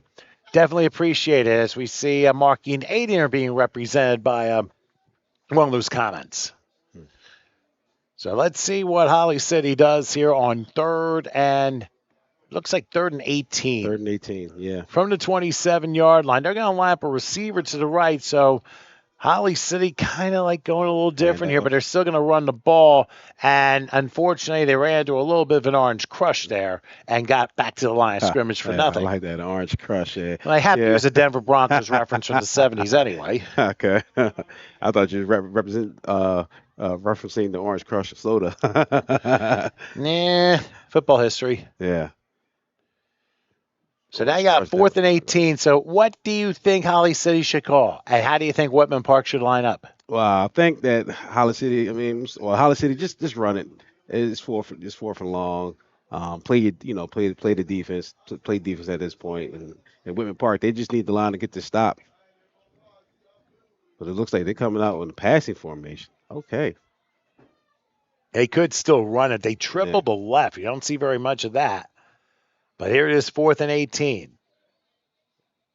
Definitely a pass. Low snap and a blitz and a fire shot, a little short and incomplete. So Whitman Park was able to put just enough pressure on the quarterback.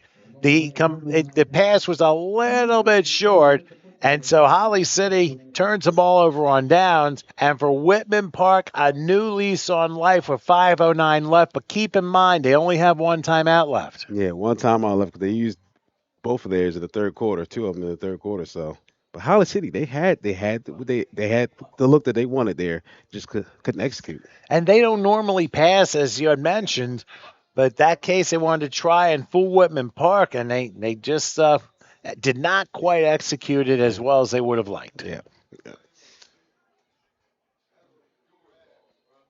So now we'll see what Whitman Park does. They've had a couple of nice plays.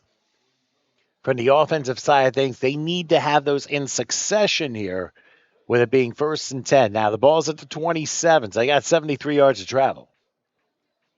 And they're going to go into shotgun here. Fumble. And another missed exchange. They got it back. But luckily for Whitman Park, they get it back. Yeah. But this is not what you want, especially on a critical drive like this. Yes, critical drive like this, you got to be executing and missed handoffs is that we cannot have if you want to try to get this ball down the field. And it ends up being a 4-yard loss. So now you got 2nd and 14. I mean, this has been basically Achilles' heel. Yeah, they switched out the quarterback now too. But not only that, ball security has not been top-notch on both teams' minds here. Mm-hmm. Now they're going to have to try and maybe do some passing here on 2nd and 14. Let's see. Good snap. And they're going to try and get some blocking left side. There's a flag down. Cutting out of bounds the 29-yard line. And I thought there was a tackle out of bounds. But unfortunately for Whitman Park, I got a feeling they're going to get called for holding. Yep. And they are. Yeah, you're right on in the nose. We've had a lot of these today. A lot of offsides, a lot of holdings. Well, it's the penalties that have really been the difference here because they've been able to extend drives for Holly City. That one touchdown run in the first half. Yep. And here's another case where that penalty yardage. And one person once said 100 penalty yards is 7 points. If you think about it, it's true. That is true. 100 penalty yards definitely results in the points. So now the ball is backed up to the 14-yard line and a 2nd and 24 coming up. And a clock running under 4 minutes left. So Woodman Park trying to come up with something here. So a little bit of drama here in this one, but we'll see. They get 2 receivers to the right. And quarterback is going to pass, going to roll right rather. Yeah. Got time. Thinks about throwing, slips out of a tackle, now can't throw the ball and goes down to 10-yard line. That's actually a tackle for a loss. So another loss on the play, and I'll tell you what, Holly City has really put the clamp down on this Whitman Park offense. Yeah, this defense is definitely tightened up. They haven't given any positive yardage. It's going to be tough. 3rd and long for Whitman Park. Well, they have to get to the 37 for the line of gain. So you're looking at 3rd and 26. What do you go? What call do you make here on the 3rd? Well, you can call 2 people, Freddie Mitchell or Donovan McNabb. Yeah, call first down, Freddie. Right? Except it's 3rd down here, not 4th. But they got 2 receivers on the left. There's the pass. Okay. And it looks like a pass left. Let's see what happens. 10, cut through. 20, still going. Stiff arm down to the 28. Now check to see for any flags. I don't see any. Oh. That's a good play call. Now can he do it one more time? And it's going to be 4th down. This was on 3rd and 26, and they were able to get probably about 17 yards. Yeah, I mean 16 rather. And that was a great play call. Probably what they should have been doing all game there, getting the ball to number 0 hands. He has some little wiggle to him. I see now. Just got to get the ball to him. Well, they got to try one more time. The problem is it's 4th and 10, and we're approaching 2 minutes left. Remember, Whitman Park only has 1 timeout. Oh. And that might help Whitman Park a little bit. An encroachment foul against Holly City unabated. So now you go from 4th and 10 to 4th and 5. Wow. So we went from 3rd and 26 to 4th and 10. Now we have 4th and 5. Who would have thought that? In football, you never know. So let's see what Whitman Park has up their sleeve. This is a pretty much ball game right here. Yeah, you could say that. Yeah. You could say that. Under 2 minutes. Well, Holly City's defense got to really be disciplined and not jump like Whitman Park has all second half. In the shotgun between split backs, 2 receivers to the right. Takes the snap. Handoff up the middle. That's going to get or maybe not. I don't know. Oh, he's about a yard or 2 short. He needed to get to the 37. He got to the 36, fell 1 yard short, tried to pull the element of surprise off, and it just fell a little short. Yeah. And the officials are, I guess, they're going to measure just in case. Yeah, they're going to measure it. Well, the ball has the touch. It looks like the 37. Based upon where the official is standing, it looks like the 36 and a half. Can be about half a yard short. I mean, Whitman Park gave it a great effort there and tried to surprise Holly City, but maybe one extra juke kind of threw things off a little bit more. And as you can see, he is short. That's why they call by almost a yard. A game of inches. You know. Well, sometimes a game of millimeters shorter than that, but for Holly City, they get the ball on downs, but not without a good effort by Whitman Park. They almost recovered from a 3rd and 26. Yeah, that was a good effort by Whitman Park. Now it's time to play some defense. I'm sorry. I want to also add, these kids are really giving it their all, and obviously very defensive game, and hey, there are lessons to be learned on both sides. Yes, there's the thrill of winning, but sometimes you lose a big game like that. Listen, it builds character. It reminds you, hey, you can't always be perfect, and football is the way it is for a reason. Absolutely. It gives you, it takes away from you, but it builds you. So for Holly City, 1st and 10 from the 36-yard line. Now, again, let's remind ourselves, ball security. This game is not over yet. Both teams have had You got that right. Both teams have had their share of missed exchanges. Here's a handoff going to the 30-yard line. Now let's see if a timeout's going to be called, and it is. So Whitman Park will use their last timeout. I think we'll take a quick break with a minute 44 left. 7-0 Holly City. We'll come back in just a moment.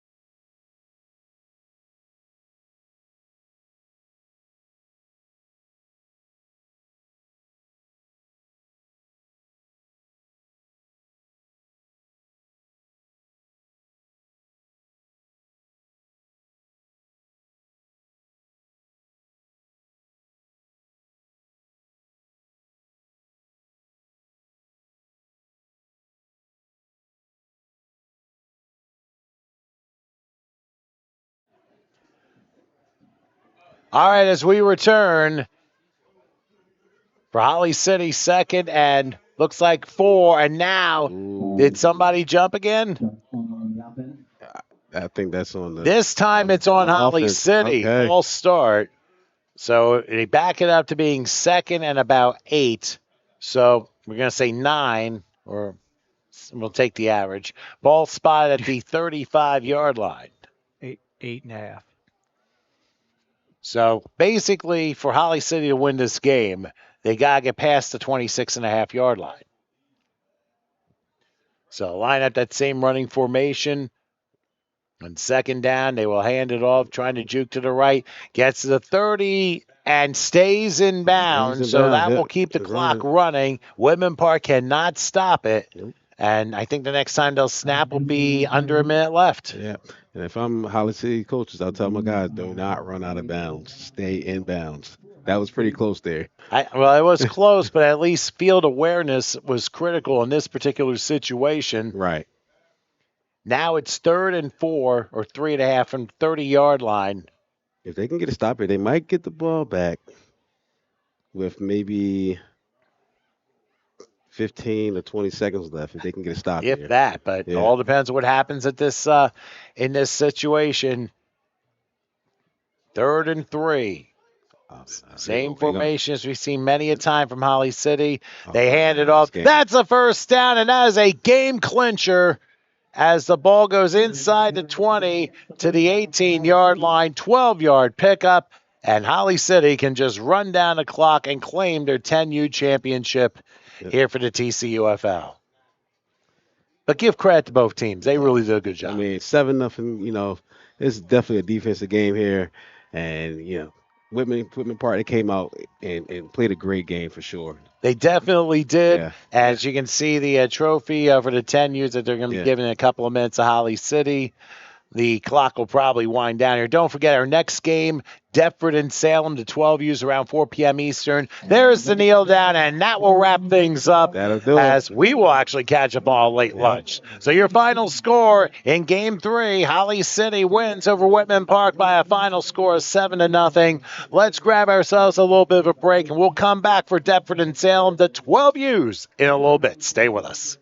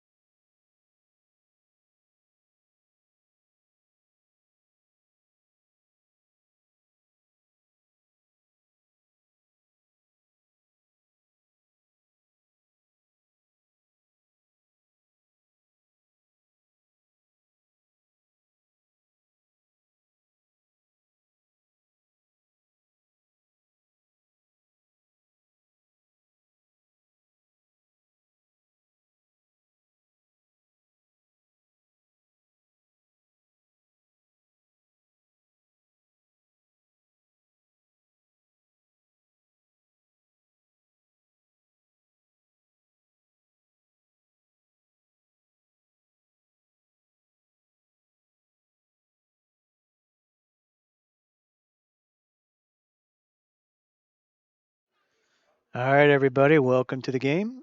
Both my guys are down there getting their lunch feed on. So it's me, Howard Gaber, along with Tom Wilkins and John Morrison, who are right now having something to eat. Got to keep nourishment going. So this is the game, 12U Salem, the one we've all been hearing about. Let's see what they have out there.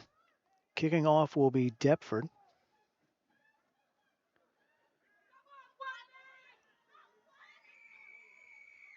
Ball is taken and down. On the return. Taken down of the 35-yard line. It'll be first and That's the 10. 35-yard line. 32. 32-yard line. First and 10. So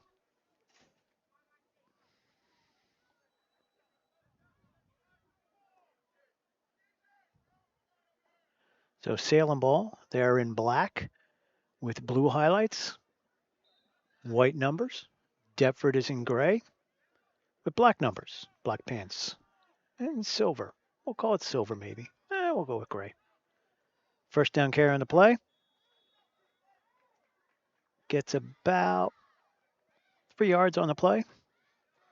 Brings up 2nd and 7 for Salem. Taken down at the 36-yard line, again 3.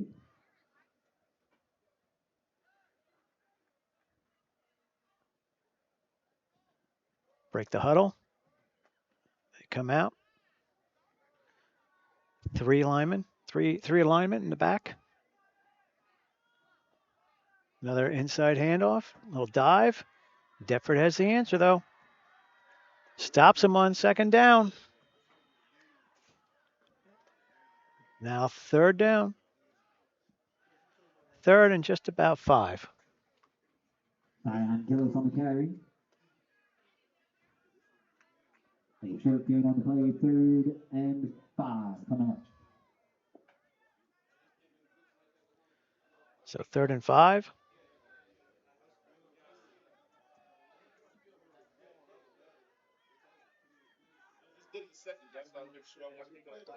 Number 5 on the carry. Gets outside. There he goes.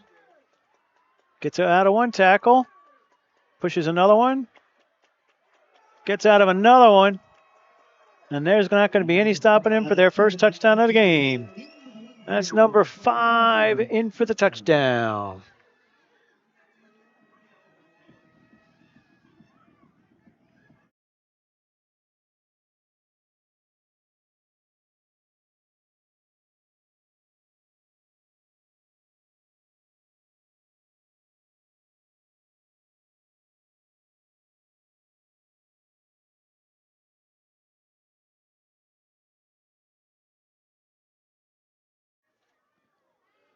Salem up 6-0.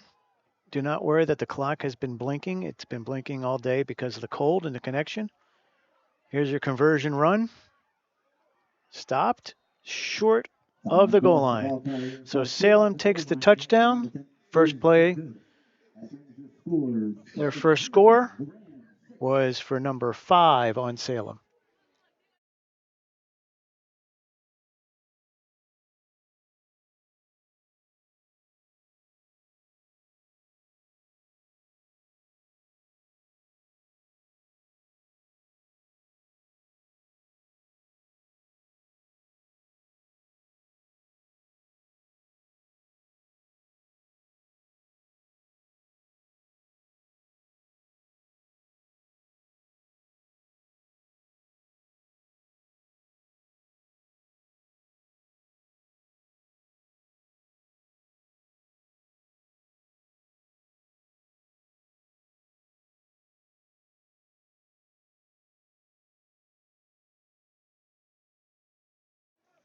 All righty, so now we're going to see the Deptford team on offense. Salem kicking off.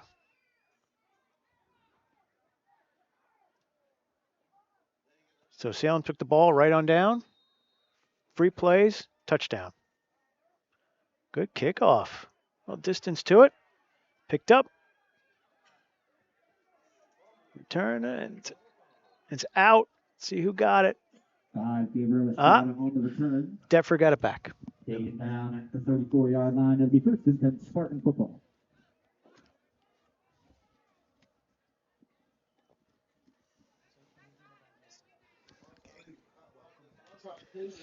Okay, folks, welcome back. Just had a little bit of a brief breather here as we have you into 12U's, Deptford and Salem off to a flying start, long touchdown run to start things off. I'm Tom Wilkins. John Morrison will be back with us in a couple of minutes. Howard Gaber, of course, taking care of the controls. Deptford's now first possession, 1st and 10, and they hand it off on the left side, and won't be too much there. Probably a couple yards. They're still going. They're letting these players play here, the 12U's. Deptford and Salem. Of course, Salem, like we said, took only 3 plays for them to get into the end zone. We were warned that Salem has a very good, well-oiled machine by a couple of people, and they definitely proved it on the opening drive. So now Deptford will have a turn. 2nd and 6, just outside the 39-yard line. They're going to hand it off, but the play never happened because there was a false start. So that'll back things up 5 yards and force a 2nd and 12, it looks like, for Deptford.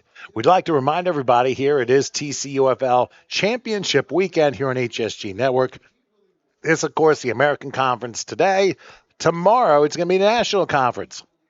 Now, John's with me for 2 more games, and tomorrow, as long as everything's good, my son Dan will be joining me for this the Nationals broadcast here from the same high school, Bridgeton High School here in Bridgeton, New Jersey, with the first game starting at 10 a.m. and games running every 2 hours after that.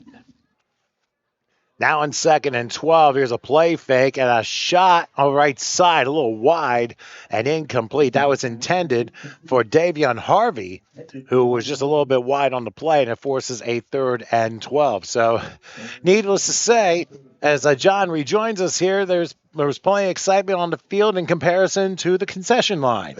Yeah. See, I look over and Salem already scoring. And you weren't lying about that high-powered offense they have. They weren't worried about the clock's not working either. So we thought it was 4 o'clock, but hey, that's the way things go. So right now, Deptford with a 3rd and 12 in their opening drive. The ball spotted at the 33-yard line. 44's line of gain. They send a man motion, 3 receivers in the shotgun, back to pass.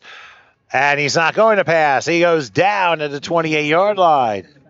So Salem off to a flying start. You can see Salem's in their all black uniforms with white helmets and white numerals, a little bit of blue on their pads. Deptford in their white uniforms, a little bit of gold helmets and black pants to go along with that. So we knew we were going to see a pretty good start to the game, but right now Salem dominating on both sides so far. Okay. So, 4th down, they have to punt now. This is the swing. Yeah, there's no punt option in 12U. Yeah. So, a little bit of a high snap, and to get it off, a little bit of a wobble. It's going to take a Deptford bounce to the 45-yard line, looking to return it to the 45, looking at a stiff arm, and I don't know what they were trying to do, but there are flags down everywhere, and we're thinking possibly a face mask. We'll see what the official says. Kevin Robinson on to return.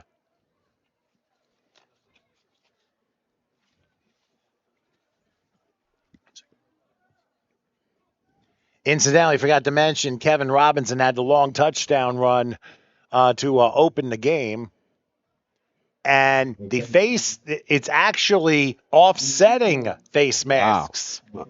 So, in essence, the face mask never happened. That one. First time I've seen the offsetting face mask. I mean, he did try to stiff arm in the defender's face as well. So I think both tried to do it to each other. I'm like, you're 12 years old. Relax.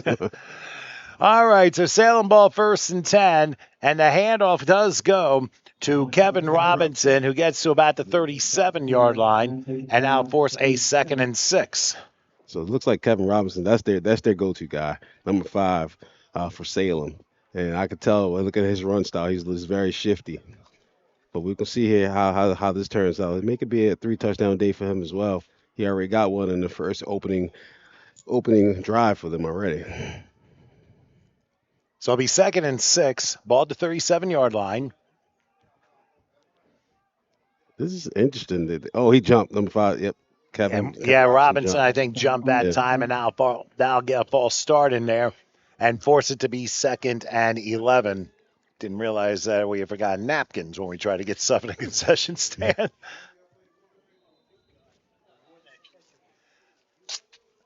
All right, so 5-yard penalty there, make it 2nd and 11, and Salem's going to have to limit their mistakes. But as you can see, I think Salem is running a type of offense that's very similar to wings on both ends, and they really condense, as you will notice.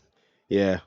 They call that the old school wing team offense, but this is not a wing right here. Needless to say, it isn't. It's a shotgun. However, we got another false start. And Salem, I know they got to a flying start, but they're still showing their own offensive jitters halfway through the first quarter.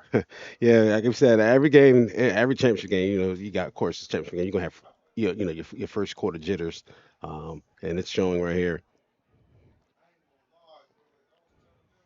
So already midway through the first quarter, we'll see how Salem decides to line up. Back-to-back false starts puts them at the 47, so 2nd and 16. Now they're going to line up a line of backs here, and they're going to hand off up the middle. Nice block crossing the 40 to the 30. He's got a first down and pushed out of bounds.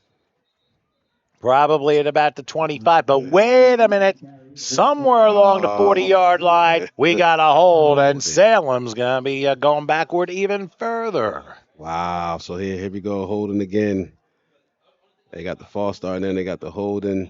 That's 20 yards of penalties. Yeah. In, like Well, the last couple it's from plays. where he's holding us, so it's not. They only lost 1 yard off that. Because the hold happened at the 39-yard line. Yeah. That's 10 yards in the spot. Yeah. So you went from 2nd and 16 to a paltry 2nd and 18. That happens a lot. You see it in the NFL, too. Yeah, you do. They get holding downfield during a long run. They penalize 10 yards in the spot of the foul rather than the previous spot. Now on 2nd and 18, there's Robinson handing it again. right back off to him again. And this time he'll get some yardage back without a flag being thrown and get him to about the 40-yard line. Got a lot of money on this game. Now, you realize there's a problem if that really is the case. So what team, though? He didn't say what team. I don't know. But anyway, timeout called by Deptford. So they'll use their first timeout. We're going to go ahead and take a break here. 3:58 left here in the first. 6-0 Salem over Deptford. We'll come back in just a moment.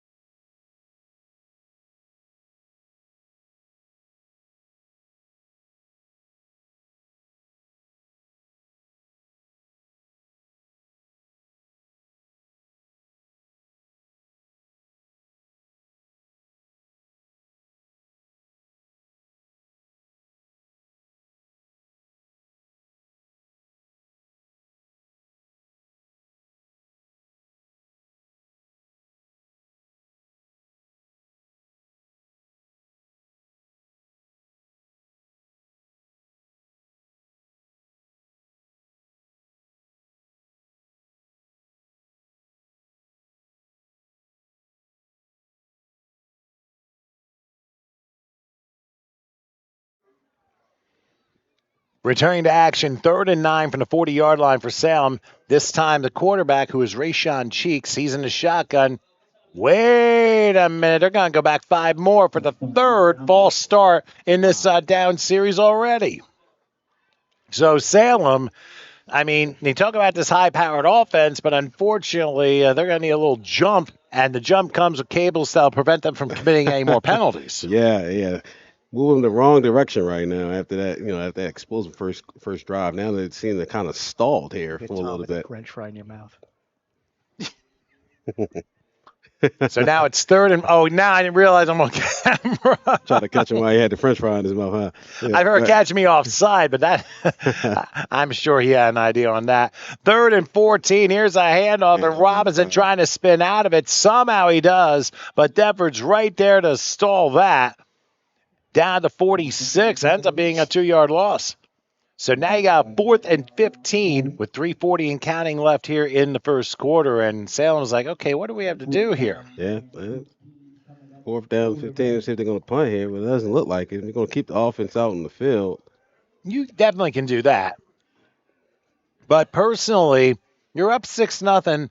I would make Deptford earn everything. a touchdown drive and try and maybe pooch punt it possibly. Yeah. I started thinking this looks like a pooch punt. Cheeks in the shotgun here on 4th and 15. No, it's actually a keeper to Turner. Turner will literally turn into a Deptford player and go down to the 42, get 4, but he needed 15. So Salem turns the ball over on downs, and it'll be Deptford ball to 42, 1st and 10. That's why I say, John, field position is a huge factor. Yeah, now that we're getting in the older kids, field position is definitely a huge factor because you can score easily. Just one missed block or one missed tackle, it can lead to 6. So let's see what Deptford can do here. Now they got some great field position to start their second drive. But can they take advantage of it is a big question. Right. So here's Deptford with 1st and 10, ball at the 42-yard line.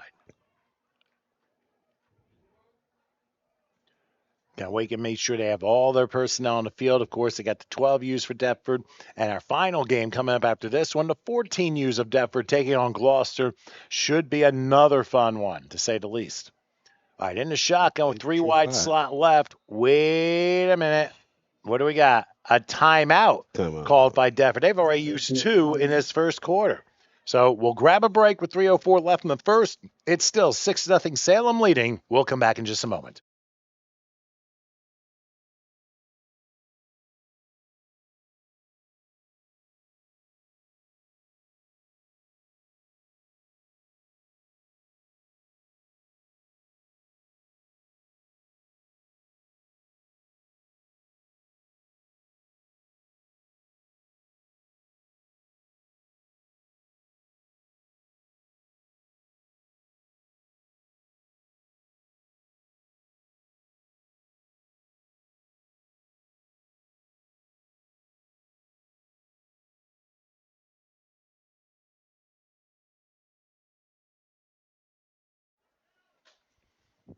Okay, back we are. 1st and 10 for Deptford. Their own 42-yard line, just receiving the ball on downs. And quarterback keeper, and he keeps his way to about the 44-yard line for about a 2-yard pickup. Number 5, Gabriel Estrada on the quarterback, keep up the middle. Yes, Gabriel Estrada is the quarterback. So you have a couple of key 5s here, Estrada for Deptford and Robinson for Salem. So Spartans and Rams to say the least, but it's not Michigan State and Colorado State playing each other. All right, 2nd and 8. Ball spotted at the 44-yard line. Now they're going to do a 4-receiver, a triple left here. Again, the shotgun back to pass, firing at the middle, and the receiver, the intended guy, Carl Lomax, evidently got turned around. He thought he was interfered with. Not so. And it falls incomplete to make it a 3rd down. And now, the official waving his hands. I don't know, we got official timeout here. Yeah. Making sure everyone's back on the right stage here. All right, 2:08 left here in the first. And they're going to do the same 4-receiver, tripling the left side. Sounds like Hillsborough High School to me a little bit. Back he goes. Here's a pass. What a catch. A little short of a 1st down. But what a grab by Davian Harvey to bring it down. He looks to be about a yard short. Just shy of the 48-yard line. Now Deptford, very interesting decision here. Yeah. I mean, talking about 12-year-olds hitting that hard. Whoa. That was a great hit, but that was a great concentration by Harvey there on catching that pass. And now officials stop play again. We'll see what this is about. You want to make sure everybody, I guess the equipment was correct. Okay. 4th and a yard, maybe less than a yard. We'll see if they sneak. They do. They push. They got it. First down. It should be a first down. It is. The funny thing is, the far side official signaled first down, but his positioning wasn't quite a first down marker. Yeah. So, led to be slightly confusing. And so Deptford will continue to drive 1st and 10. That was a very important 4th down play. You think about that 4th down stop that they did on Salem, but Salem stopped themselves with a hold and 3 false starts. Yeah, absolutely did. Yeah, and that was a critical 4th down right here. They just converted over with the quarterback sneak. So it had some success in the air so far. I got one completed pass. Let's see if they do here again. All right, 1st and 10. They got a receiver on each side. They'll go with a handoff, trying to bounce left side and not getting back to the line of scrimmage was Jameer Cooper. They're going to give him the line of scrimmage, but that's about it. So 2nd and 10 will be as we're in the final minute of the first quarter. Yeah. Looked like that was Rayshawn Cheeks on the stop there. So Cheeks can make the stop and make the throw, too. Yep. Remember, we see all the time players playing both sides of the ball. Yes, absolutely. Definitely, you'll see that here on this level of football. Now, you're able to do that. You just can't do that in the pros. No. You just can't. No, I mean, unless you're go ahead. Whoever that guy is from Colorado, I forget. Yeah. Travis Hunter. Unless you're Travis Hunter, you can. Yeah, but that's how you get hurt. Yeah. Trying to get back to the line of scrimmage on a keeper ends up being a 1-yard loss. So Estrada just could not quite get back. So it'll be up a 3rd and 10, and the clock will wind down as we have hit quarter time in our 4th game. After 1 in the 12U's, Salem leads Deptford 6-0. We'll take a break and have quarter number 2 right after this.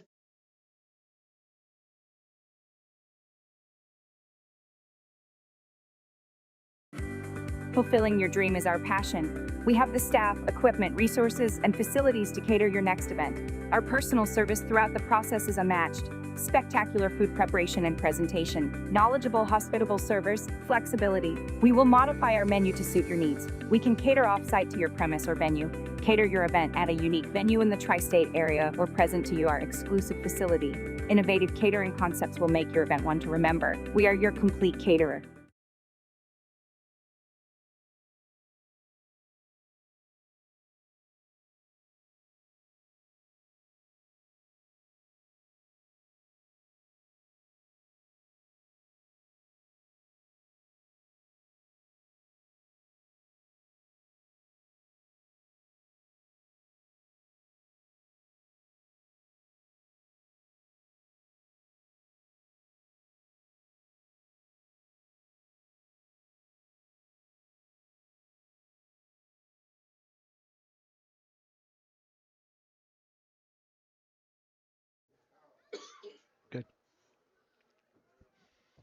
As we return to action here at Bridgeton High School in the 12U's, the American Championship game for the TCUFL.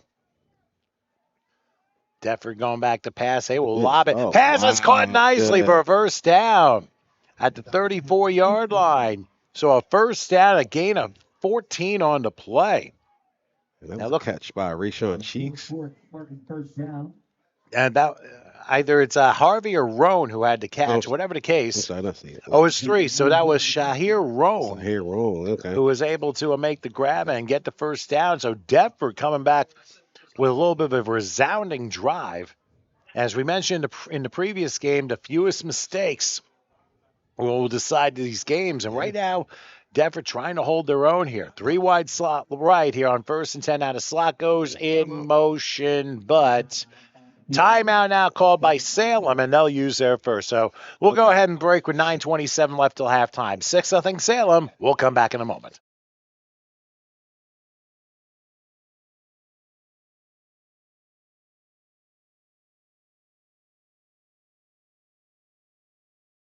Hello, I'm Chris Taylor, the proud owner of Telegraph, a business specializing in photography and video. Telegraph is dedicated to capturing the raw emotion and commitment in sports. My passion for capturing the essence of sports drives my journey as a photographer. I take pride in showcasing dedication and emotion in sports, contributing to athletic program promotion, Starting my photographic journey in high school and pursuing sports communication and media at Rowan University, I am dedicated to refining my craft. If you would like to get in touch, feel free to contact me through my business email at telegraph@gmail.com.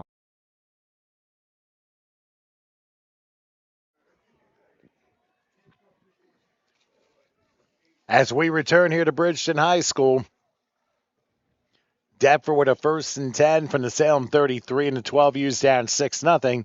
I'm Tom Wilkins with John Morrison. Howard Gaber taking care of the controls as always. Of course, the lights are on as the sun, if there is any sun, is going to set. And we're going to have definitely a nightlight for the final game at 6 o'clock or approximately that. 1st and 10, they're going to hand it off. Slipping out of a tackle is Jamir Cooper, and he'll get a couple, maybe down to about the 31-yard line. I'll give him 2 and make it 2nd and 8. Yeah, so that was a nice carry by Jamir Cooper just to get a little bit of yards there. But they had some success throwing the ball. I'm really impressed on how they have a passing game, because that can be a very crucial in this level of football. Having a passing game. Deptford is a very solid program, to say the least, where I go from the youth to high school. And really, if you think about it, the programs in the youth, in a way, usually turn out to bring you successful high school programs because they set you up for these particular things. Right. Now on 2nd and 8 from the 31-yard line. Awaiting the snap, taking it, going to take a shot down the field. He's got a receiver in double coverage, and it ends up being intercepted in the end zone. Okay. It's going to be returned by Salem to the 20. Got some blockers. He got slowed down to 30-yard line, but the job is done as a great interception by Caden Bell, and he returns it all the way back to the 32-yard line. So a tough break. Deptford went for it all and ended up getting nothing but an interception and a turnover. Yeah, I don't think I would have took a long shot there. I would have took maybe something intermediate. But, it took a shot, and Salem, they just took advantage of that jump ball. And sometimes it just doesn't work out. But I don't fault Deptford for taking that shot, because against the Salem team, you got to remember, you don't get any rewards in life by not taking risks. And that was a risk they took. It just didn't work out. Yeah, absolutely. Now what Deptford needs to do is try and slow Salem down and see if they can slow down Kevin Robinson. We'll see how it plays out. Speaking of Robinson, gets the carry, and he has slowed up. Okay. And he's lucky to get back to the line of scrimmage. May have lost a yard on the play. So I'll tell you, Deptford's defense doing a number here. Mm-hmm. Definitely doing a number here. That was a good stop by them right here. The coach has definitely adjusted since that long touchdown run, the opening drive of the game. And that's very impressive. That shows a good coaching staff that they stopped their second drive, and now on their third drive. So let's see if they can continue that success.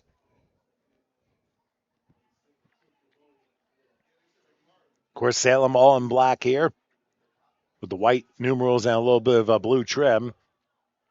2nd and 10 from the 33-yard line. And they're going to go full house here. Full house. They hand off, get a block. A good run that time to the 39-yard line. That was Cyan Gillis, who was able to pick up 6, and now a big 3rd and 4 coming up. So for the Deptford defense, this is a pretty big play. Yeah, pretty big play here. We've got 3rd and 5. Get a stop here, maybe force a punt. And get this ball back. Well, we'll see if they're able to do that. They give them 3rd and 5 from the 38-yard line. Again, they're going to go full house. The end back gets it. And we'll see where they spot the ball. That's first down. It's going to be close. Yeah, he got it. The back judge says first down. So a 5-yard pickup. Cyan Gillis. And once again, Gillis comes through and moves the chains for Salem. So, like I said, I mean, for Deptford, as I said, when you throw that a pass, you're looking for a touchdown, but you also got to remember the throw had a lot of airtime. It did. And, maybe he should have led him a little bit more, but And now Robinson will try and turn the corner, and he gets a nice gain to midfield, maybe the 49-yard line. But, I mean, you cannot throw Michael Jordan passes that hang in the air forever and expect to come down with it. Right. Yeah. I mean, at this level, 12, yes, you can get the ball. You finally figure out you actually got an arm. You can actually throw the ball down the field, but accuracy isn't there yet. So, you know. It's a matter of arm strength, accuracy, spin rotation, a whole bunch of other things, too. Yeah.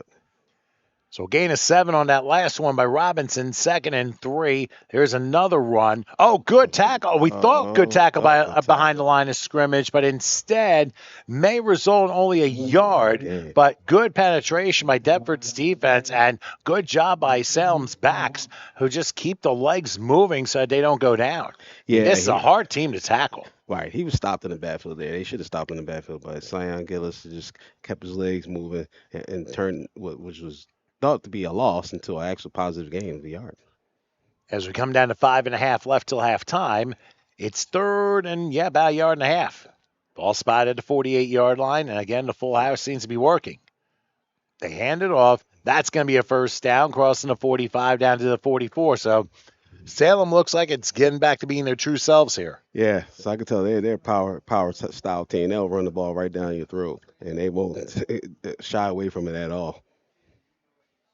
So you pick up 4 on that last play, and Salem continues to drive as we're midway now in the second quarter. Remember, if there's any stuff that you might have missed, you can definitely hit the rewind button on this website. HSG Network on YouTube is where we're at. Make sure you like and subscribe and tell your friends. I mean, we're hoping to maybe get to 4,000 subscribers by the end of tomorrow evening. So get the word out of TCUFL championship football here on YouTube. That was not a championship play because there was a false start again on Salem. Here we go again. Here we go again with the false starts, And like I said, those can be drive killers, It's false start after false start. It's easier to recover from a false start than a hold. It certainly is. It's only 5 yards, but again, you don't want to start your drive. Well, not start a drive, but you want to get behind the sticks early in that drive. Well, Salem has shown the ability to not be fazed by these false start penalties. It's already their 4th one, I believe, in the first half. They had 3 on the preceding drive. Mm-hmm. And now as the clock runs 4:25 and counting till halftime, Salem has 1st and 15 from the Deptford 49. Again, that same full house backfield. Who gets it this time? Bouncing to the right. 45. There's going to be some yards there to the 40. And that's about it. Might have been a Turner that time, so that's going to be about 8, maybe 9 on the play. Yeah. And like they went from 1st and 15, now they're down to 2nd and 5. 2nd and 6, actually. And that's what a line and a good running game will do. Yes, they have 3 good backs. So if it's Salem football, my boy James Thomas is there. Well, we're going to read the names off in the second half as to which team's got what. Now in 2nd and 6, a handoff up the middle, but this time give a lot of credit to Jameer Cooper. Good running back, good defender too. Made the stop for no gain. Yeah, that was a good stop there for them. So 3rd down here. I'd like to see you get a stop here. It's 3 minutes into the halftime, so get a stop here. Salem still has 2 timeouts, so they can make something happen here. Well, they're subbing right now, bringing Deptford has 1 timeout left. They're bringing Rayshawn Clark in the game now, or Rayshawn Cheeks rather. So Salem huddles. We've come down to 3 minutes till halftime into 12 U's. And this time we're going to change the formation, line up the 3 backs horizontally. Horizontally now. Yeah. On 3rd and 6. They hand it off. Didn't work. Oh. Good job by Deptford's defense. And once again, it's Cooper who closes the door and forces a 4th and long. Oh, that was a great stop by Jameer Cooper there. Read the play, ran through his hole.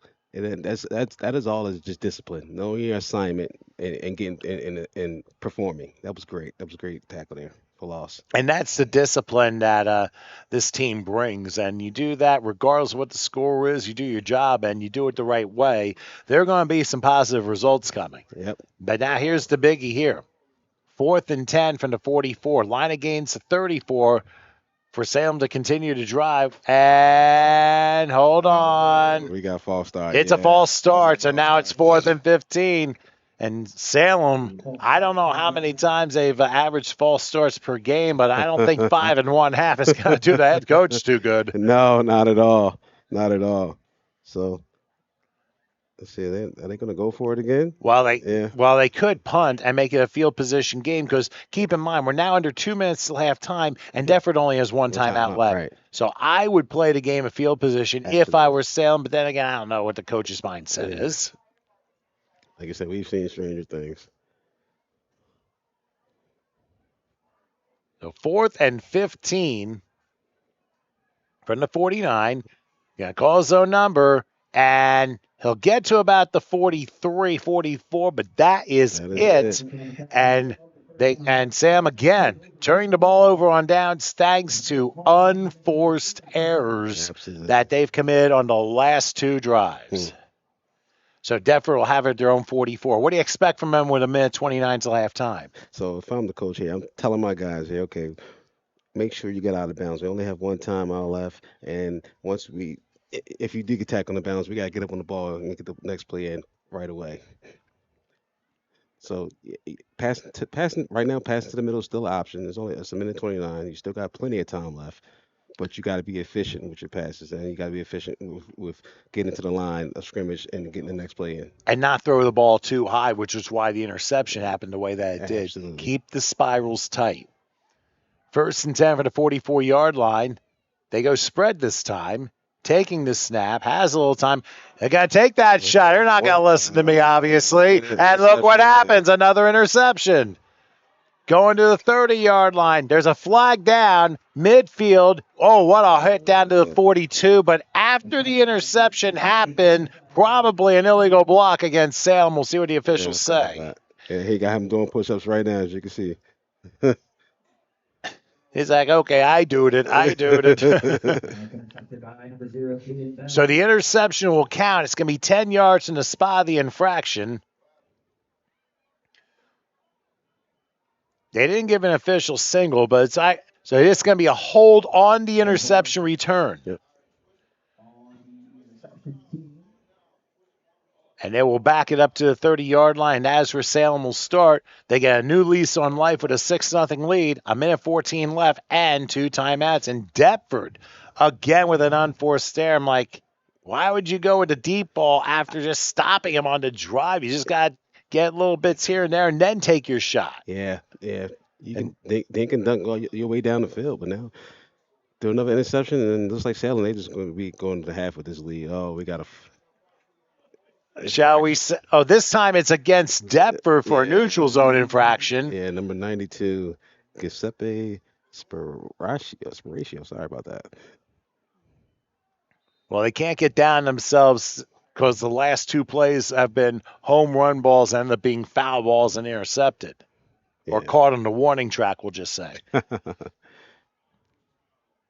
So Salem ball, it's 1st and 5. Somebody suggested that Defford needs the ball get to Lomax. Okay, supposedly is Defford's best player, but we'll see. 1st and 10. I'm sorry, 1st and 5 in the 35, and they will hand this one off. Trying to sneak through is Gillis, rather, and he gets a little bit, but not enough for a first down. Yeah. Zion Gillis, we call him Gibbs, huh? For Jameer Gibbs. And maybe he has that similar. No, we always get that. Well, it's from a distance. You're looking and you see it looks like it's Gibbs, but it's an Illy, and 2 I's and 2 L's in the middle. All right, clock in the red, under 50 seconds till halftime. Salem's not calling timeout, so they're just pretty much going to go in a half. I'm actually surprised by that because Salem got the ball to start the game. So a little bit of an interesting call there. Now they go to Gerard Bush, who's going to turn around, get a first down about the 44-yard line, and now Salem will use one of their 2 remaining timeouts. And while we go ahead and do the same with 30 seconds till halftime, 6-0 Salem over Deptford. We'll come back in just a moment.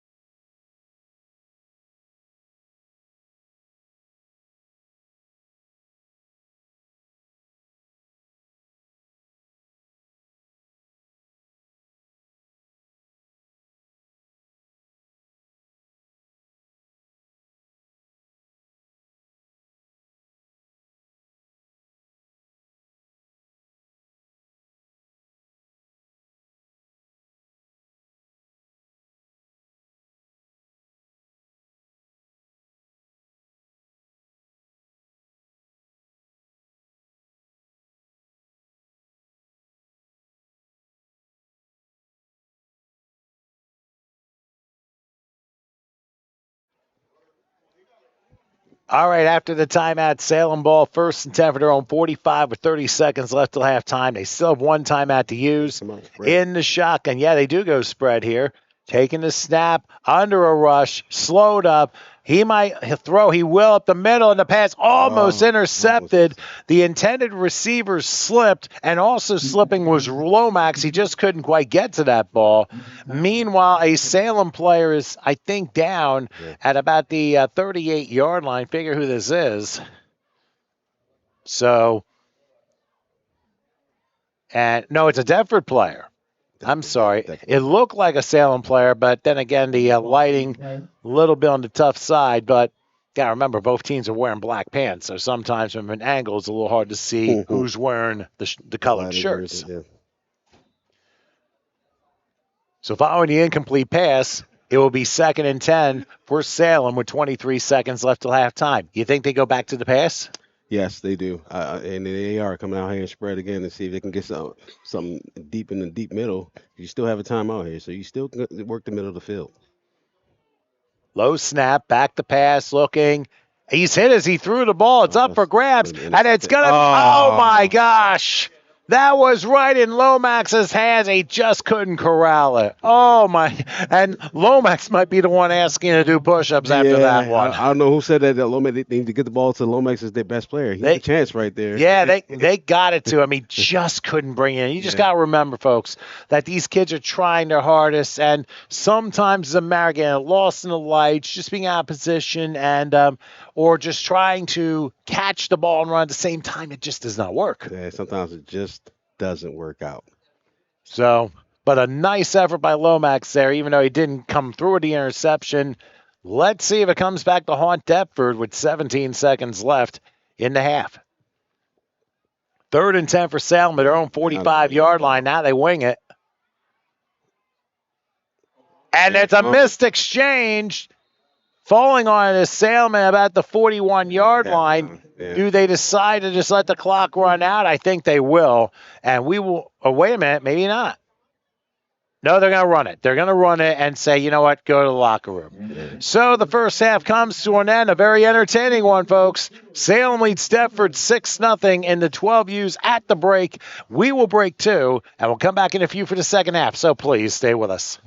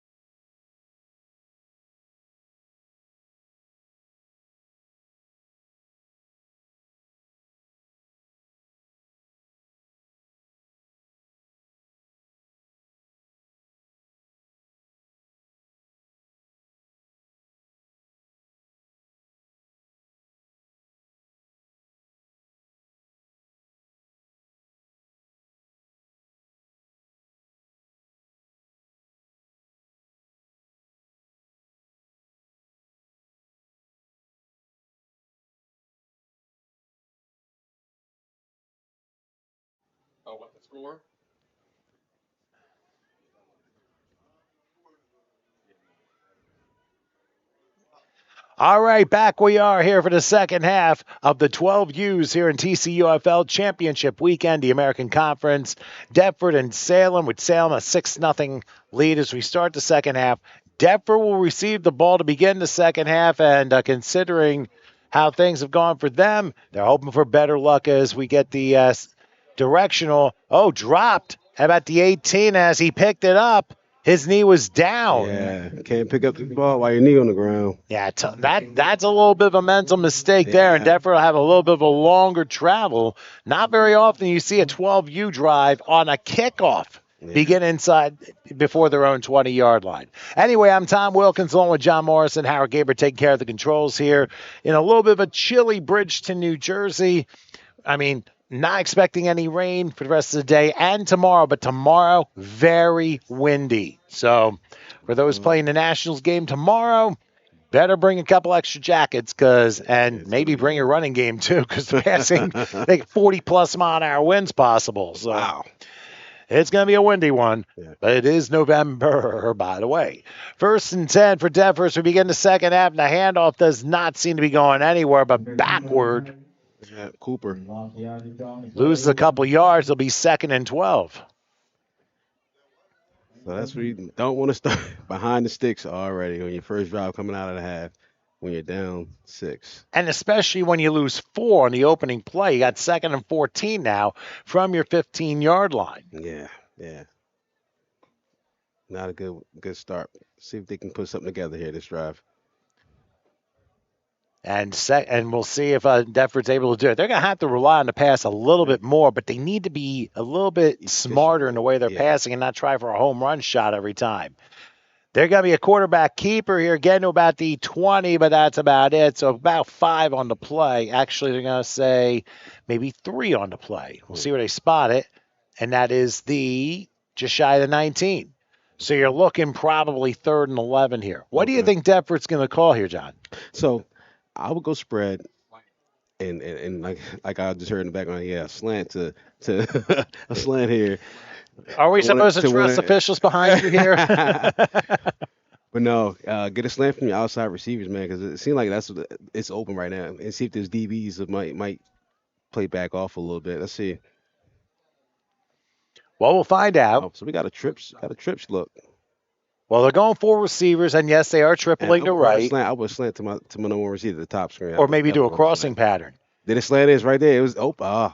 He's going to wait and fire, and that pass is knocked away incomplete. I think he waited too long to throw the football. He definitely waited too long to throw the ball. That slant was actually open up from the top receiver up top. And you know what? They should try it a little more often because I think Salem was caught a little bit on their heels. The only problem is the Deptford quarterback, Estrada, just waited a little too long to throw the football. Yeah. So I would put my quarterback to the side and hey, we got to get the ball out faster. Well, let's see if they can get a good punt off here on 4th down. It's a good snap, no rush. And a pretty decent punt. But it's taken and dropped at the 46-yard line. Let's see how that's recovered. With a hole crossing the 40, crossing the 30, a spin move down to the 25-yard line. A little bit of razzle-dazzle return. So Robinson with the return. Now, there is a hold on the return or during the kick against Salem, so they're not going to be starting at the Deptford 25, I hate to tell you. Yeah. Question is, where did it happen during the return? It happened around the 27-yard line or so. And to be honest with you, I never saw the flag. Yep. So Salem's going to be taken back and further back. 38 yards. Now, the play's during the kick, that's 10 yards from the spot of where the catch was made. But they're going to spot it at the 38-yard line, so almost at the point where the returner was tackled was where the hold happened. Mm-hmm. So here's Salem still in very excellent field position. 1st and 10 from the Deptford 38-yard line. Here you go with that 3-headed monster trio of backs they have. And they hand it off Sneaking through one and ramming into another down to about the 31-yard line, 32 possibly. And they will say the 32 and a gain of about 7. Yeah, good run there by number 6. Sion Gillis there, straight up the middle for a positive gain. But one thing's for sure, Salem at least is really putting on. They play fast. They play fast. They play athletic. They play elusive. They play aggressive, and that's a hard team to stop when you think about it. But what's stopping them are the mental mistakes. Mental mistakes with the false starts. And I'm sure their head coach was, his name is James Thomas. Yeah. He probably told his troops, we got cut down this big time. Fumble. And all of a sudden, the ball kind of slipped out. Fumble on the play. And it's still Salem ball. Yeah. Now we got a 3rd down. Now 2nd and 3 became 3rd and 6. Mm. And they're back at the 34-yard line against the 28. And we've had over 150 people or so been watching this contest here between Deptford and Salem. And, of course, the other games that you may have missed that are rolling up the final scores at the top of the screen. If you missed any of the action from earlier, make sure you rewind and check it out, HSG Network on YouTube. And make sure you shout out your kid or anyone who is playing this game and make it known to everybody that you're rooting on your team, regardless of which side you're on. 3rd and 6 from the 34. They'll do another run, try and go up the middle. I'm a little surprised they tried that. They did the power move and ended up going from maybe 2 to the 32-yard line. So now you got a 4th and a little bit of a short 4. Well, this is a tough call here. Do you go for it or do you punt it away? I mean, of course, it's 40. Yeah, you could punt it away, but the only way I do that would be a pooch punt. Right. Pooch punt to try to get them inside their 10-yard line, but they're going to go for it. They've been having success running the ball. I don't see why they wouldn't. Why would they move away from that again? All right, so now on 4th down, as for a second we lost the scoreboard, it's back. They line up. Somebody jumped. Yep, you're right. It's a false start. Now making it a whole lot harder for Salem. Here we go again with 5:34 left, and that 4th and 3 is now 4th and 8. It's really getting interesting here because it's those things, as you can see us on the top right of the screen. Yeah, 3.5 games down and still a lot of action to go. I mean, what do you think about this one so far? Yeah, I mean, Salem started off on fire on their first drive of the game, and then they just been in cruise control right now, playing defense. And Deptford, they gotta find something. They gotta dig deep and find something they can do, which it looks like it's the pass, but just got to be more efficient with it. Well, we'll find out here on this 4th and 8 play. From the 37-yard line, shotgun snap, back to pass, under a rush, gets slowed down, almost got taken down, took 3 or 4 tries, but finally the quarterback goes down at the 42-yard line. And Deptford, for the 3rd time in this game, turns Salem over on downs. Yeah, Eric Coleman Jr. there with the sack to cause that 4th down conversion down. So now we definitely got the ball back, and maybe they put something together this drive and get on the board. Nothing is ever in cruise control here. Matter of fact, we've had over 2,900 people watch these American Conference Championships, and 210 right now watching this game. Wow! As we speak. That tells you how important this league is. So those of you checking out on HSG Network here on YouTube, we really appreciate your support. I'm sure the TCUFL definitely appreciates the support as well. Deptford ball, 1st and 10 for the 42. They're going to run it, and a decent run, but a hard hit. And he went backward pretty roughly, but a 4-yard gain to the 46. So you take a moment. We'll read the Deptford 12U team. I'll see if we get them all in. Kyrie Wilson, Carl Lomax, Davion Harvey, Zahir Rohn, Zakir Alexander, Gabriel Estrada, Xavier Concepcion, Alexander Hardy, Eric Coleman Jr., Logan Lorgest, Russell Henry, Javion Furlow Mason, Zaid Burgess.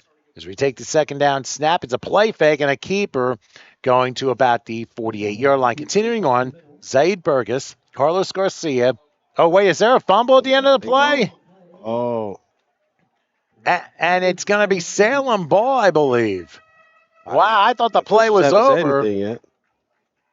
Well, There they go. Yeah. Yep, it is Salem ball. A little surprising there, but I'll read the rest. Zaid Burgess, Carlos Garcia, Wyatt Woody, Adrian Pierce, Bryce Jones, Jameer Cooper, Darius Busby Jr., Warren Sharper Jr., Tristan Crate, Jay-Sean Sierra, Isaiah Moore, Channing Kalinowski, Sovereign Witherspoon, Giuseppe Sparacio, and Daniel Brown.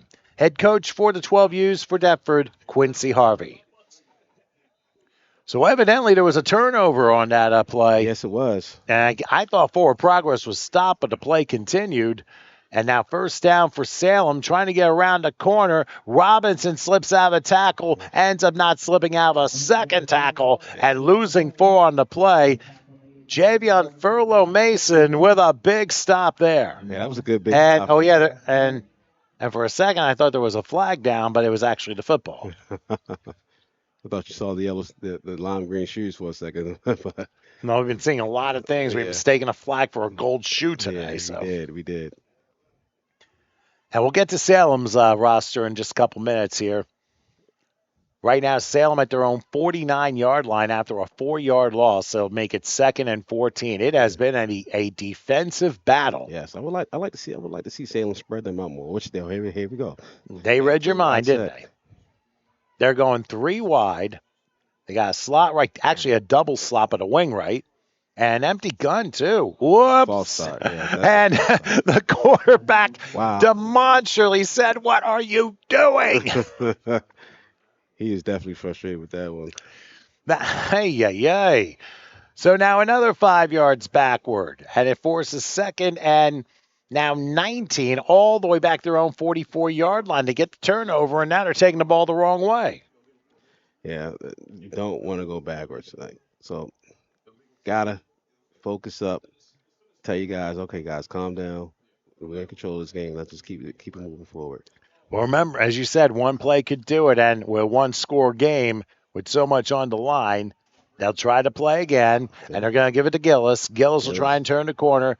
And we got a flag going now. Great tackle to 45-yard line. It was probably a hold because that was right behind the line of scrimmage. Carl Lomax with the stop there. That was a great open field tackle there from 50 Gillis. Indeed, a hold against Salem, which Deptford will refuse, and they're going to take it at the 44-yard line. So a big 3rd and looks like 19 coming up. Yeah. Deptford can get a stop here. They should. Salem should be punting this ball if they can get a stop here. But again, like I said, you got to get the stop. Well, execution has been the enemy of Deptford today. Yeah. Mental mistakes have been the enemy of Salem today. So now 3rd and 19.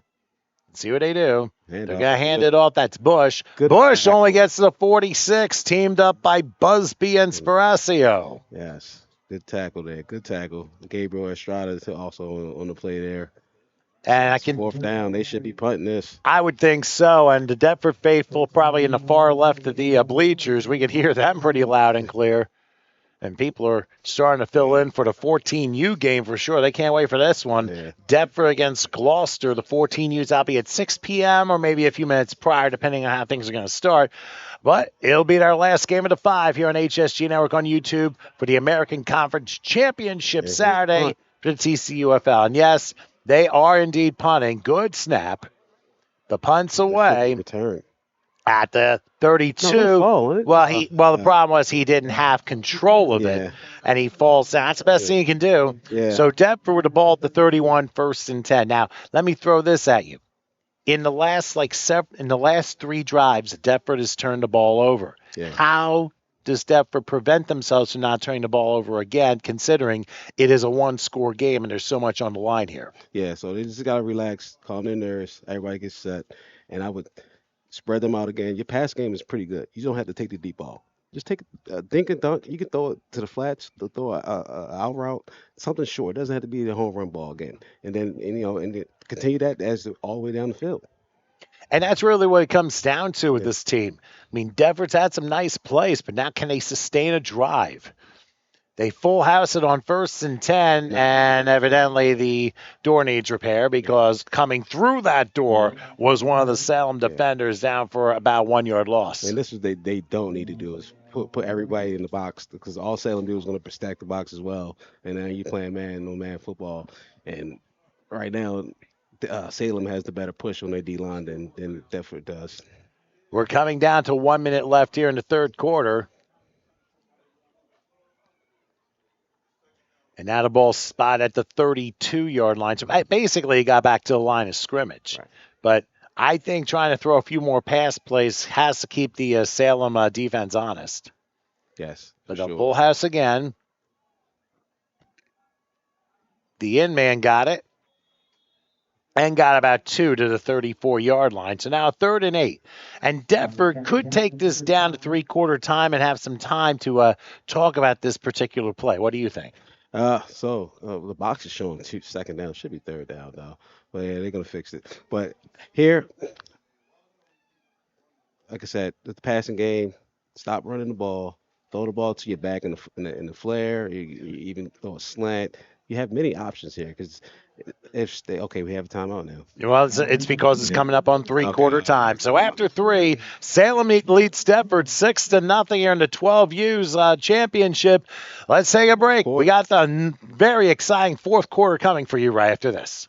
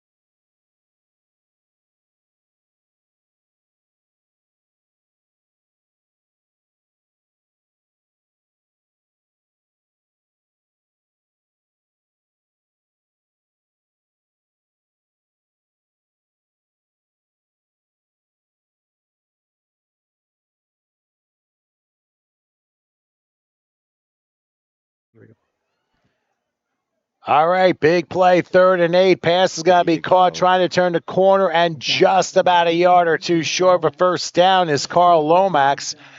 So this will be an interesting call. 4th and a yard in their own territory at the 41-yard line. Yes. And now a matter of what do you do on this 4th down play? Yeah, on this 4th down play, you got 4th and 1. I mean, I would spread them out and then do a quarterback keep up the middle. I mean, well, gets them out the box. It's going to be very interesting to see what happens. Salem's going to have to either play honest here. And if you're going to run it, run behind number 72, Channing Kalinowski. To the right side. Oh, there you go. And he is. And he got the first down and some more down to the 47-yard line. And you figure you get a guy like that who's got a block for you. That's the side you want to go on. And Salem obviously did not count for it. Yeah. Yep. And right now go back to your bread and butter. Spread them out. Throw the outs. Throw the slants.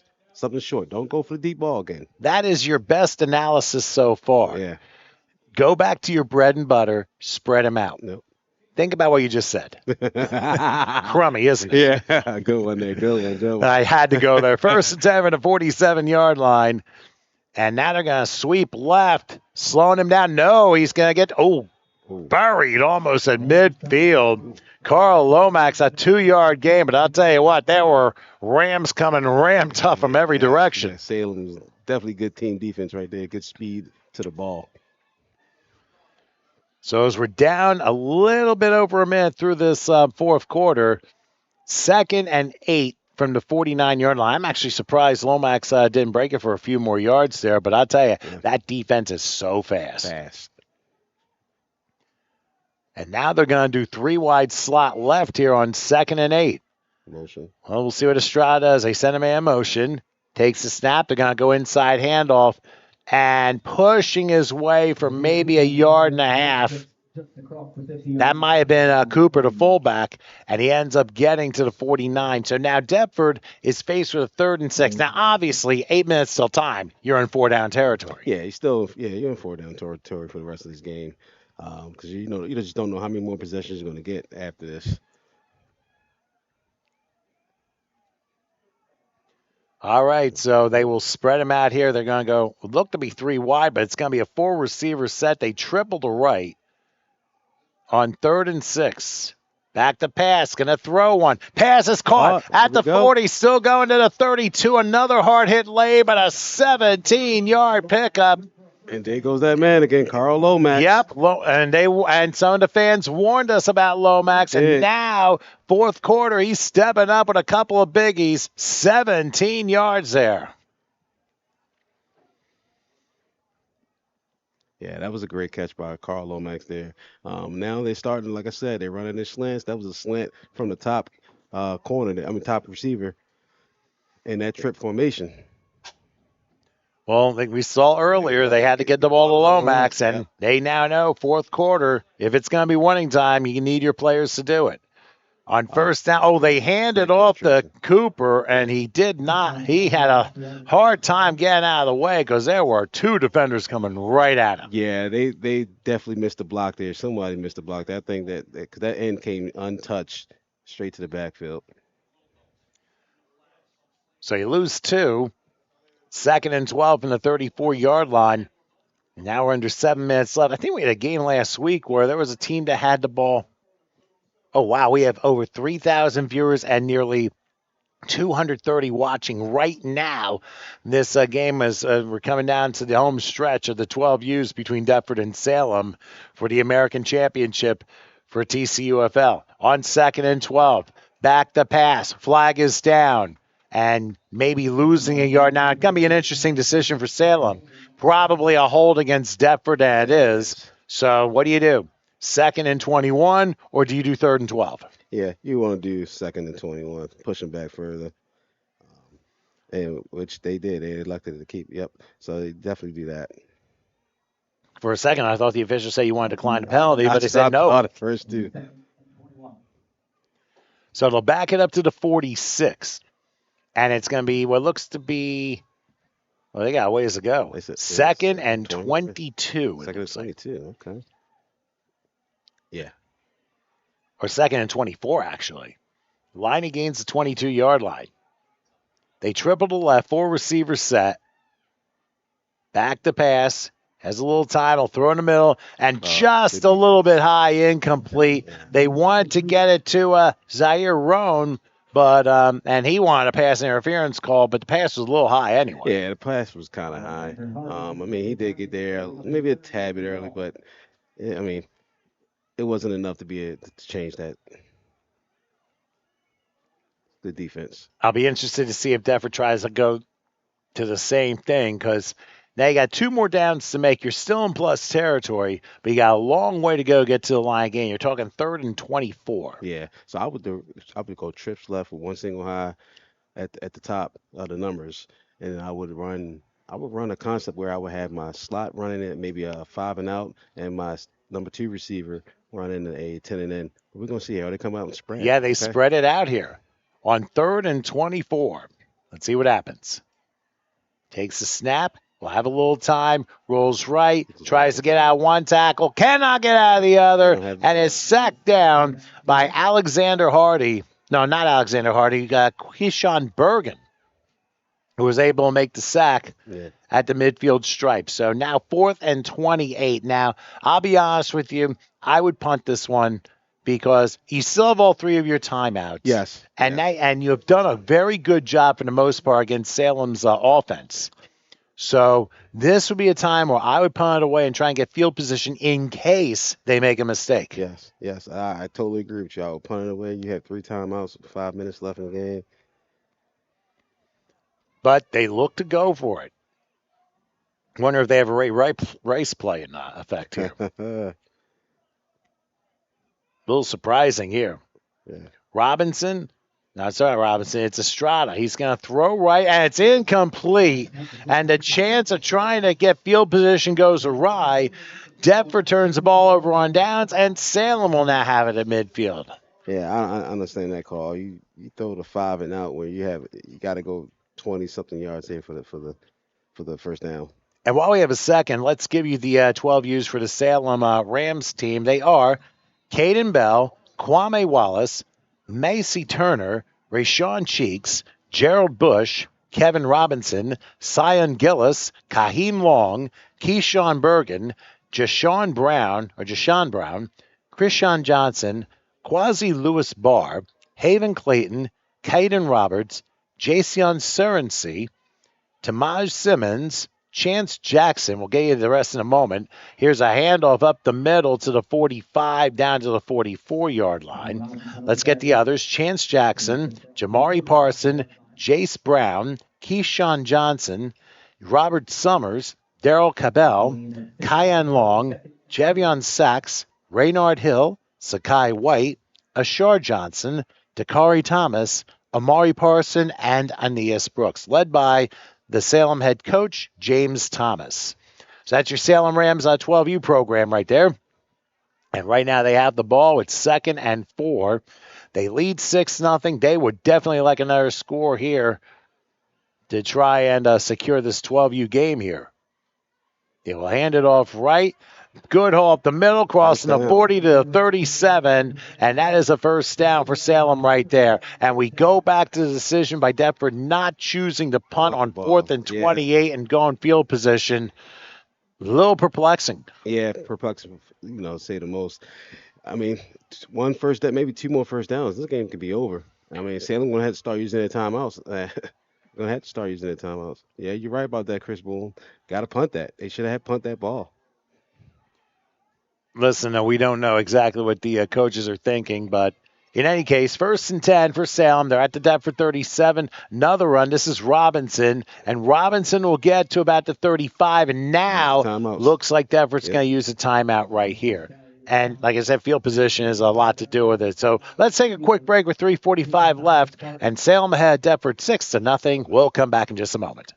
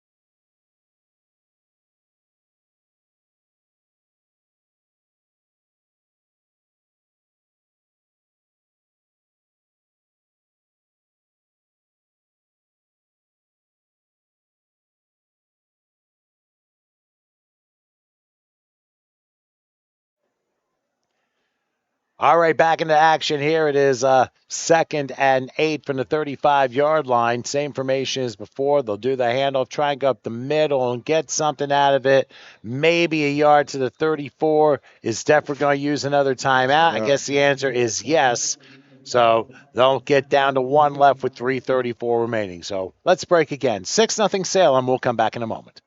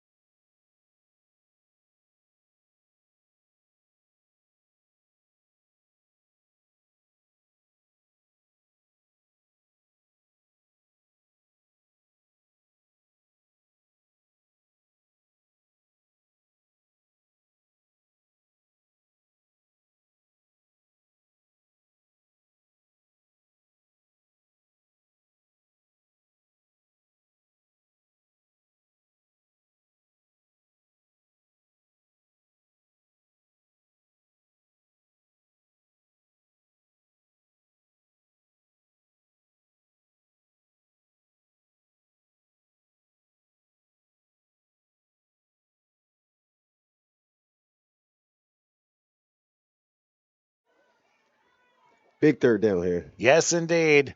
3rd and 7 from the 34-yard line. Quarterback keeper this time. Crossing the 30. Slips he through. scores. Good And score. good night there. It's welcome to the end zone for the man who has both touchdown runs, Kevin Robinson.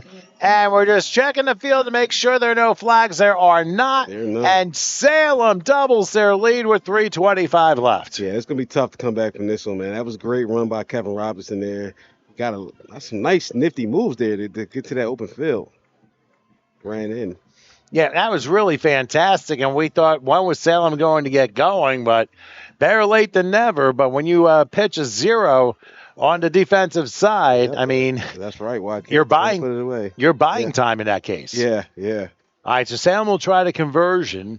That's a 2-score game. A low snap. It looks like a keeper this time, and this time it will be Rayshawn Cheeks to come through with the conversion and make it 13-0 in favor of the Rams. Really a tremendous drive, and again, unforced errors. Yes. The reason for what happened. Yeah, we go back to it. They should have punted the ball. That's true. I mean, you can second guess all you want, but what's done is done now. And now Deptford has 1 timeout and 3:25 left to see if they can make up that deficit.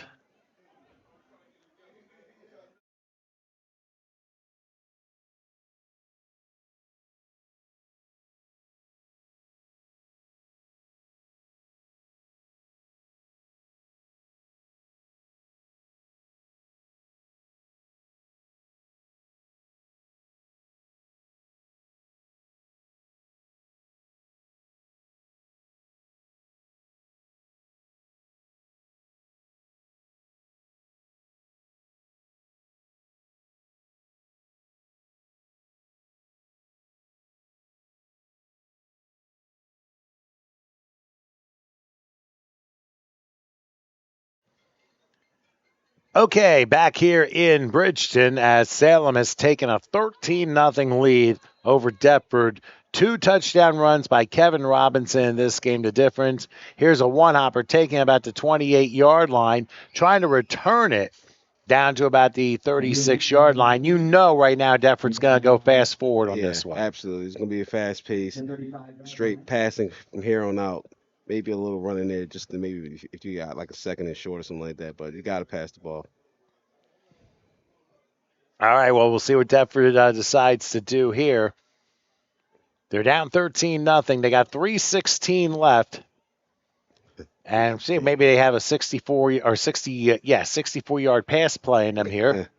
Get them right back in this game. And they're capable of doing that. They catch Salem in the wrong lineup. Yeah, you want to score within at least a minute here. If you can get scored within this minute here, give yourself a great shot to get back in this game. They were going spread. Now they triple. A quick pass. It is caught at about the 39. Keep him in bounds. They keep him in bounds, so a 3-yard pickup.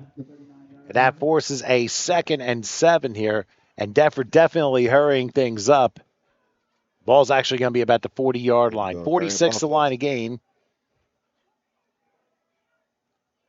They spread again. Back goes Estrada trying to lob one. It's tipped and incomplete.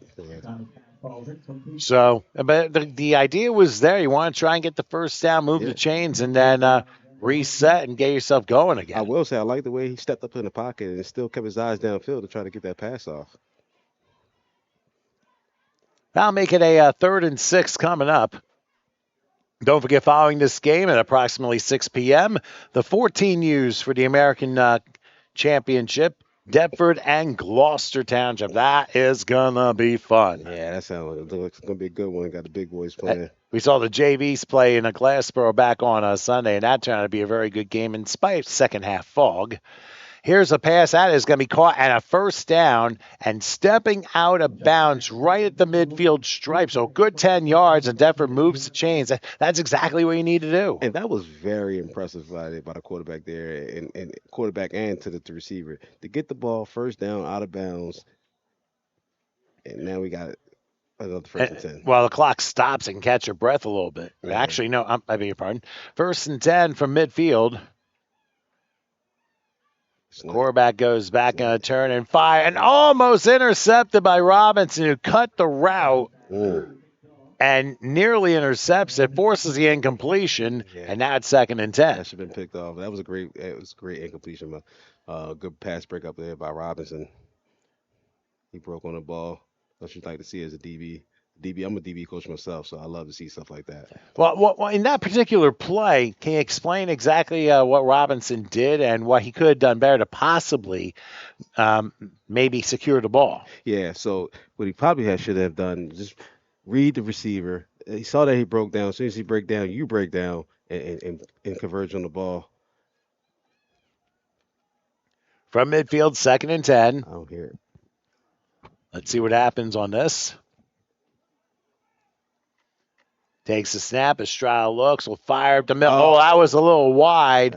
And evidently him and Sahir Roan not on the same page there. And ends up being incomplete and forces a 3rd and 10 with 2.5 minutes left. Yeah, so 3rd down, 3rd and 10. You got to find your main guy, Carl Lomax. Find where he's at. Let's get him involved here on this play right here. Again, the ball at the midfield stripe. Deptford obviously going just strictly to their passing game because the running game not as successful as they would like, and they need to score quick.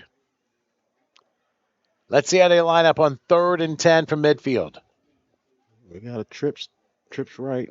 Single receiver down low. Well, it looks like they're kind of lining up at an angle here. Back goes Estrada, has a little time. It's running out, and down he goes at the 41-yard line for a 9-yard loss.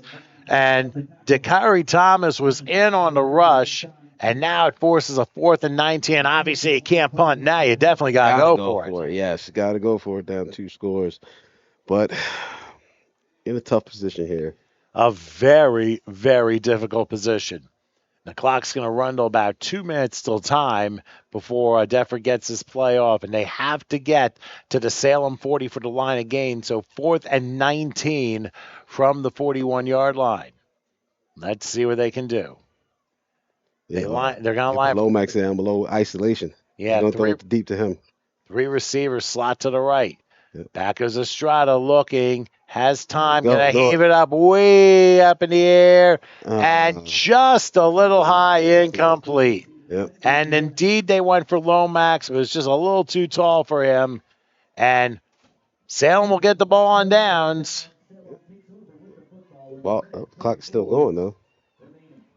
But I'll tell you what, yep. Salem's has done a very good job in this game in regards to how they've been able to stop Deptford. And to say the least, I mean, they have struggled today, especially with all the mental errors that they made with false starts and holds and all that stuff.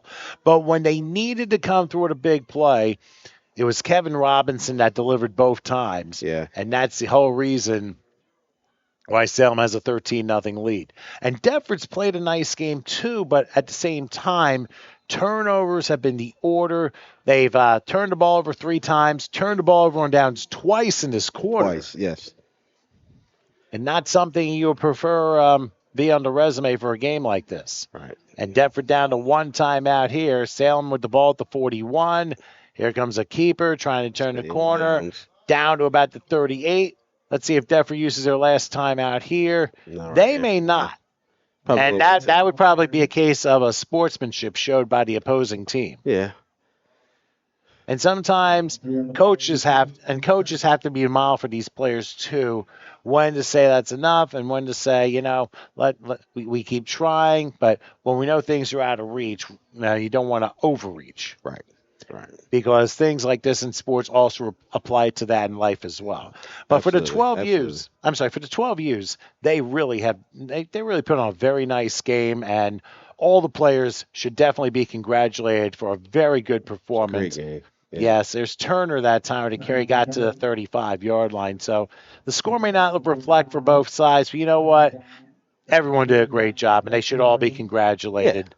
Yeah, for sure. It was a great game by both sides. Salem, they just, edged it out here. But Deptford, they had a great game plan. Salem started out pretty fast, got out and board fast and just kept it on cruise control from there.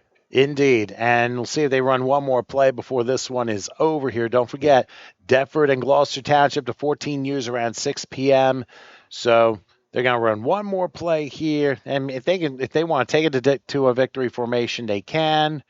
And they fake it. Handed it off. Doesn't matter anyway. It gets to about the 30. But that's it. This game is over. Yeah. And Salem comes through, winning to 12 U's by a score of 13-0 over Deptford. You see us here on the right. We're going to come back in a few minutes for the 14 U's. Deptford and Gloucester Township. Should be a fun one. We'll take a few minutes, and we'll come back for that one in a little bit. Please stay with us.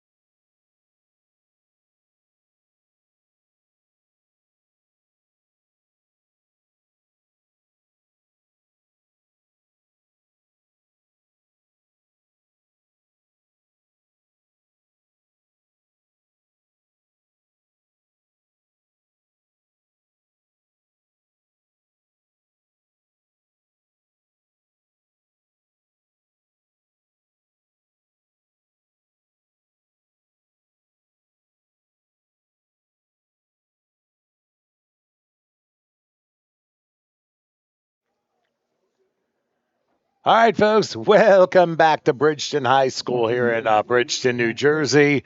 As darkness has fallen here just shy of 6 p.m. Eastern Standard Time, we have the Deptford Spartans and the Gloucester Township Lions taking things on in the final game of our 5-pack here, the American Conference Championships here for TCUFL football here on HSG Network on YouTube.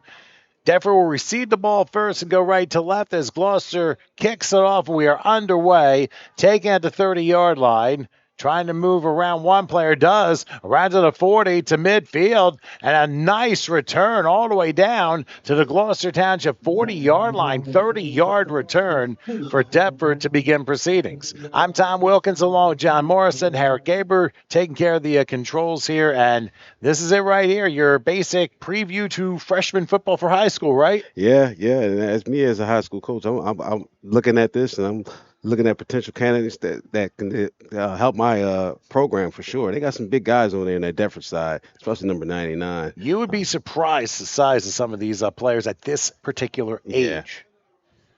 So it gives you something to think about here as to where everybody stands.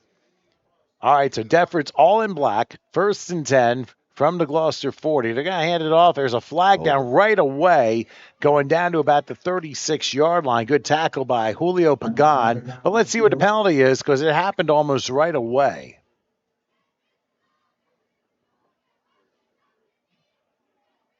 He's counting numbers. I think he's counting numbers to make sure the correct number of people were there. And 12, yeah. Oh, so a substitution foul against Gloucester, and that's going to be a 5-yard penalty. So you might as well repeat the down, make it 1st and 5, unless it's 5 yards from the end of the play. It's a 15-yard participation foul. Oh, this is interesting. Here, it's a 15-yard participation it's everywhere. foul. It's everywhere because it's if you have 12 people on the field and they blow the whistle before the play starts, it's a 5-yard penalty for 12 people on the field. Okay. If it's 12 people on the field and you play, then it's a 15-yarder. That's the difference. All right, so we've got a little explanation here as to what happened. It's 1st and 10 now for Deptford at the 25 of Gloucester, and they will hand it off, and sneaking through the line, crossing the 15, going all the way down to the 11-yard line. That'll be another 1st down, a gain of 14. What we witness is a little bit of a different thing here. Oh, so I'm sorry. It was Howard actually explained this. I forgot we were sharing the same microphone with just 2 different headsets. Yeah, Tom, that was a great run. But I'm impressed with this Deptford line. They are moving those smaller bodies. There's the actual visible size difference between the defensive line of Gloucester and the offensive line of Deptford. So now it'll be 1st and 10 from the 11-yard line. And they're going to hand off left side, running through the 5. That's an easy goal. That didn't take long at all. Number 4 for Deptford, that was Kashawn Green. Wow. And he cashes in the first points just a minute 48 in. And that was just easy. 3 plays down the field and they scored. That was easy. And that 15-yard penalty most certainly helped. Yeah. No question about it. So Deptford with the easy points, but now Gloucester's going to have to try and find a way to respond. But I'll tell you what, this is a Deptford team I saw early this year, and they ran like a well-oiled machine in the opener. And I'll say this much, they probably haven't stopped since that. Yeah, I could tell seeing this offensive line there. Those were some big boys there. Most certainly. And now they'll go with a conversion. They will play fake it. And look how wide open that end zone is. You can basically put a DoorDash order in before he gets into the end zone. Ryan Finlaw, the one with the conversion, makes it 7-0. Just double checking to make sure no flags were down. There are not. And so Deptford with that 7-0 lead early on. I mean, that's as impressive a start as you're going to get. Yes, that was very impressive. He could have passed that in there if he wanted to when he ran it in for the 2-point conversion. For the 1-point conversion. And pretty interesting, to say the least, as to how this goes. Oh, yeah. So, one quick break here. It's 7-0 Deptford. We'll come back in a sec.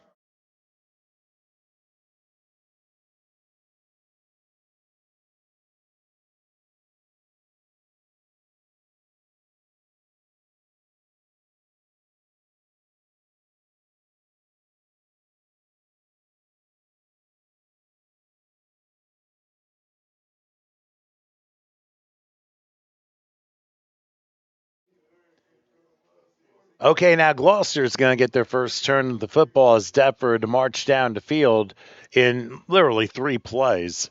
Start from the 40, got a 15-yard penalty help and a couple of nice long runs, and just like that, they're in the end zone. And now Gloucester's going to have a turn to see if they can duplicate that success. Yeah, see if they can answer that call. That quick score by Deptford. And we will see what they do here. Of course, Deptford has to kick off, and they do. A little pop-up. They'll be taking about the 25-yard line, running to the 30, and going down to about the 40. And that's where Gloucester Township will start their opening drive, 1st and 10.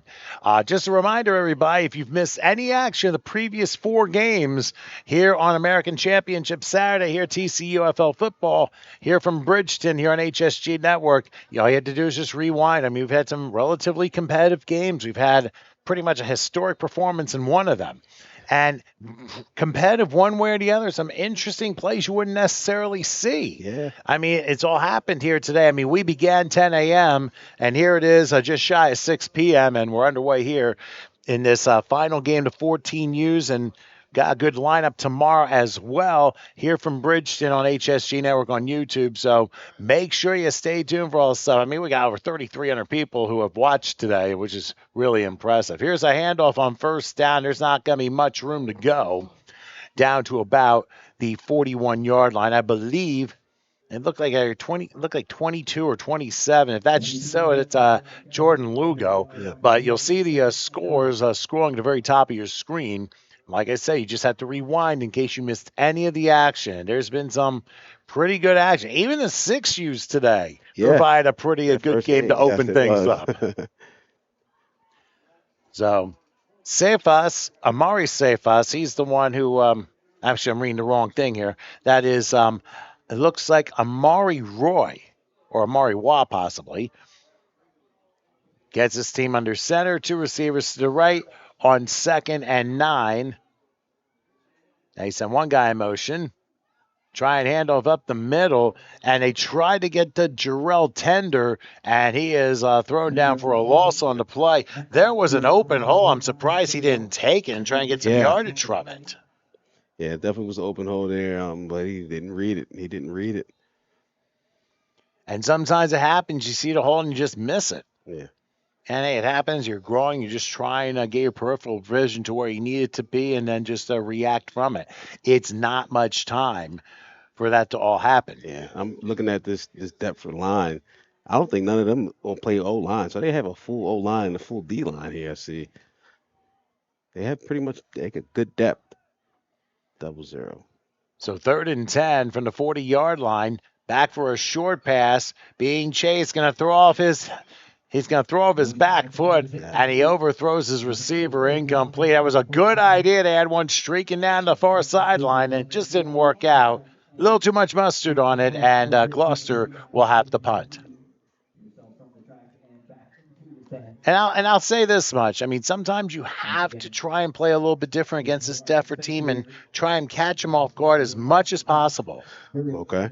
Yeah, they should be punting here. It should be. There's no reason why to go for it this early in the game. Your own territory at your own 40. We saw last week here on HSG Network, we saw these same 2 teams in a JV contest, which was played pretty tightly for a while, and then Deptford just pulled away during the second half. So they are going for it. Surprise. 4th and 10 from the 40. I formation with those 2 receivers. Back to pass. He's going to try a shot on the right side as a guy, and there's a flag down. Pass interference. We believe. Oh, and I'll tell you who the receiver was. He took a shot too, and one of the Deptford players are coming over asking he's all right, and very sportsmanlike to do there. But hopefully he's okay. They're going to check on the injury. It looks to be a penalty against Deptford for pass interference. Now keep in mind, and they've already moved the ball. It's a 15-yard penalty. So for Deptford, they take a chance on 4th down, and it works, but it could be a little bit of a costly play as a receiver is being checked out. By the way, checking out that Gloucester Township Lion team while we have a second, while we go ahead and read the listing. We'll do it early. They are Haridi Dantzler, Eli Bluestein, Amari Waugh, Takai Whiting Scott, Chase Celestin, Mike Daniels III, Charles Jones, Solomon Bluestein, Tommy Heverly, Marcus Young, Anthony Troyes, Kymane Mitchell, Julio Pagan, John Homan, Necky Robertson, Akeem Harrison, Jaden Jones, Amari Ford, Ty Brownlee, Zyron Haynes, Jarrell Tender, Elijah Brown, James Mills, Tobin Cobb, Kiel Jones, Cadence Daniels, Caden Craig, Ethan Gottlieb, AJ Rebel, Carmelo Simons, John Atchley, Zamir Buck, Ben Ross, Zach Pierce, Raheem Griffith Jr., William Brownlee, Carter Roberts, and Amari Buck. And that was Akeem Harrison that was injured there, but he's gotten up. He's back on the sideline now. Yeah, thankfully he just had to win knocked out, and that's probably all. Here's a handoff, 1st and 10 down to the 43-yard line. So 2 yards by the fullback there. Again, Gloucester with their opening drive, trying to match Deptford's tremendous start. And now it becomes 2nd and 8 for Deptford. And like I said, the key is to keep that Deptford team off balance if Gloucester's going to have success here. Yeah, got to show them different looks here just to keep them guessing. Okay. There you go, I formation, but he got 2 receivers on the left. Another fullback dive, and he dives his way for a nice gain to the 38-yard line, a gain of 3. So that's going to be something Deptford's going to need to look at, trying to close that fullback dive. And so far the dives work pretty good. Yeah, that was a good gain up the middle right there. Looks like Deptford brought in some of the old linemen out here on defense now. Some of the big boys. And this is where the conditioning really tends to kick in here. So right now, for Gloucester Township, they are at 3rd and 3 from the Deptford 38-yard line.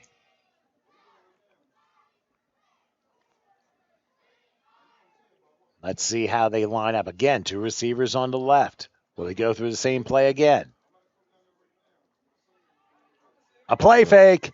And it looks like the quarterback's going to dive and get the first down to 35-yard line. That's Amari Cephas, who's able to move the chains. And that's a good play call because you can't go to the well one too many times with the same player. Yeah, absolutely. You want to keep, like I said, you want to keep them on their toes, man. Just, if you got to drive it, the 10-play drive to get to the touchdown, that's fine. Just keep it positive gains and work your way down the field. And you got all the time in the world to work with, under 4.5 left in the first quarter. And somebody just informed me that the gentleman's name is Amari Roy, not the Canadian version. Oh, fumble. There's a loose football. Deptford says they have it. We'll see what the officials say. And indeed, it is Deptford football. Gloucester turns it over. What a tough break. They had 4th down. They converted off of a penalty. 3rd down, they convert on 3rd and short. And here, ball security gets the worst of them as they end up turning the ball over. And Deptford will get the ball in their own territory. By the way, thank you for that information. It's Roy, not Wah. But then again, you never know. So that's why we check in. Yep. And, hey, I mean, like I said, you don't want to give Deptford the ball back right away. Gloucester got to eliminate the mistakes because Deptford is heavily favored in this game. And you want to try to eliminate as many mistakes and turnovers as possible. But that's number one, first turnover right there.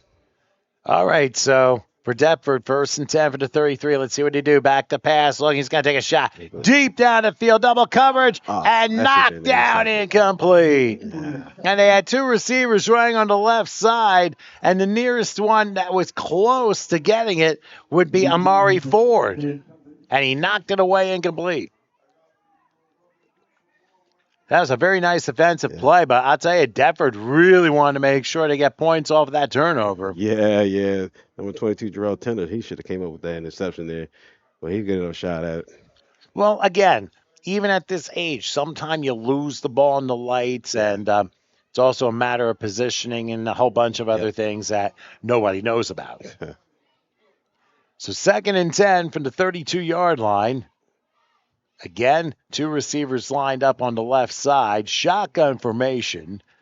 They're going to do a handoff, and it's a good one. Crossing the 40, slipping out of a tackle, staying on his feet, and then finally going down in Gloucester territory at the 47-yard line.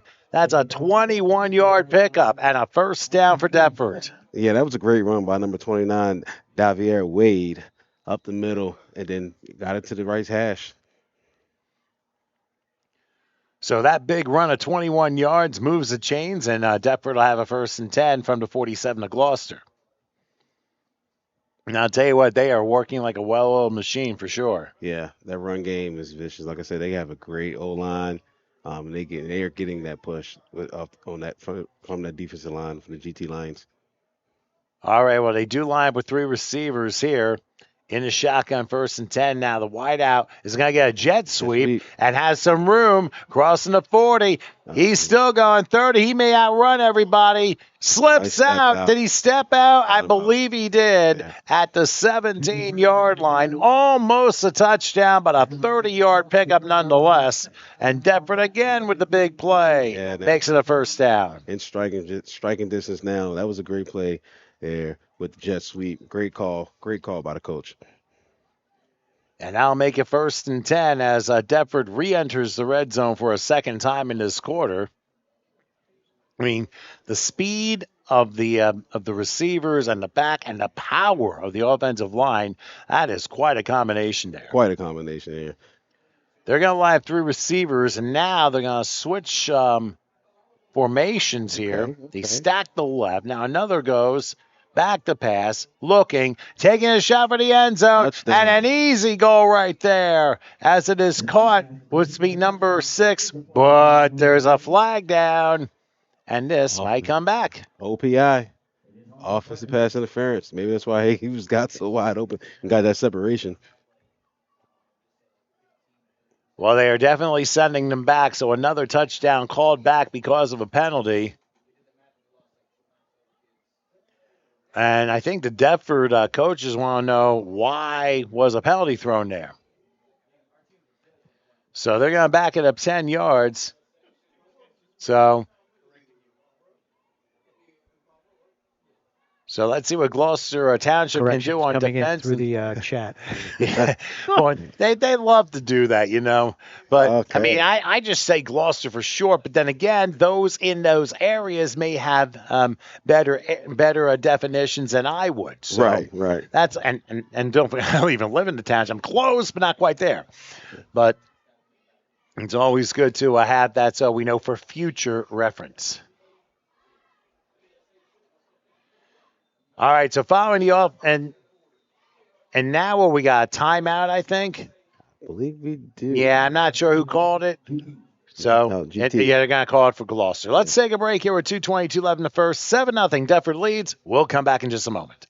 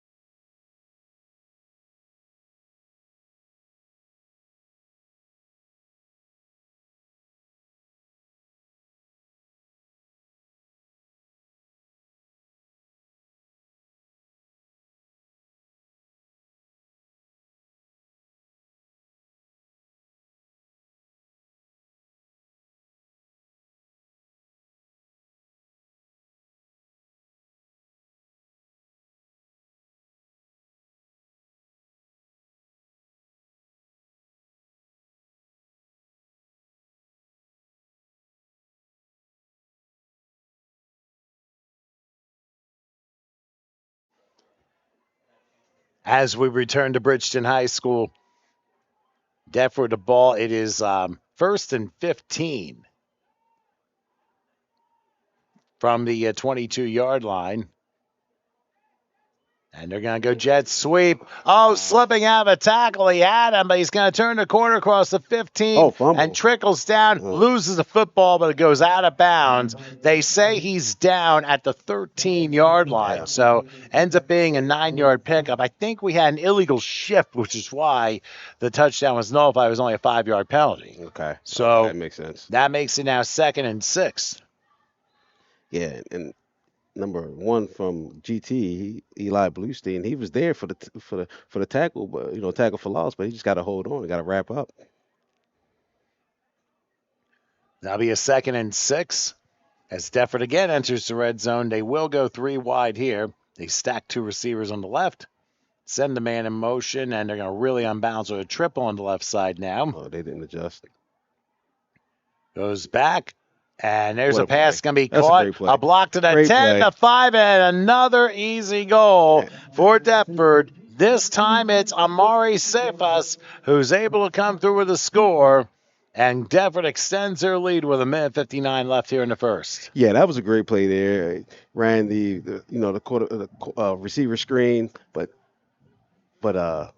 Deptford's pre-snap adjustments on how they do their motions and then set, it's almost like they're running a high school offense. You're very close to it because if you think about it, you look at the receiver going in motion. When the snap of the ball happened, he stopped and then reversed gears, got an easy screen pass, got his blockers, and away he went into the end zone. That's something you see in high school. That's a high school type play right there.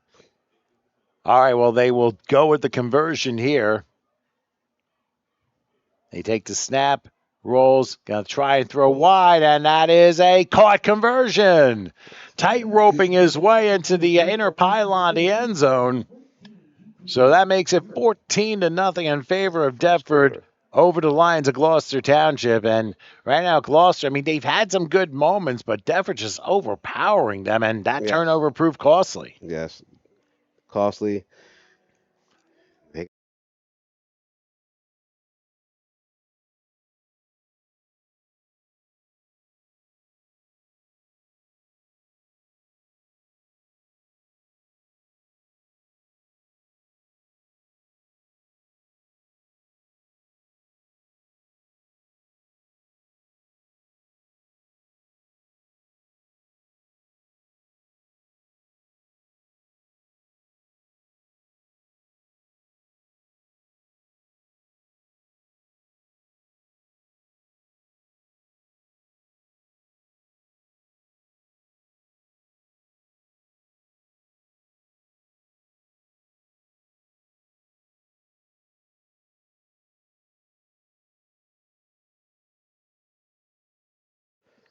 Wow. Okay, Deptford now to kick off. A little pop-up. Out of bounds. And it's staying in bounds, but now it goes out of bounds. If it stayed in bounds, it would have been a live ball. And Gloucester Township just got to pay attention to make sure that doesn't happen. Otherwise, Deptford could have stolen another possession there. Yeah, good. But what will happen is they will say the kickoff's out of bounds, and we'll see where they spot the football for Gloucester Township's I was going to say, what do they start possession. here in 14U? Started at the 35, 40? So I'd say probably the 40. Yeah. But the official will help us with that. But I think they're also discussing, do you want to re-kick? Oh. Which is also a possibility here, too. So a little bit of a discussion with the Lions head coach. Yeah, looks like they don't.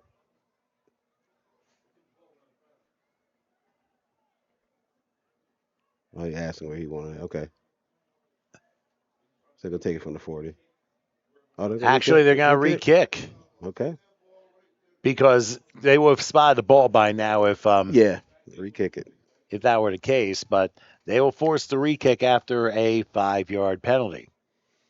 Now, just a reminder, everybody, tomorrow we will have the National Conference Championships for TCUFL here on HSG Network beginning at 10 a.m. Eastern Time. Again, it's the 6Us, 8s, 10s, 12s, and 14s in 2-hour intervals beginning at 10 a.m. Eastern Standard Time. So make sure you come back on HSG Network on YouTube for the games I'll be coming up.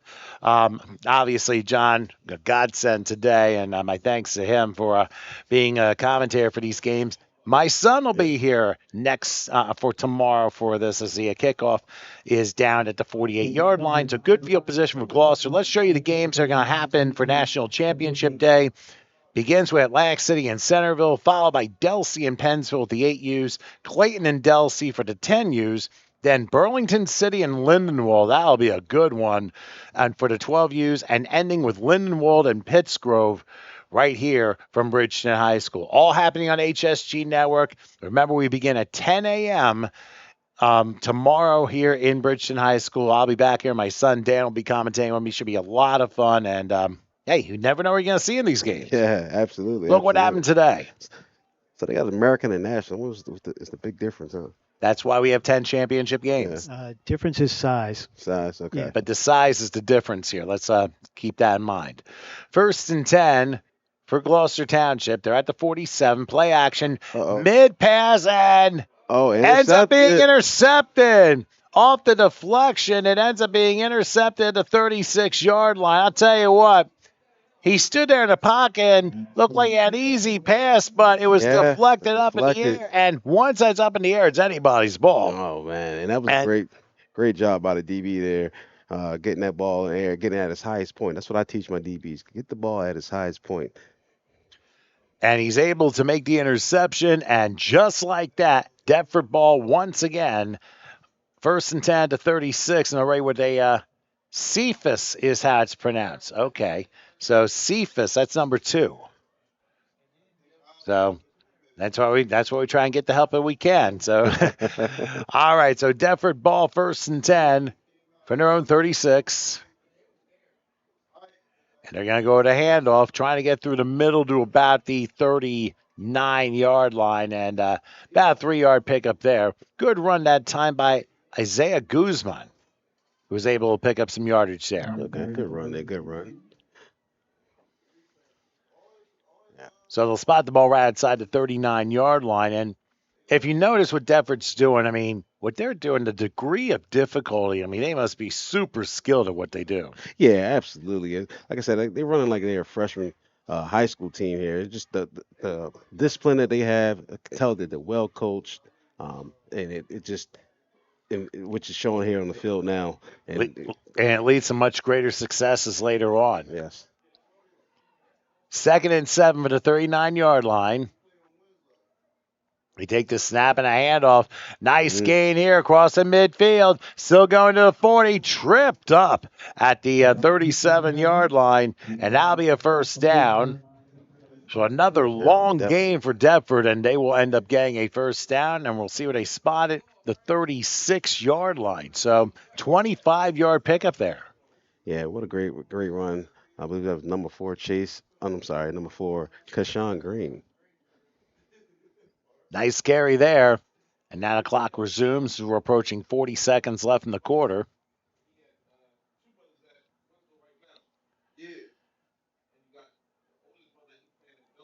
And shotgun between a full house here for this particular play. Let's see what Deptford does here on 1st and 10. Just want to make sure everybody's in position. They do have a receiver. They do hand it off. And there's a lot of room. Crossing the 30. He may turn the corner to the 20, to the 10. Fakes. He will get in again. That was number 29, Davir Wade, who easily swam his way for a 36-yard touchdown run. And Deptford, this is certainly as impressive we have seen it. Yes, it is. And they're starting to run away with this game here now, up 20-0 over Gloucester. Gloucester just has to find something, dig deep and just find something they can get started here on this next drive here. But right now, Deptford is looking like a well-oiled machine. And how do you stop it? I mean, well, here's the first thing you do. How to stop it? Don't turn the ball over. Yeah, absolutely. And unfortunately for Gloucester Township, they've turned it over twice, and it's resulted in points both times. Here's a play fake and an option. That's an easy conversion there by Kashawn Green to make it 21-0 in favor of Deptford with 11 seconds left in the first quarter. Why don't we grab a quick break? We'll come back in just a moment.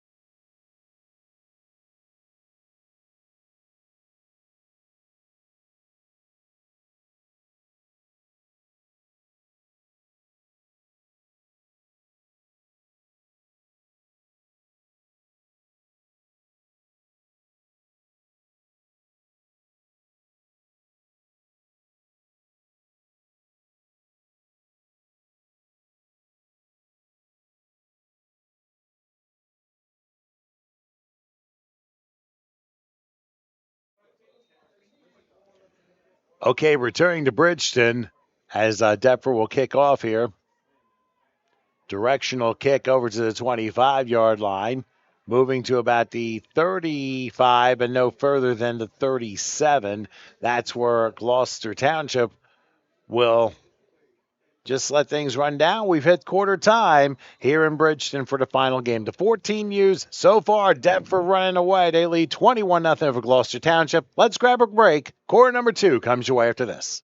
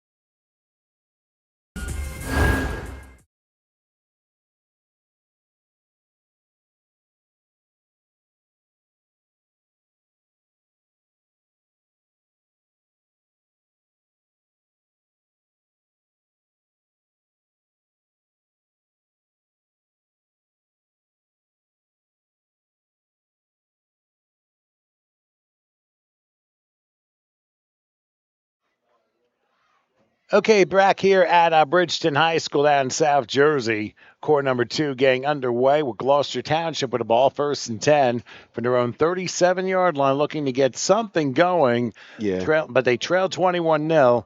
What they need to do now is make sure to not turn the ball over. Yeah, Have not been the start that they wanted, but let's see if the second quarter treats them better. Right. They're going to line up a bunch of backs to the right, but that could be a misdirection off an empty gun. But a false start. That'll back things up for the Lions another 5 yards. Yeah, another 5 yards. Now we got 1st and 15. Like we said, with this Deptford team, you can't have mistakes against this Deptford team. You can't make any mistakes because they're going to capitalize off it, and they are that good. So let's see if Gloucester can get something going here. Just a little spark, just a spark to get their offense going, give them some confidence. To see if they can do here. And the fact that they have this talent on both sides of the ball kind of tells you what you need to know. But I'll tell you, the Lions aren't too shabby either. And as they say, sometimes you might get a little bit of a mismatch here in youth football. It happens. You got to remember that. Yeah. The snap is juggled, trying to turn the corner, but not happening as Deptford just flattens the back down. Another couple-yard loss there, and now for 2nd and considerably long. What have you seen from Deptford that has been most impressive so far? Their O-line. Their O-line is by far some of the best I've seen at this level. And looking at them, they're probably 200 plus, not 200, but maybe 150, 160 plus pounds on that line. And that's the difference at this level. Is who has the bigger line, who can move their feet, who can move their hands, and I don't think we have any holding calls against them yet either. And considering you figure with kids that age, I mean, how disciplined are they? How is their stance? And basically trying to learn all the facets of the game as their body continues to grow. Right. You got to consider that too. And looking at their head coach, it's Mr. Isaac Redmond. I mean, he has that coaching experience there at the highest level. So, he's passing that down to these kids, and it's showing here on the field tonight. 2nd and long, right now at the 27-yard line. You got to throw a short pass into traffic and caught. It's going to be like a 2-yard loss to the 25-yard line. So Lions just struggling to get moving. I mean, they've had some promising moments, but at the same time, they've also kind of went backwards because of unforced errors. Yeah. And I believe that was number 29, Kyrie Chandler, on the stop there. So I'll force a 3rd down. You might be thinking Davir Wade. He seems to be playing both sides of the ball based upon what he's been doing on the Deptford sideline. Yeah. Davir Reed. That's all right. Trust me, I get confused too once in a while. We got a timeout being called by Gloucester Township. So let's grab a break with 7:42 till halftime. Deptford ahead, Gloucester Township 21-0. We'll come back in just a moment.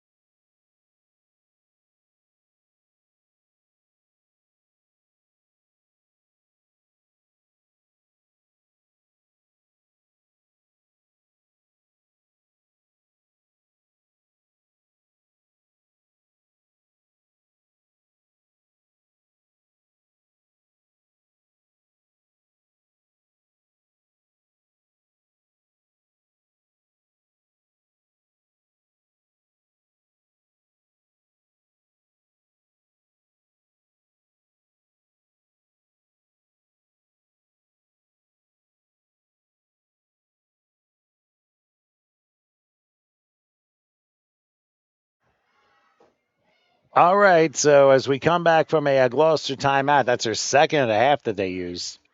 So Gloucester Township with a 3rd and long from the 25. It's 3rd and 22. They got to get to the 47 for the line of gain, and it looks like a Great offense. Okay. yes, indeed, empty gun too. Back to pass. Gonna lob one. Does he have a receiver? Almost did. It's incomplete. And that was a good try. And I believe that was Akeem Harrison, the intended receiver.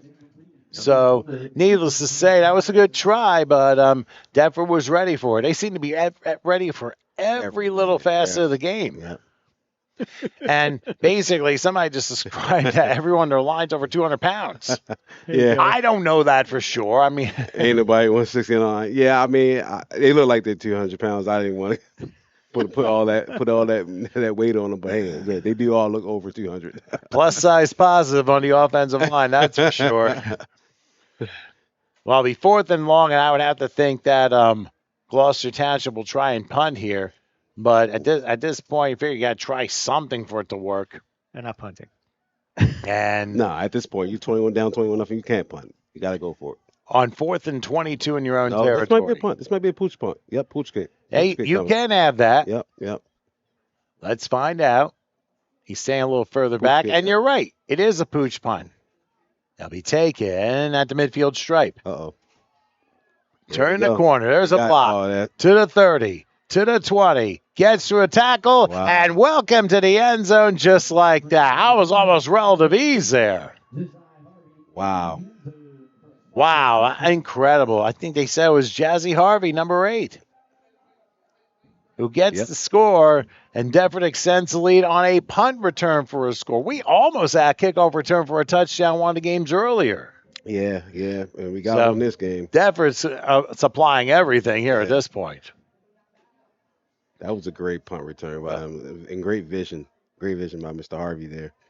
And it seems like every single crevice of this team, offense, defense, and special teams, it's like they really drill it in you to make sure you work and all that stuff. And look at the end results here. I could tell when the way they were warming up, I could tell how this team looked. Very stout, very sound, very disciplined. Well, they certainly have shown all that. Now for the conversion. And they'll go empty gun. They'll have several wings on the right side there. Interesting formation.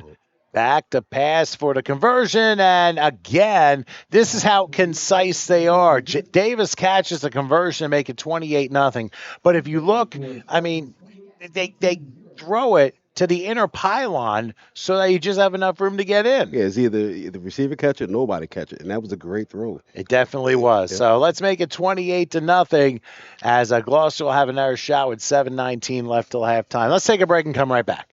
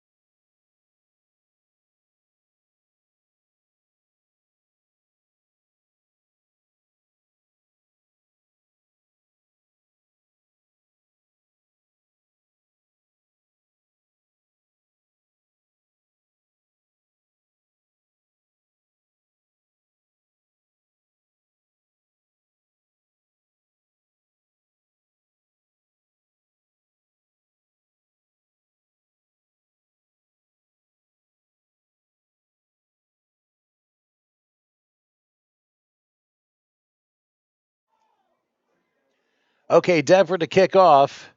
A little directional. Somebody's got to get in. They will at the 29-yard line.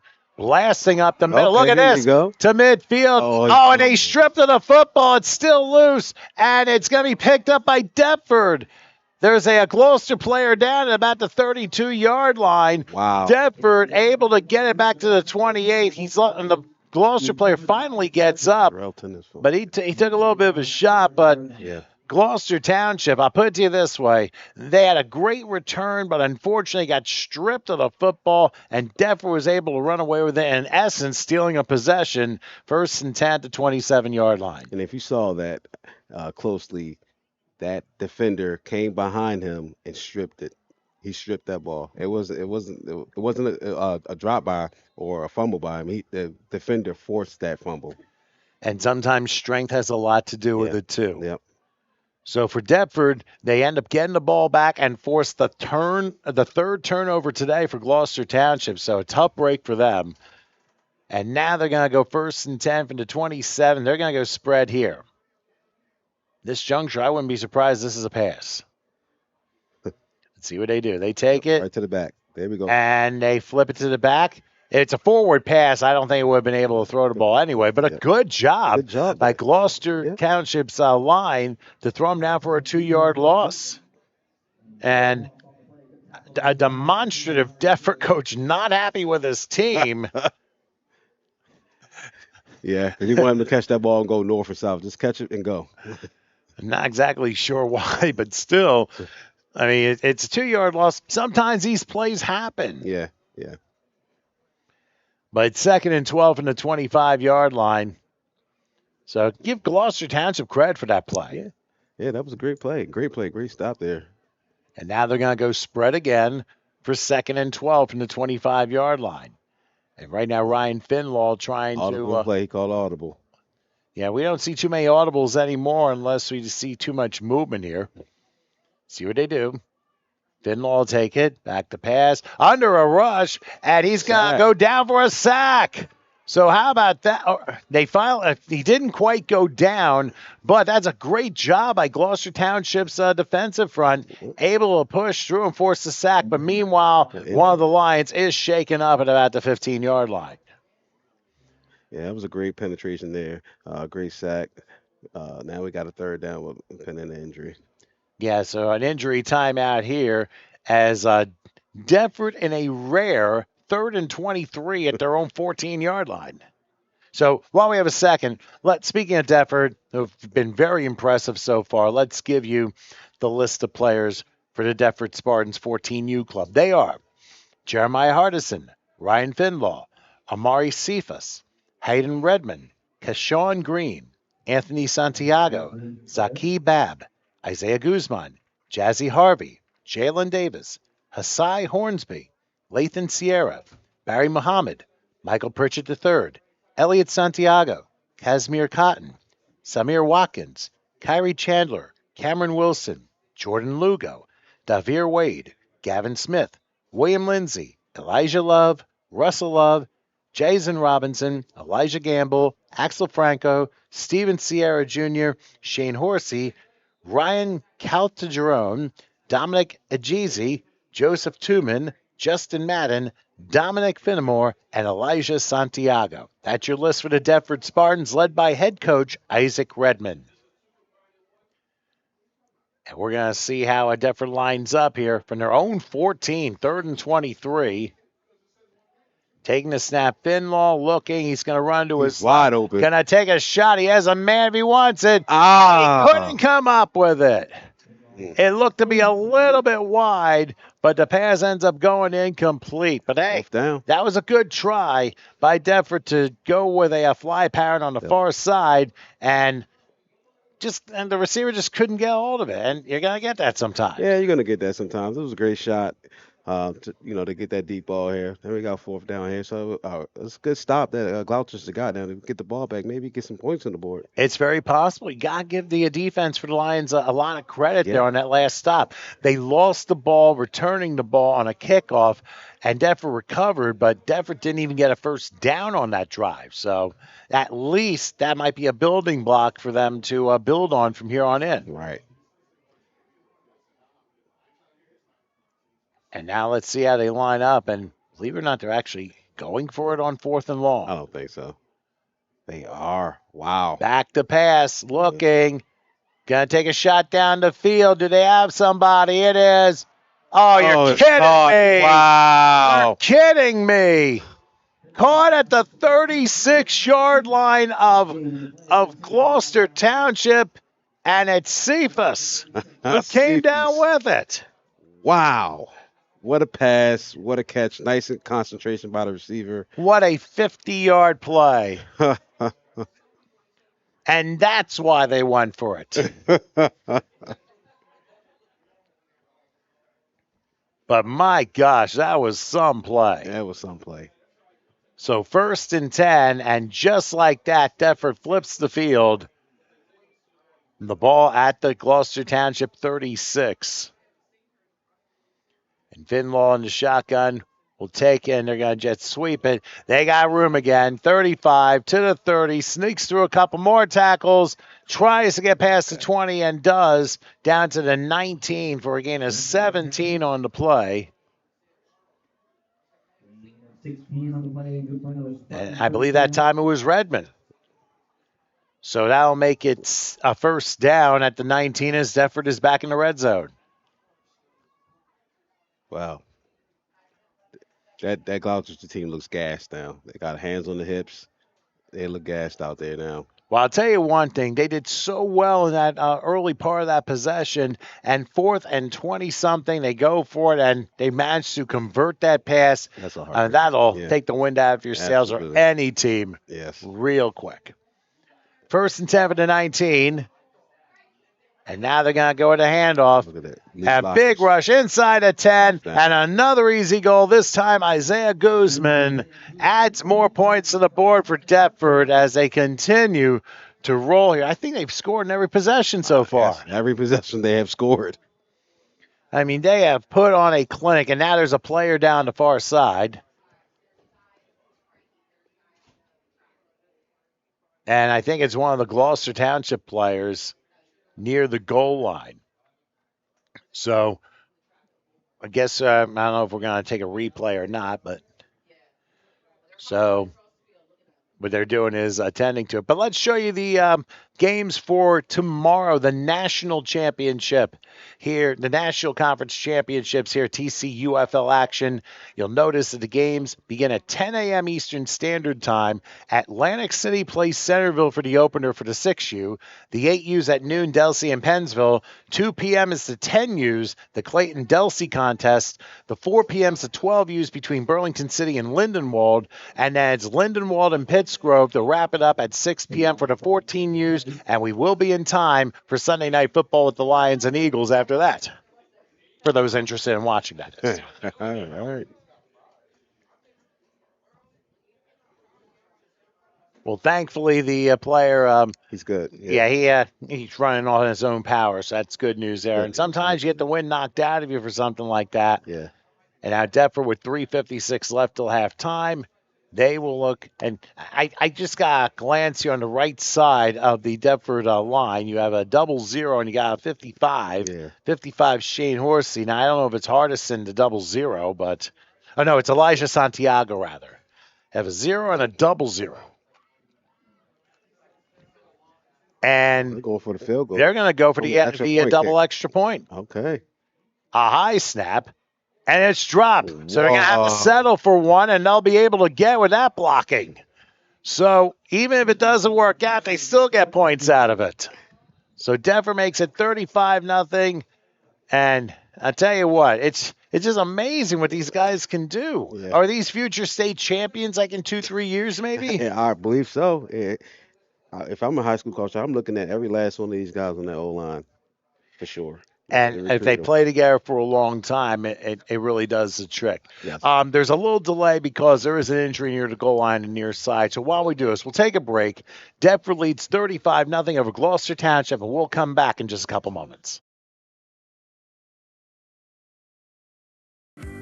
Fulfilling your dream is our passion. We have the staff, equipment, resources, and facilities to cater your next event. Our personal service throughout the process is unmatched. spectacular food preparation and presentation, knowledgeable, hospitable servers, flexibility. We will modify our menu to suit your needs. We can cater off-site to your premise or venue, cater your event at a unique venue in the tri-state area, or present to you our exclusive facility.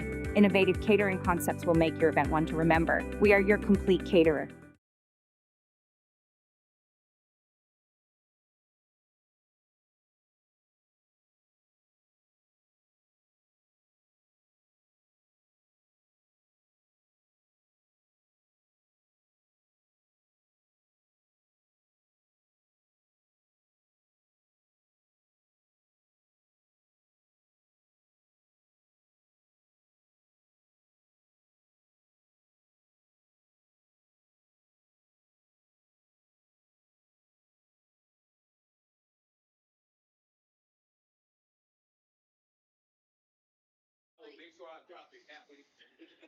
Okay, we return here to Bridgeton High School. There was an injured Lion on the play at the end of the conversion.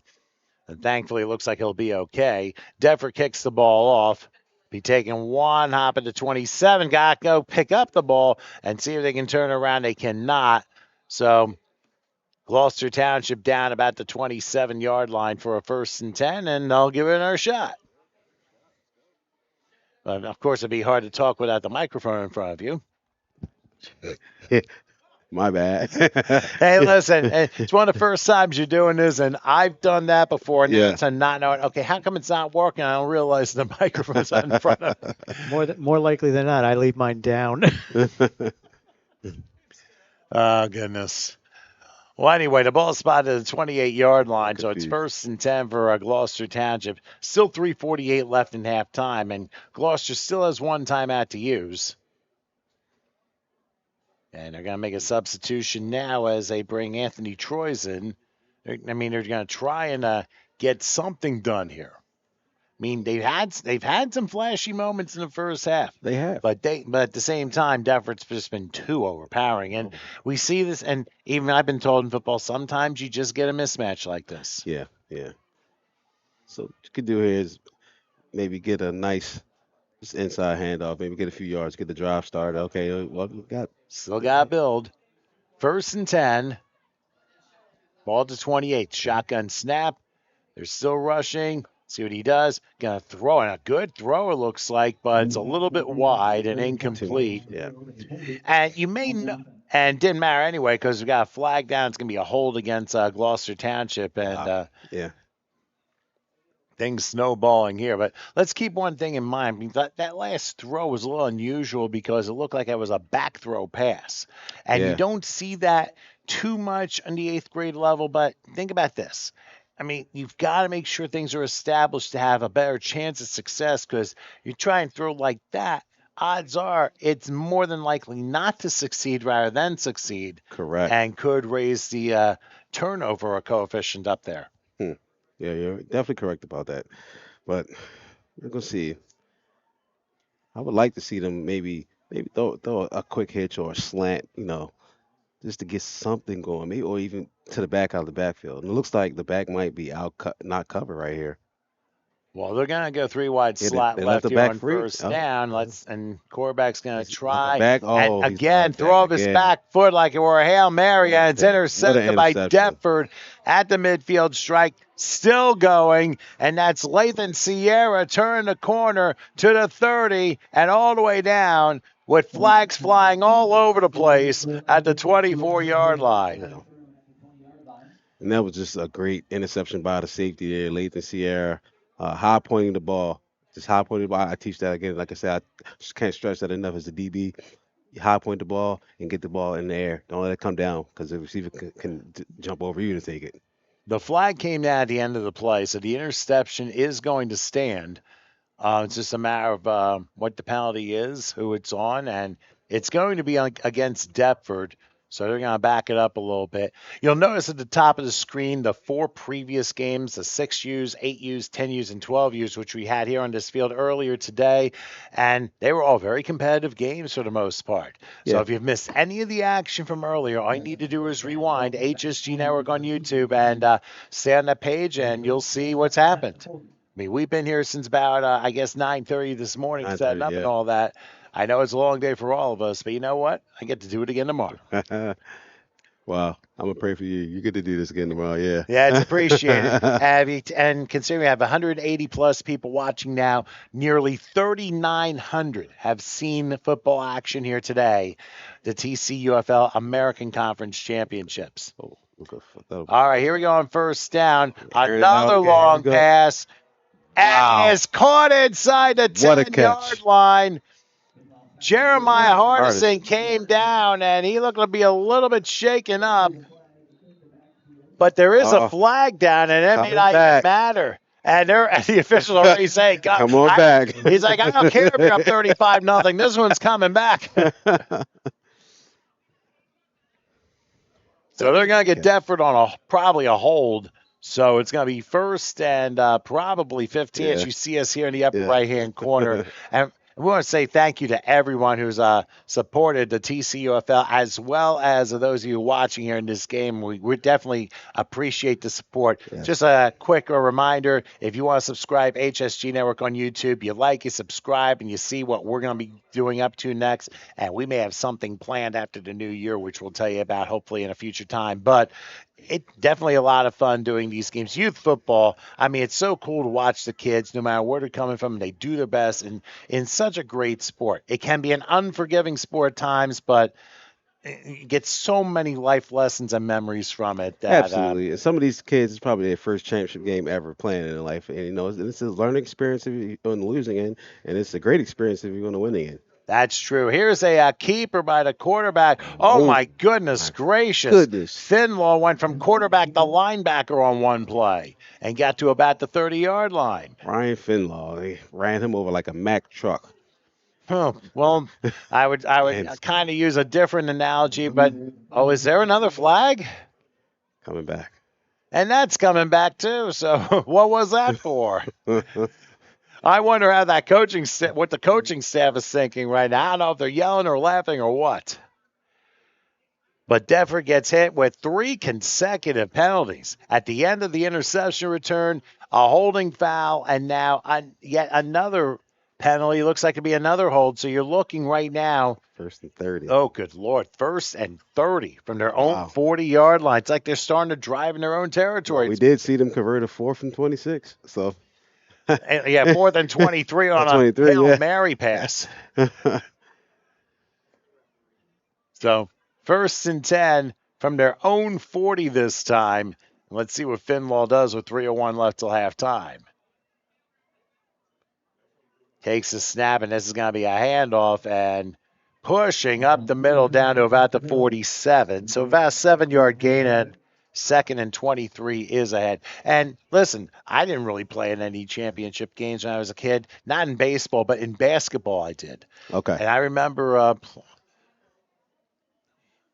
I see this comment. I'm just not going to have a comeback for that one, you know. But anyway, what I'm just saying, I was lucky that I got to play in a championship game when I was a kid. I think I was in 6th grade. And we played a semifinal game, and we played a finals game, and we won both those games by 2 points. The last one on what looked to be a buzzer-tying game shot, which the opponent missed. And here's another deep ball, which again is caught at the 22-yard line. And another first down. They just converted a now check the secret flags just in case. No flags this time. No, oh, my. So they convert on 4th and 23, and then they convert on 2nd and 23. 2nd 30. Listen, it could be deranged blitz, no first downs, and 1st and goal from your own 10 you'll be able to convert this juncture. Yeah, these boys is different for sure. No question about that. I mean, when you train on stuff, and you spend hours in the weight room and together as a team, and you're doing all these things on a level that is higher than, which is well higher than above average, and you do this to perfection. That is a special team, no question about that. Yeah, absolutely. It was a great pass by number 1 there. Yeah, so on first down, see what Deptford does here. They send the man in motion. And then they're going to do Oh, they're going to try a Oh, trick my play, goodness. but instead they're just going to go positive. They slipped out of our tackle and somehow able to get out of bounds inside the 10 to the 7. They should have been down for about 3 or 4 yard loss, and the incredible elusiveness by the squad goes beyond description at this juncture. Yeah, that was a great, great made something out of nothing. It looked like they was trying to get a double handoff there, and Gloucester kind of sniffed it out, but he just made a play, made a couple people missed, and we got first and goal. Yeah, as I was saying to you, played I think 2 games in the season, which we had a semifinal game where we won by 2 points, and a finals game where the team that we played ended up having a chance to tie the game on a buzzer beater and just missed it. And Wow. I'll never forget that because I suddenly got mobbed by teammates and I was on the bench. I'll never forget Never that. forget Where that, else? yeah. Where else would you be? Got some fun around here. Yeah. All right, first and Quarterback goal from keeper, the he's still 7, running it. slipping out one tackle and easily walking in is Finlaw for another goal. I mean, just tremendous stuff going on here as Deptford just continues to roll here. And Gloucester Township, they're giving it everything they've got. It's just that things have not worked out in their favor today, and 3 Yeah. turnovers and 3 turnovers are going to do that to you, unfortunately, and scoring on every position. Actually, it's 4 turnovers because there's been 2 fumbles, 2 interceptions, and all the turnovers have come back for points for Deptford. Yep. 41-0. Yeah. Have you ever had that experience before on the wrong side of things? Yes, I've been on the other side of that. Not in a championship game, but I've been on the other side of a blowout like this before, and it's not fun at all. It's not fun at all. But you got to try to keep positivity and get your boys going. Well, how do you do that? Well, have a speech with them. Hey, it's not over. It's still not over. Play hard, play tough, and again, it's a life lesson. So, All right, here we go with the conversion. As Finlaw's going to be brought down. That's a Okay. nice job Yeah. by Gloucester Township's defense there on the conversion, and they force it to be no good. So Deptford's lead stays 41-0. And I mean, at this point, you figure Gloucester, and they got a minute 8 left. They can still do some positive things here. Mhm. But I'd say at this juncture, I mean, you might as well try some different plays and see if you can get some success off of them. Yeah. Why don't we grab a quick break and we'll come back.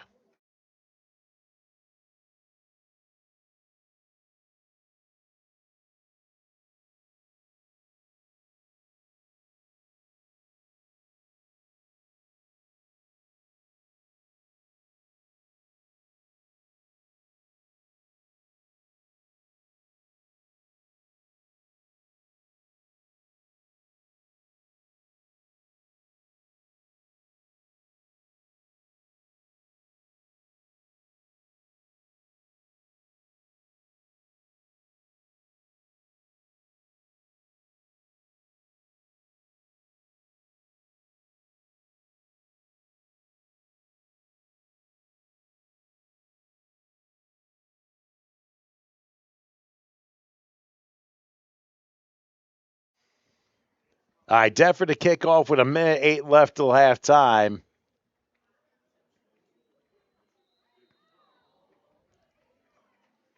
And referee blows his whistle, and we have liftoff again. Over the 2 Gloucester Township players are going to try and return it, and they will to about close to the 25-yard line. The officials will give them that. So with a minute left, Gloucester Township will have 1st and 10 from there.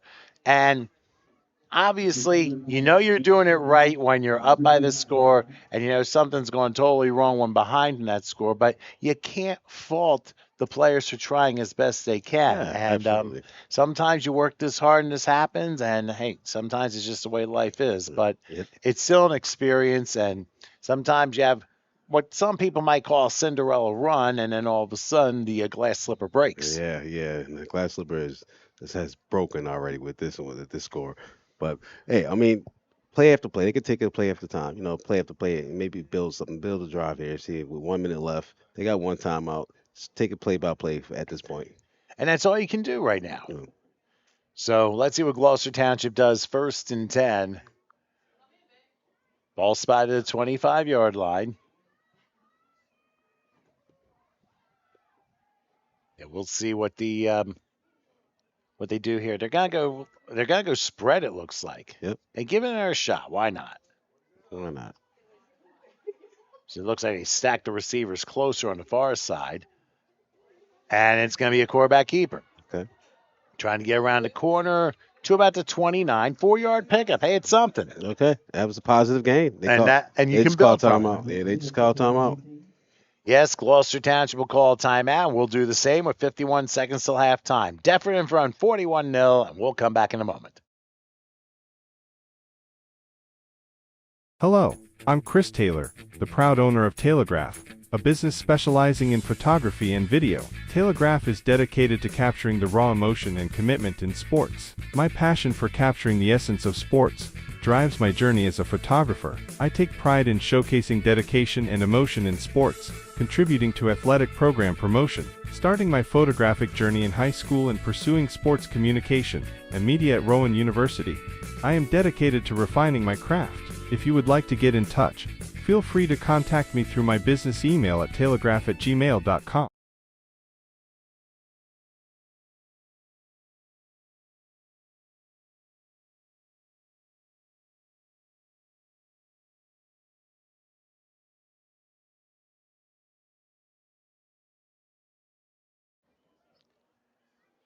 Okay, Gloucester Township used their last timeout with 51 seconds left till halftime. Let's see what they can do on 2nd and 6 on the 29-yard line. Quarterback away, take a low snap, and the pass is just batted down, incomplete. So that'll make it 3rd and 6, but they had the right idea. It's just Defford read it almost perfectly. Yeah, that was like number 29, Davier Wade, got his hands up and batted that down.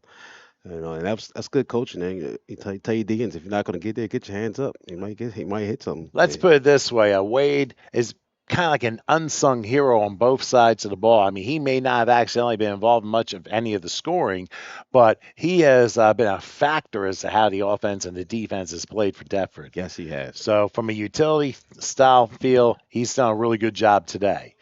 Now they're going to stack the left. They're going to spread anyway. 3rd and 6 from the 29-yard line. 46 seconds left till the half. Play fake, going back, take a shot down the field. Do they have a man? Interception. Oh, and it's intercepted again. I thought the receiver came down with it. Instead, it's picked off by Defford, running back the other way, crossing midfield, the 40, the 30, another huge block, and out of bounds.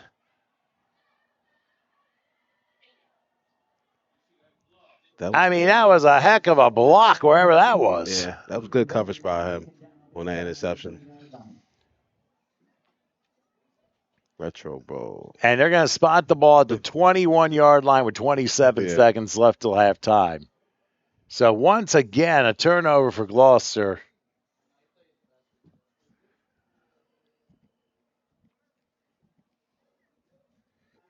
And now Defford's going to try it again from the Lions' 21-yard line.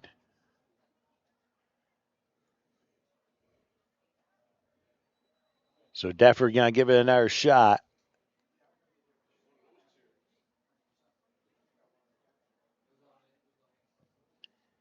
So they're going to bring their group in. And I'll be honest with you, it really looked like the receiver for Gloucester Township had caught the ball and somehow just landed in the arms of one of the Defford defenders. And it was also in double coverage, too. So. Yeah.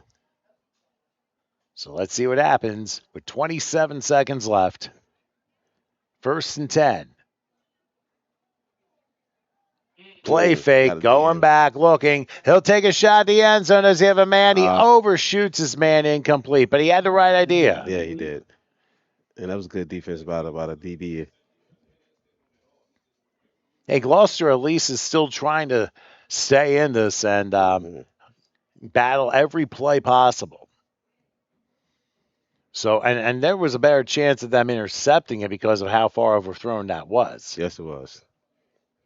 So we're down to 18 seconds left till halftime. And now we'll see what Defford decides to do. Okay. And you see the ball spotted at the Lions' 21-yard line.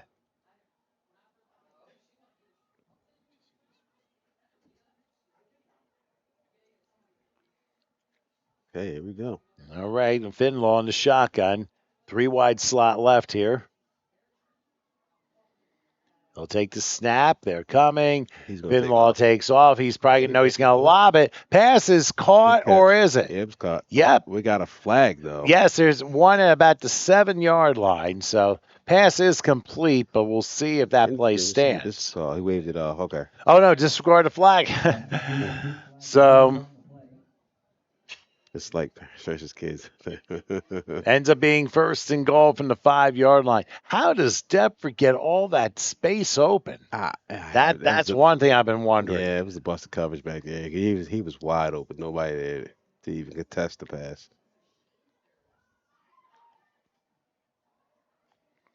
Well, they're going to spot it at the 4, so it's going to be first and goal from that 4-yard line. See what happens. Oh. They again will line up. It looks like a spread. Shotgun formation again. Finlaw takes, looking, lobbing, and just a little short, incomplete. So that'll force a second and goal from the 4-yard line. So if you think about it, at least Gloucester Township is doing a good job in trying to get the plays defended well, you know? Yep. They're still playing. I mean, they're still playing defense. Unfortunately, Deptford is just playing better offense, but they're still, attempting to defend these guys. And they're doing the best job they can, as I had mentioned. Absolutely. And like I say, you still got to play every play because you just don't know when something's going to happen. I saw earlier this year, and I don't remember it was like a kickoff return or a interception, that Deptford, I think, played one of the teams, and the other team scored a surprise touchdown against them, and Deptford was like, what happened here? And then they were flawless the rest of the game. Okay. Back to pass on second down. They're going to lob it for the end zone, and it is bobbled and incomplete, but a flag down in the end zone with 3 seconds till halftime. Wow. Yeah. So it's going to be pass interference, and Deptford will have another shot with 3 seconds till halftime.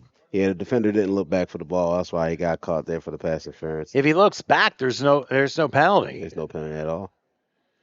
But instead, that mistake now makes it they're going to make it half the distance, so the ball's going to be at the 2-yard line. So we'll see what Deptford does here. Still on the spread. I wonder if they're going to hand it off this time. Or the quarterback decides to keep it himself. Yeah. Well, Wade's going to direct traffic. Let's see what Finlaw does. He'll lob it. And there it is. That is another score for Deptford right as the half ends. And trying to see who caught that ball. Well, whoever it is. 0. Yeah, if that's 0, that's Jeremiah Hardison. Yep. And here they are doing like celebrations here in the end zone. They've been dancing all night. Like they could do the way they've been playing. I think they could use to get a little stuff out of their system. But I'll tell you what, Deptford has done something else. So now the conversion before the half, and we'll see what Finlaw decides to do here. And again, that spread offense. So I guess it's a matter of just being ready for them or whatever, but let's see what they do. Finlaw in the shotgun snap. Wade to his left, Finlaw back, being chased, and he's going to try and get in, but he won't. He snuck in somehow. Did. Wow, slipped out 2 tackles, gets a conversion, and your halftime score, Deptford 48-0 over Gloucester Township. So we're going to take a break, and we'll come back with the second half in a few minutes, so please hang in there with us.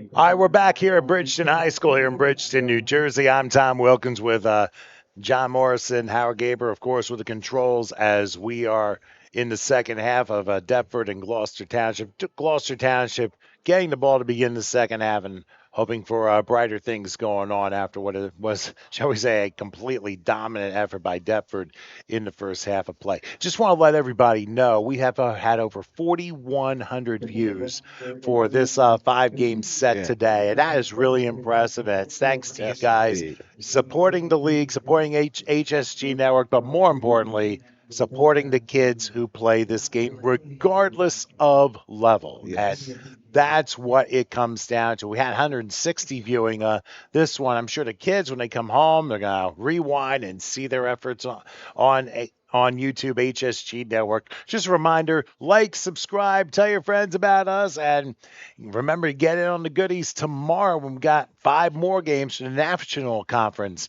titles for TCUFL. We will run those down a little bit later on.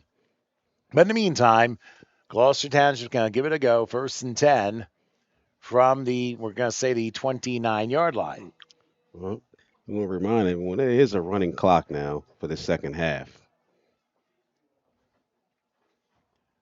Play fake, and they're going to try a Go shot up top down right the away. field, a little bit high, incomplete. Yeah. But it was a good try, so it is 2nd and 10. So they're doing the best job they can and trying to get the ball down the field. So it'll be 2nd and 10. So don't fault the effort that the Gloucester Township team has put up here. For sure, for sure. So we can see if they could do here. Maybe get a couple shots across the middle. Maybe get a slant or a couple outs. Get something going here. You don't want to abandon the run right away. I know you're down 48-0, but you don't want to abandon the run right away because it looks like now they're only playing one high safety. So Deptford's in one high safety. And trying to get everybody in place here for 2nd and 10 from the 29-yard line. They're going empty gun, actually. Yeah. Got the tight end. He's blocking. Back to pass. Rush is coming, and Rush wins again. Yeah. Down to 17-yard line. And again, Davir Wade. I mean, they just shoot out like cannons here. Yeah, he got there immediately. Almost right before the quarterback even finished his drop, he was there in his face. So that'll make it now from the 17, 3rd down from there. But Gloucester Township still trying their best here. Try and get on some new players here for this 3rd down play. Yeah.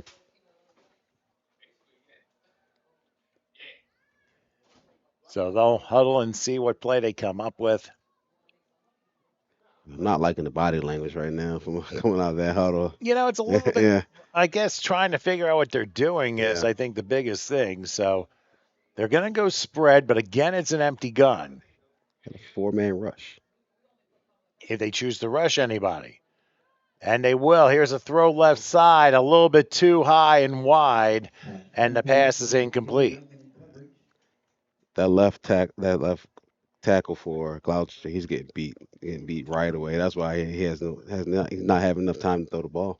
But think about it from a continuity standpoint. And think about what Gloucester Township and the continuity that they've had as a team.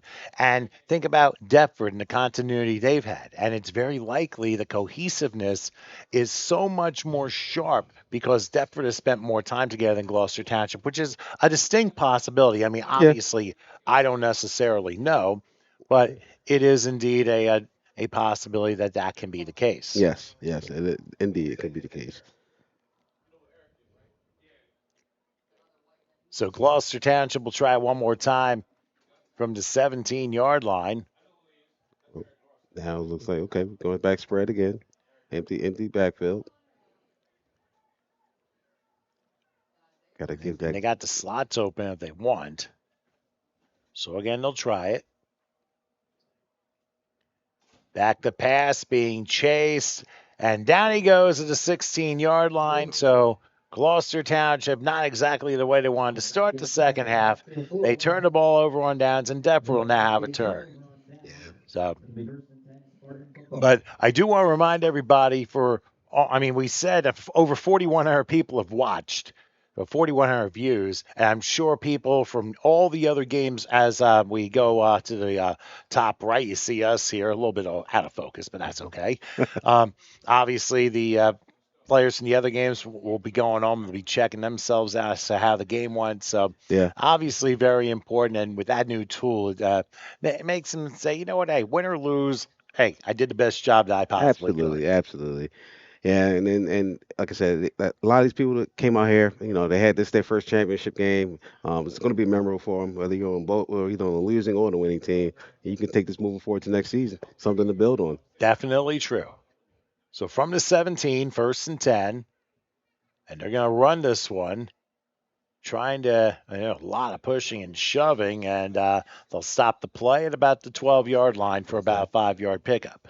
Yeah, great run there by the running back. They'll give it a 13 to 2nd and 6. Their running backs are well coached. I can tell. I think everybody's well coached on that team. Yeah, the reason why I say their running backs are well coached because their head coach used to be the running back at the highest level. So he's giving them all the tools.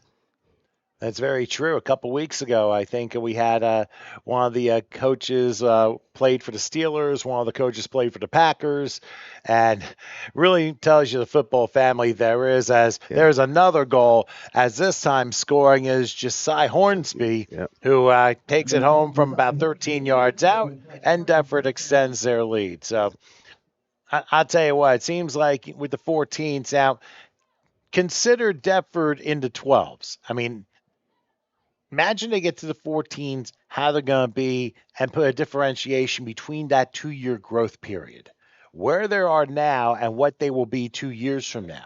Right. That's going to be an interesting way to progress. Yeah, interesting.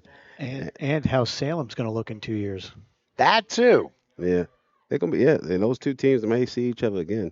Might see each other 2 years' time on this same field on a Saturday night in 2027. Right. But we'll see. Lots of things to happen between now and then. Idea conversion coming up. As Finlaw will hand it off. And, good play. Okay. A nice play by Julio Pagan, who was a little shaken up earlier, makes the tackle there and forces a conversion to be no good. And that makes it a Deptford now with 54 points on the night and about to kick off the Gloucester Township again. So, to put it to you mildly, I mean, you look at these players, some of these may turn to good collegiate stars, some may be into pros. But just to show you again the lineup for tomorrow, National League Championships Day for the TCUFL here on HSG Network on YouTube. And again, we start 10 a.m. Atlantic City against Centerville, the 6 and unders, and then the 8Us, Delsea and Pennsville at noon, the 10Us at 2, Clayton and Delsea at 4 p.m. to 12Us with Burlington City and Lindenwold, and then finishing up at the 6 p.m. 14U matchup between Lindenwold and Pittsgrove. And I'll tell you what, knowing how all these players are, I mean, they may be a little bit smaller than the American Conference, but the reality of the situation is you're still going to see entertaining football on both sides. Mm-hmm. Yep, no matter the size, you're still going to see some good football being played. Most certainly. So Deptford will kick off here. And like I said, win or lose, it's a great experience. I mean, consider we had a team one time in semi-pro football end up with a surprise conference championship. They play the grand final against a team in Oklahoma and get blown to shreds 56-8. So sometimes it's different levels of football and how they're grown and everything else. Yeah. Kickoff is taken back to about the 32-yard line, and Gloucester Township will have a turn 1st and 10 from there. I thought I saw a flag, but no, there's no flag on the play. So looks like Gloucester Township will go 1st and 10. Mind you, as you said, running clock here. The play will probably come at the beginning of the 4th quarter. Yeah, that was number 21, Zyron Haynes with the return there. And he did a nice job on the return, too. So he just follows his blockers. Blocking as much as you can. That's exactly right. All right, so we'll switch sides. We're going to hit 3-quarter time here as Deptford winning 54-0 over Gloucester Township. Let's take a break, and we'll come back with a final core of this Saturday night right after this.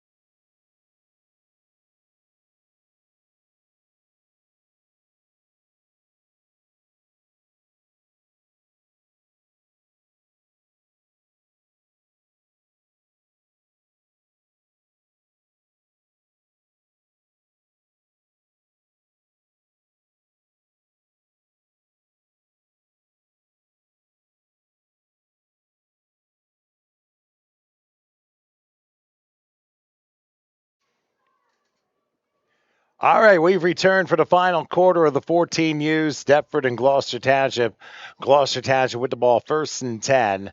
Ball spot at the 31. They're going to go with a handoff this time, and it's going to be a good run to about the It's hard run 36. So 4-yard pickup. They'll force a 2nd and 6 on the play.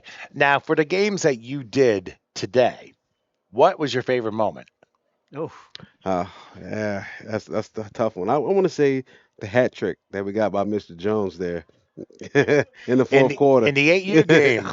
Yeah. That's definitely good. Yeah. I mean, I could certainly say what that. can Jones do for you? Yeah, that's easy to say. Here's a turnaround, a rush out of bounds at the 45-yard line for a 1st down, and a nice play. Okay.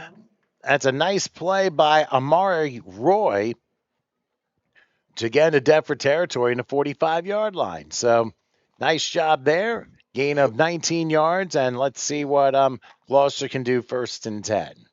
And as for me, I think the most interesting moment was I think the opening play of the 10U game.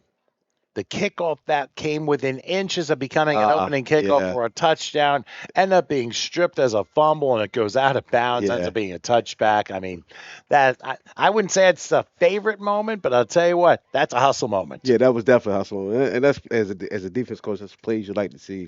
A hustle by your defender to not give up on the play. Got a lot of different numbers in there for Deptford right now. And obviously, Deptford, I think the A team is out, so some new troops in for Deptford. Here's a handoff.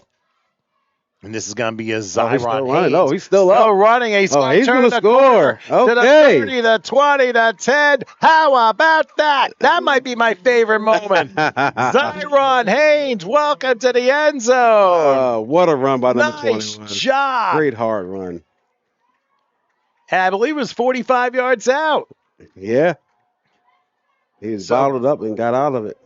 I mean, that's a tremendous job by Gloucester Township there. I mean, like I said, you bring new troops out, and even though things might be all over with the shouting, you don't give up, and this is exactly what happens. Yep. You get points on the board. I could put several examples up there, to be quite honest with you. But you know what? That's really nice for Gloucester Township. They at least will be able to go home with something positive tonight. We scored. They can say at least we scored, And sometimes it's all you got. You kind of had to look to in a game that was a mismatch. Here's a keeper, and it turns out that Roy broke the plane before the fumble happened, so the conversion is good, and it's 54-7. Yep.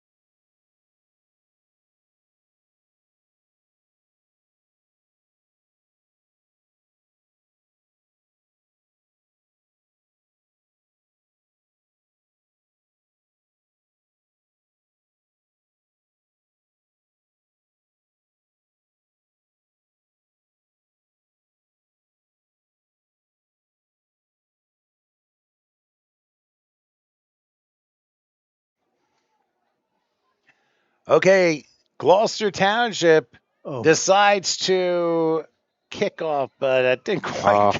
They only went half the 10 required yards, and Denver will receive the football in Gloucester Township territory. I mean, hey, listen, they had a great moment. You just kick it off. They wanted to try and get a possession. The problem is that one didn't work so well. No, it did not. But hey, give them credit for trying. Yeah. So Deptford with a 1st and 10 at the Gloucester Township 46-yard line. They're going to spot it. So, again, make sure tomorrow you join us at 10 a.m. Eastern Standard Time. More TCUFL action on HSG Network on YouTube. Make sure you tell your friends to like, subscribe, and those of you watching from the cities we mentioned for participating in tomorrow's game, like Pennsville and Lindenwold and Burlington City, all you guys, make sure you pass the word about HSG Network on YouTube, and we'll definitely have things going. Here's a handoff, and good stop there as Eli Bluestein. Yeah. So, again, basically the B teams are out there and a couple yard loss in the play. So, for Gloucester Township, hey, they at least have something to go home with, and at least it's some pride. And Lions always come home with pride, and I think what we're seeing, despite the score, the pride factor from Gloucester Township. Good one there, Tom. Yeah. So. Well, there's some truth to it, you know? Yeah.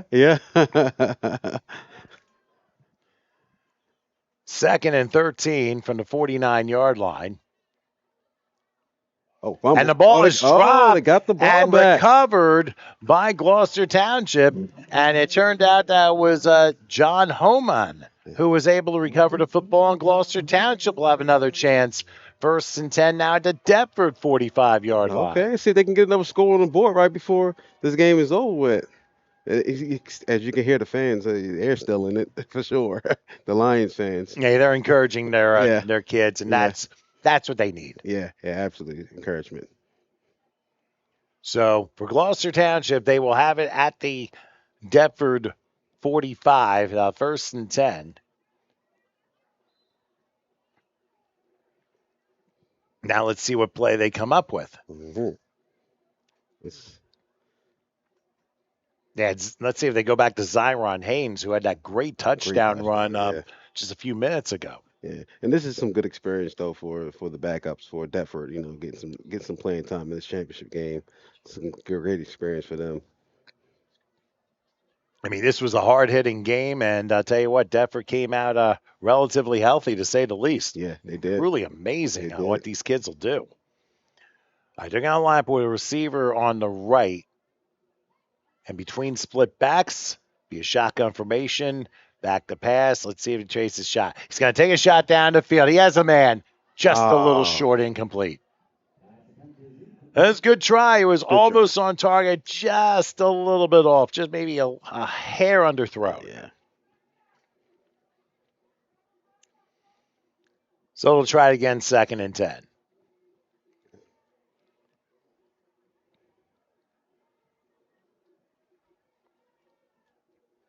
Now let's see how things go at Deptford, how they line up on defense.